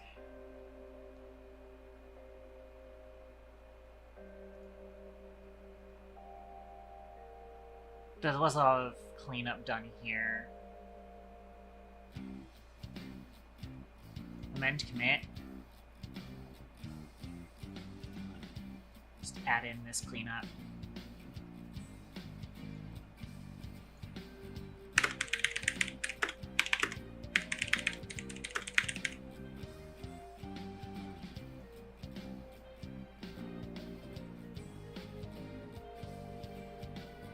But actually, yeah, there was the other thing, which was based off of behavior. We did get rid of that.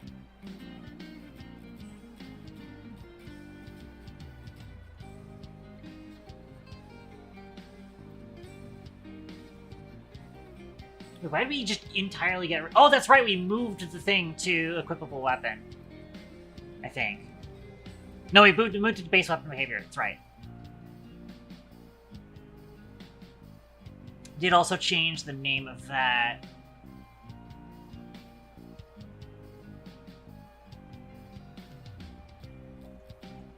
So you have to do just those lines.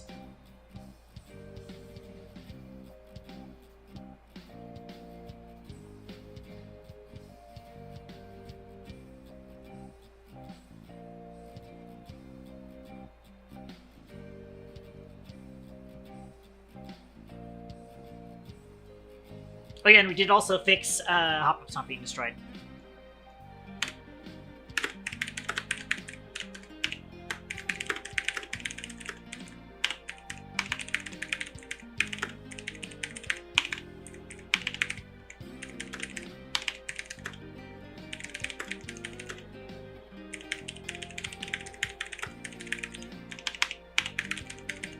There's that as well. What time are we at in this? Oh, we're at 4 hours. Wow. This actually might end up being our wrapping up point then.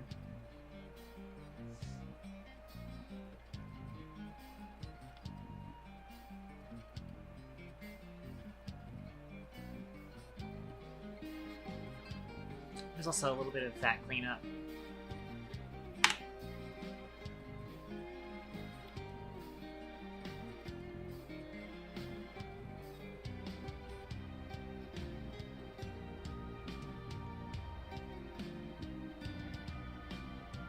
That cleanup.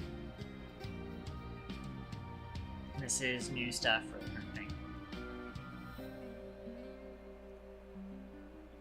Alright, and then amend the last commit. So that's what that commit is now. Let's do another commit that's update localization.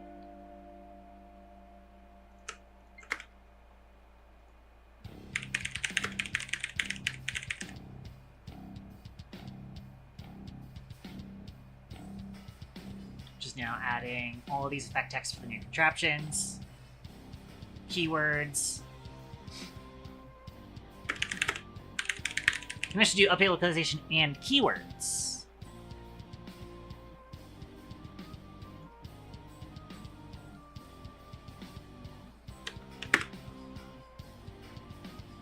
Yes.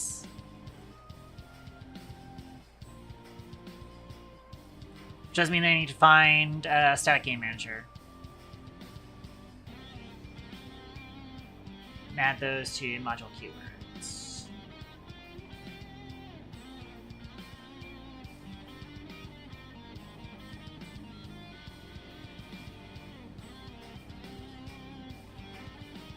Oh no, that's... I was gonna say like, oh, we have a fourth keyword that we added, but no, that's just we added effect text to Graze Dodge.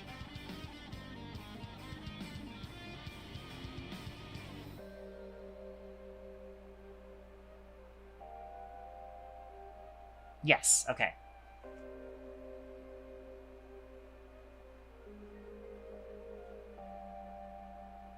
Good. Fire that off.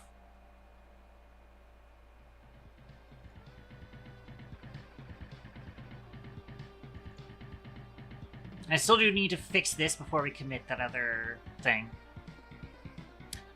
We don't need category. But we do need something... Hold on. Equip load text.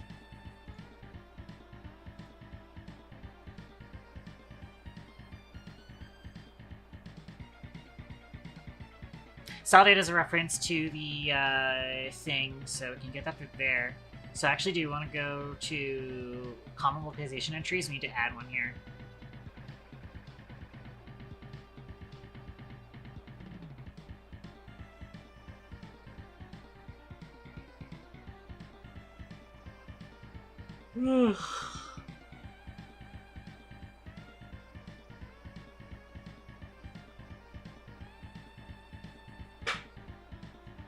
I don't know where exactly I'm going to put it. I'm just going to put it here for now.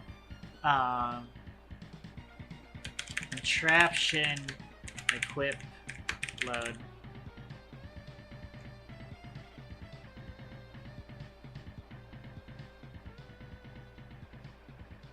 Which basically this will be, if I go to base game content, loose localization, I'm going to put it here. Let's go duplicate one of these. Placeholder entry. Contraption equip load.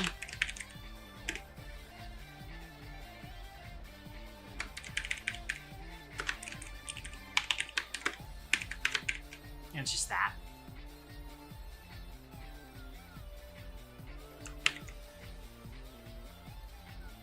We really need to make sure that gets set though.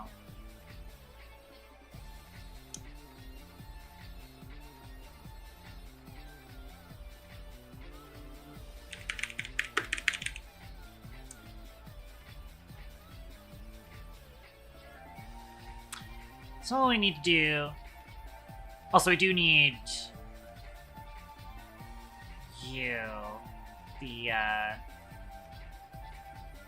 Never mind, because you're that. You're handled elsewhere, actually. We don't actually need an item icon. You're going to get handled in the modal. It's going to be similar to weapons, actually. So actually, if I go, like... This is what we actually want to look at. Not specifically this, actually, but more specifically the pickup weapon modal. So the the contraptions will have their icon be in this little square. Which will, like, move that into a smaller square.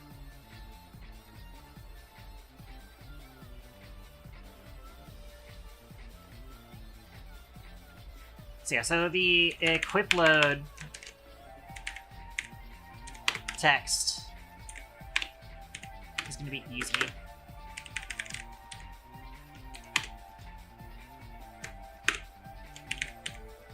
Style data, common localization entries, contraption equip load as the format, and then M contraption info, equip load. Why are you bitching?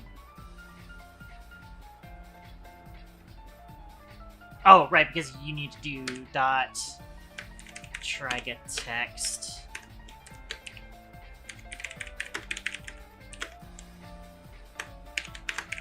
So I'm gonna put that there. Yeah, that actually kind of scared the crap out of me. Stay in your protocol, Viper. Or no, you've been here. Yeah, I needed that. I needed to wake up. Random fart attack. Indeed. Thanks for the jump scare. I needed the wake-up call.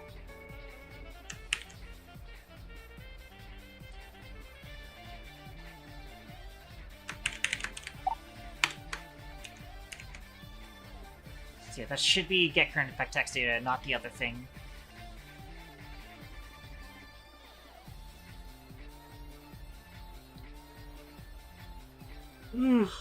That's it. The effect text also handles itself basically the same way.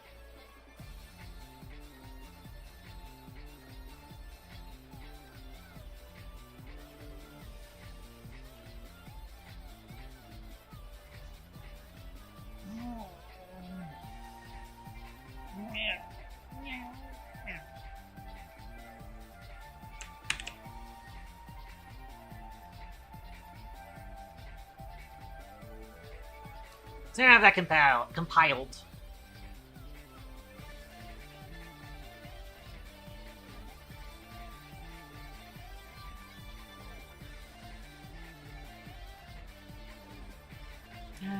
Give me this so I can specify this in.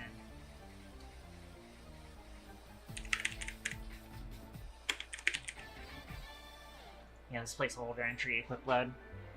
We'll have to replace that with a non-placeholder entry at some point. Speaking of which, so this is already a placeholder entry menu thing. Which actually, hold on. I feel like we fixed that. Nope, we did not. Never mind. Okay.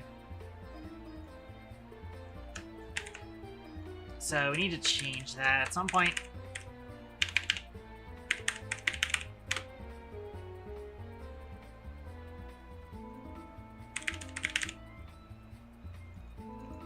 Yeah.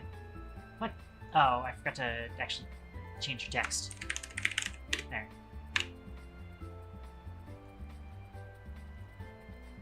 Cool. Once again, those do need to be rolled into the main thing, but not for now. I never actually set these up.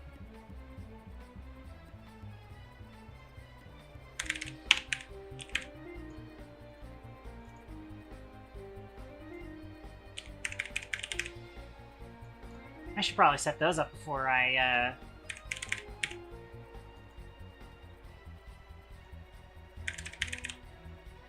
Intelligence, Dexterity, and the rest of them are going to be the short. Vitality short. Agility short. Acidity short. Intelligence short. And Dexterity short.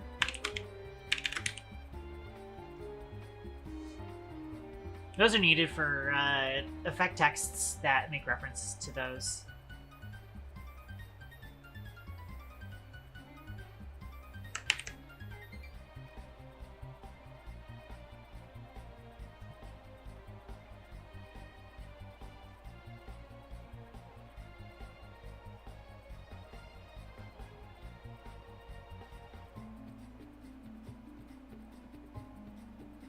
There. That should be it for now.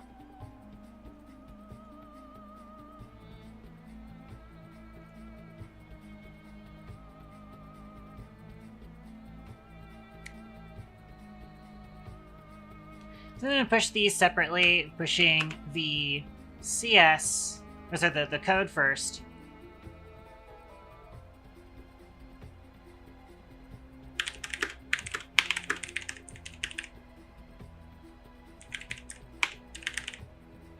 Land of Contraption.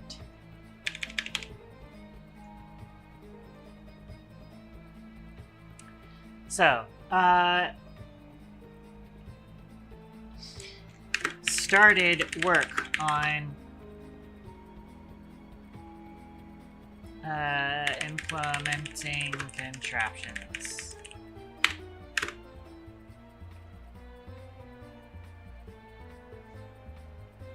Added behavior scripts and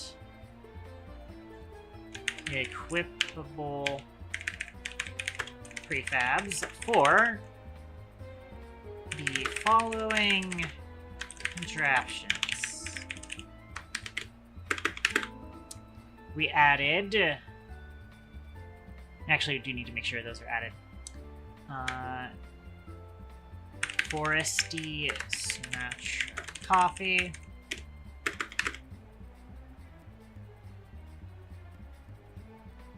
Morgie plushie. Energized blade. And platinum screw.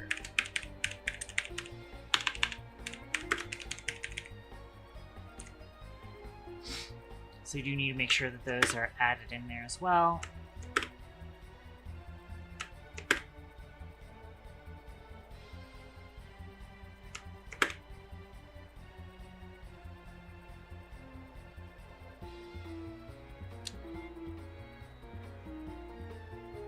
We did also change added player weapon bonuses to the player status.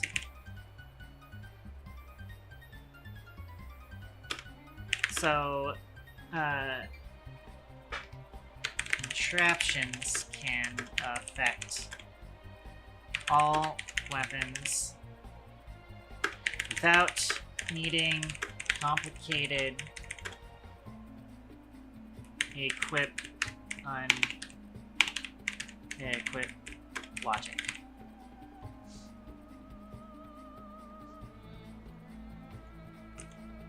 So that was what that was for. I can roll a lot of what happened with the full contraption and base contraption behavior into us implementing those 4 contraptions. So we fixed the fact that there wasn't a current effect text data thing correctly set up.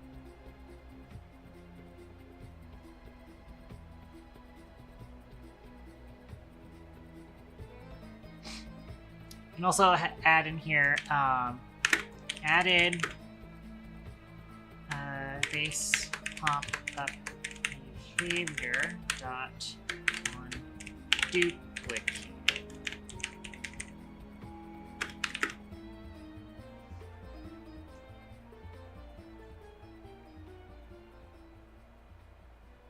Used by Platinum Screw when duplicating a pop-up should be used to copy over persistent data if the pop-up needs to do so.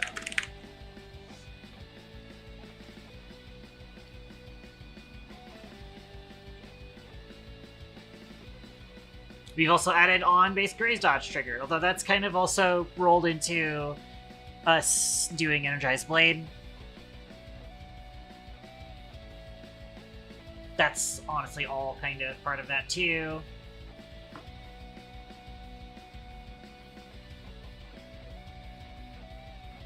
I guess I can also do that. Added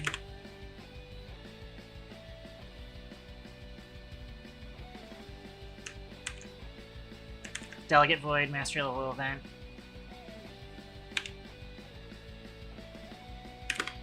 Implemented by both player inventory on any weapon. So it's good to do both equipable weapon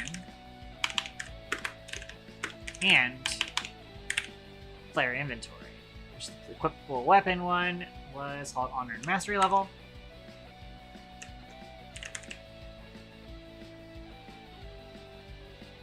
Probably actually want to change the name of that, honestly.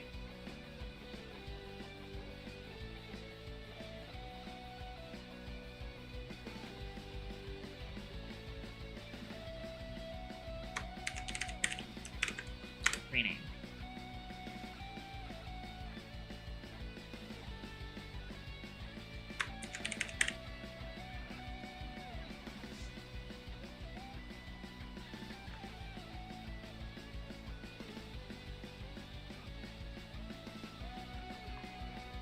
Awesome.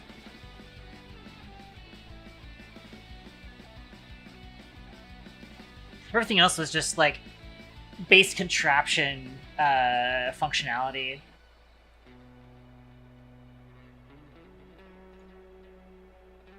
We did also add on Big Grace Dodge trigger.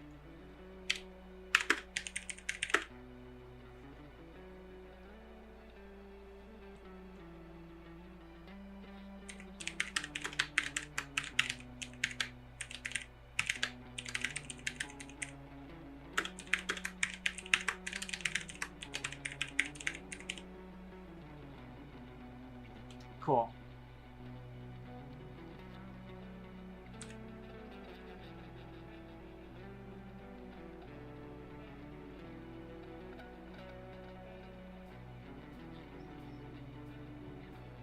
This was us doing the new player modifiers.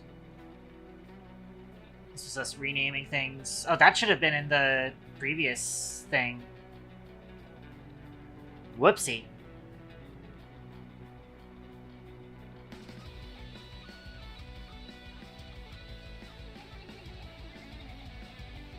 I should be able to amend a previous commit as long as it's not pushed, right? Probably.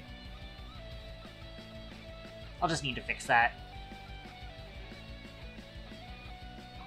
Alright,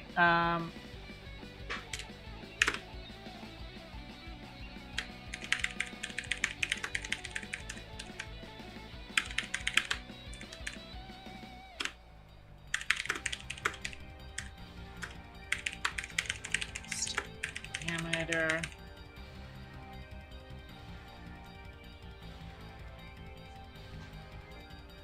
Then we started making the contraption info card, which is just part of implementing contraptions.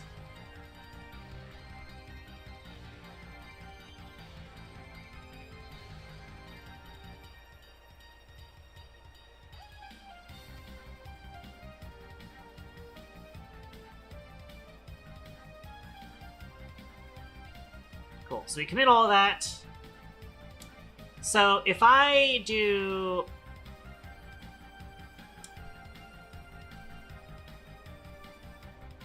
Fuck.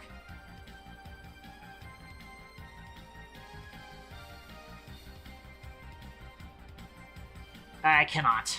I cannot amend a commit that's a few steps back. I have to reset to commit, and I don't think that will allow me to keep my current changes.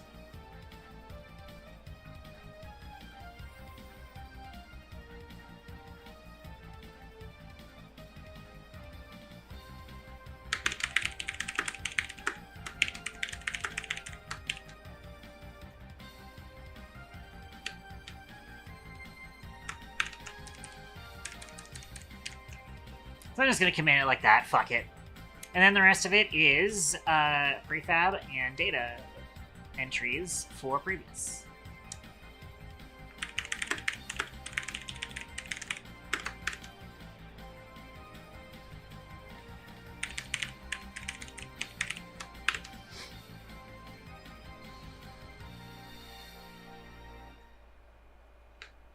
Also added...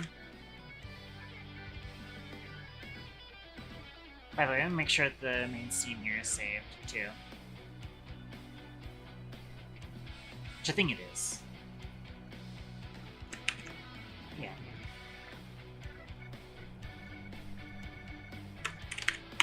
Room layout. Why were these modified, actually? Oh, that's right, I added some stuff to it and removed stuff from that.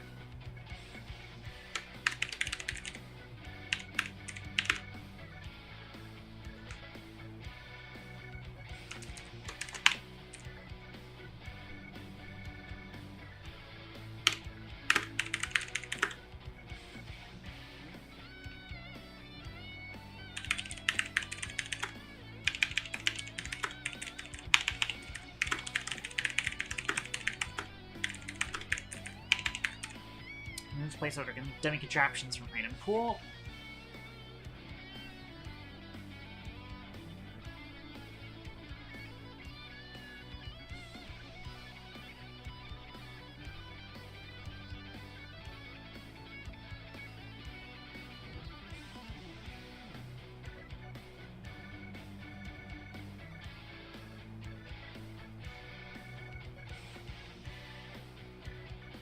What else did we do?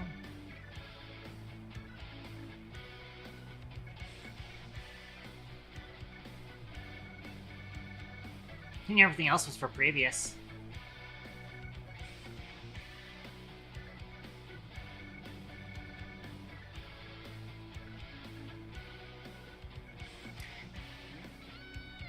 Oh, that's right, we changed the materials on the Laser Contraption model.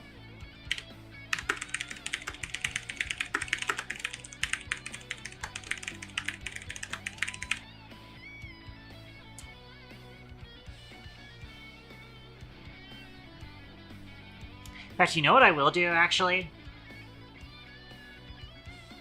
For all the contraption infos, I'm gonna change the placeholder icon. I'm gonna make it bricks. Make everything brick.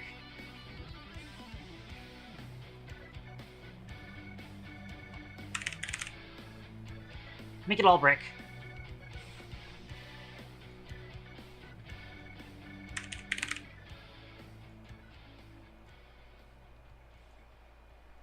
So that would make sense. Just temporarily. Eventually I'm gonna go back and actually give them models. My contraption models are even lower priority than many of the other ones. Than the weapons, specifically.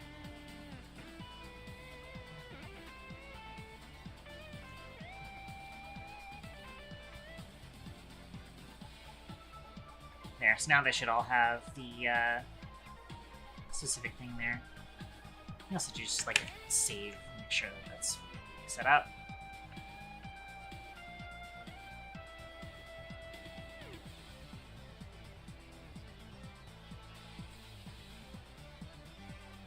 And yeah, we removed all of the dummy contraptions from the item pool.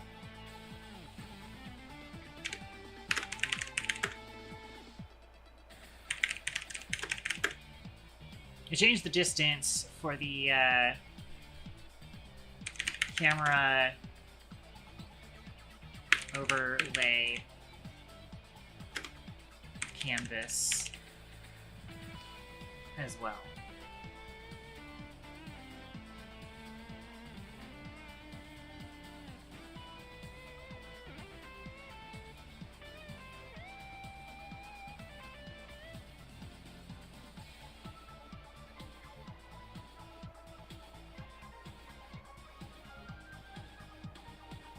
But I may also see if I can fix the whatchamacallit? It uses a post-process effect in order to make it appear between the level and the enemies, and I might just need to adjust that so that it properly like ignores its depth compared to the thing. Compared to the level.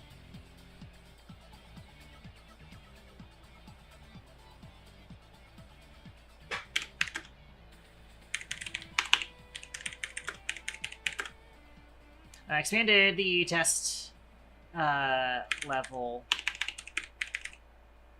which expanded test floor layout.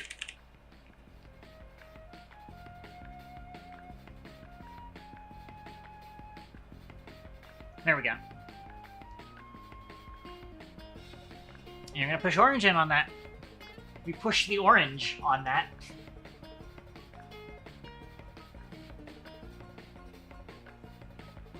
And I think that's gonna be where we wrap things up for today. I'm gonna go to chatting scene because we've been at this for 4.5 hours now. That took me a lot longer than I thought, and that is gonna have to be my wrap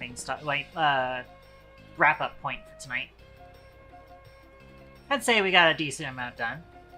Hopefully I can do even more tomorrow on my, off-stream workday. And actually get some more stuff working. So yeah, I'm actually gonna go to my Trello so I can remember what all I have left to fix.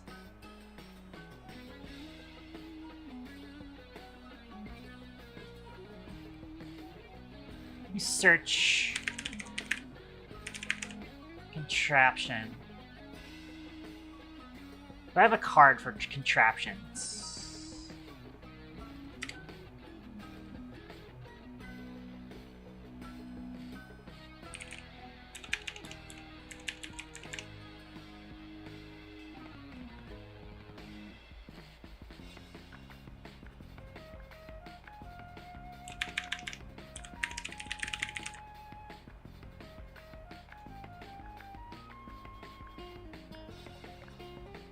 I don't think I do. So let's make a card real quick for that then. Doing contraptions.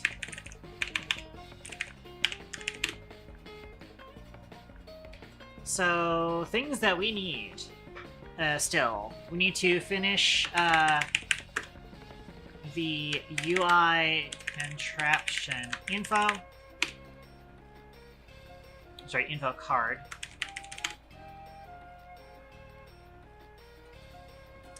We need a pickup contraption modal.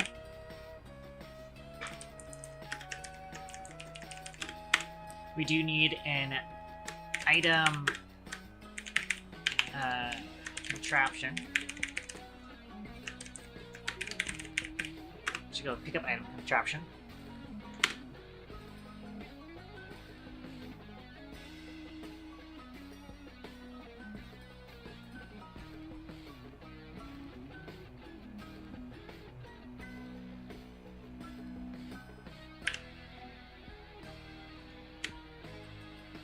Just need to like duplicate some of these as script.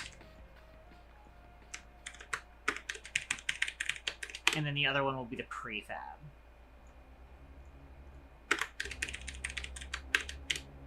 And contraption, script.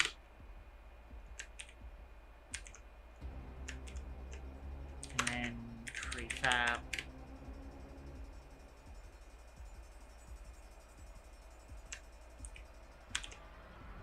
We do also need the info card prefab as well.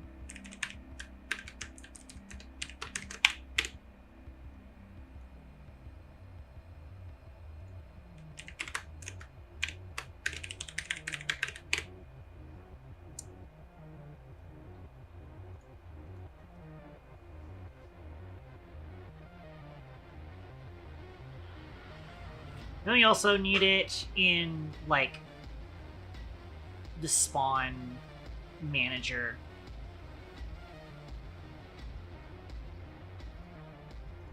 I'm just gonna call it spawn manager functionality.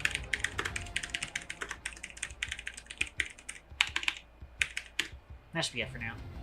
Alright. Now that is it. Let's wrap things up. Close this. Close you.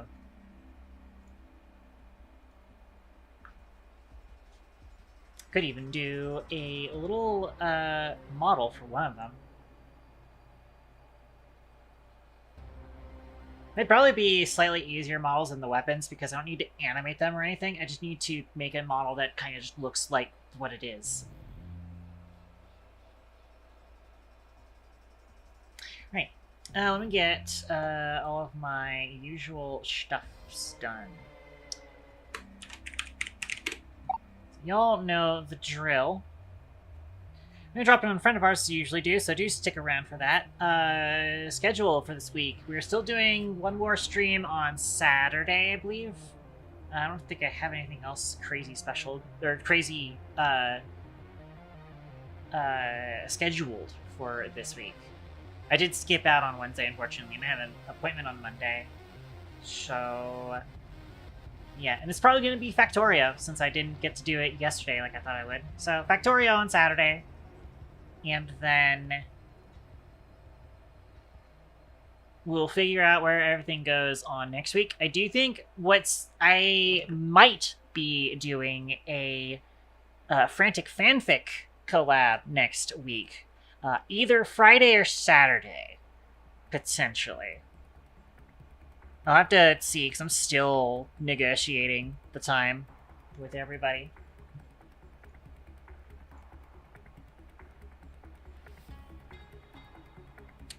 I do think that is it. And of course, again, so next week's schedule, I don't think I have anything crazy scheduled for Monday, so we probably can still do some sort of stream on Monday. Maybe I'll make it Deep Rock Galactic. I'll see if Fork's down for some Rogue Core. Then Thursday is, of course, our game dev, so to see whatever, if I actually get stuff finished with Contraptions, that'll be next Thursday. You'll check in then and find out if I got stuff working. That should be it. I think I'm going to do default raid message. I don't know if anybody's actually around for a raid. So I'm gonna do default raid messages. If anybody is available for that, don't forget you can unlock this emote using channel points. It's very affordable here. Otherwise, you can use the default version, or the free version. And we're gonna go raid channel. Let's see who's online.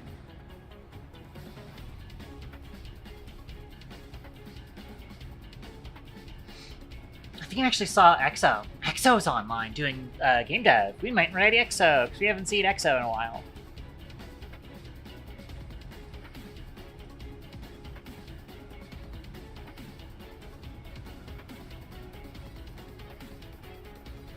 I know EXO, I think, recently rated us, too, so...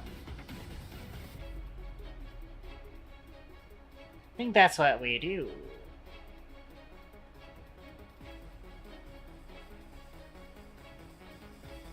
I think my thing got scrolled. That's what I was looking at. Alright, yeah, let me drop in an EXO.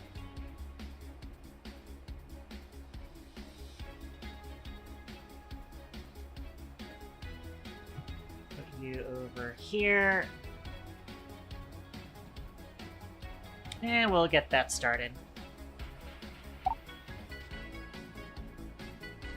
So, with that being said, ladies, gentlemen, and everything in between, thank you very much for tuning into my stream.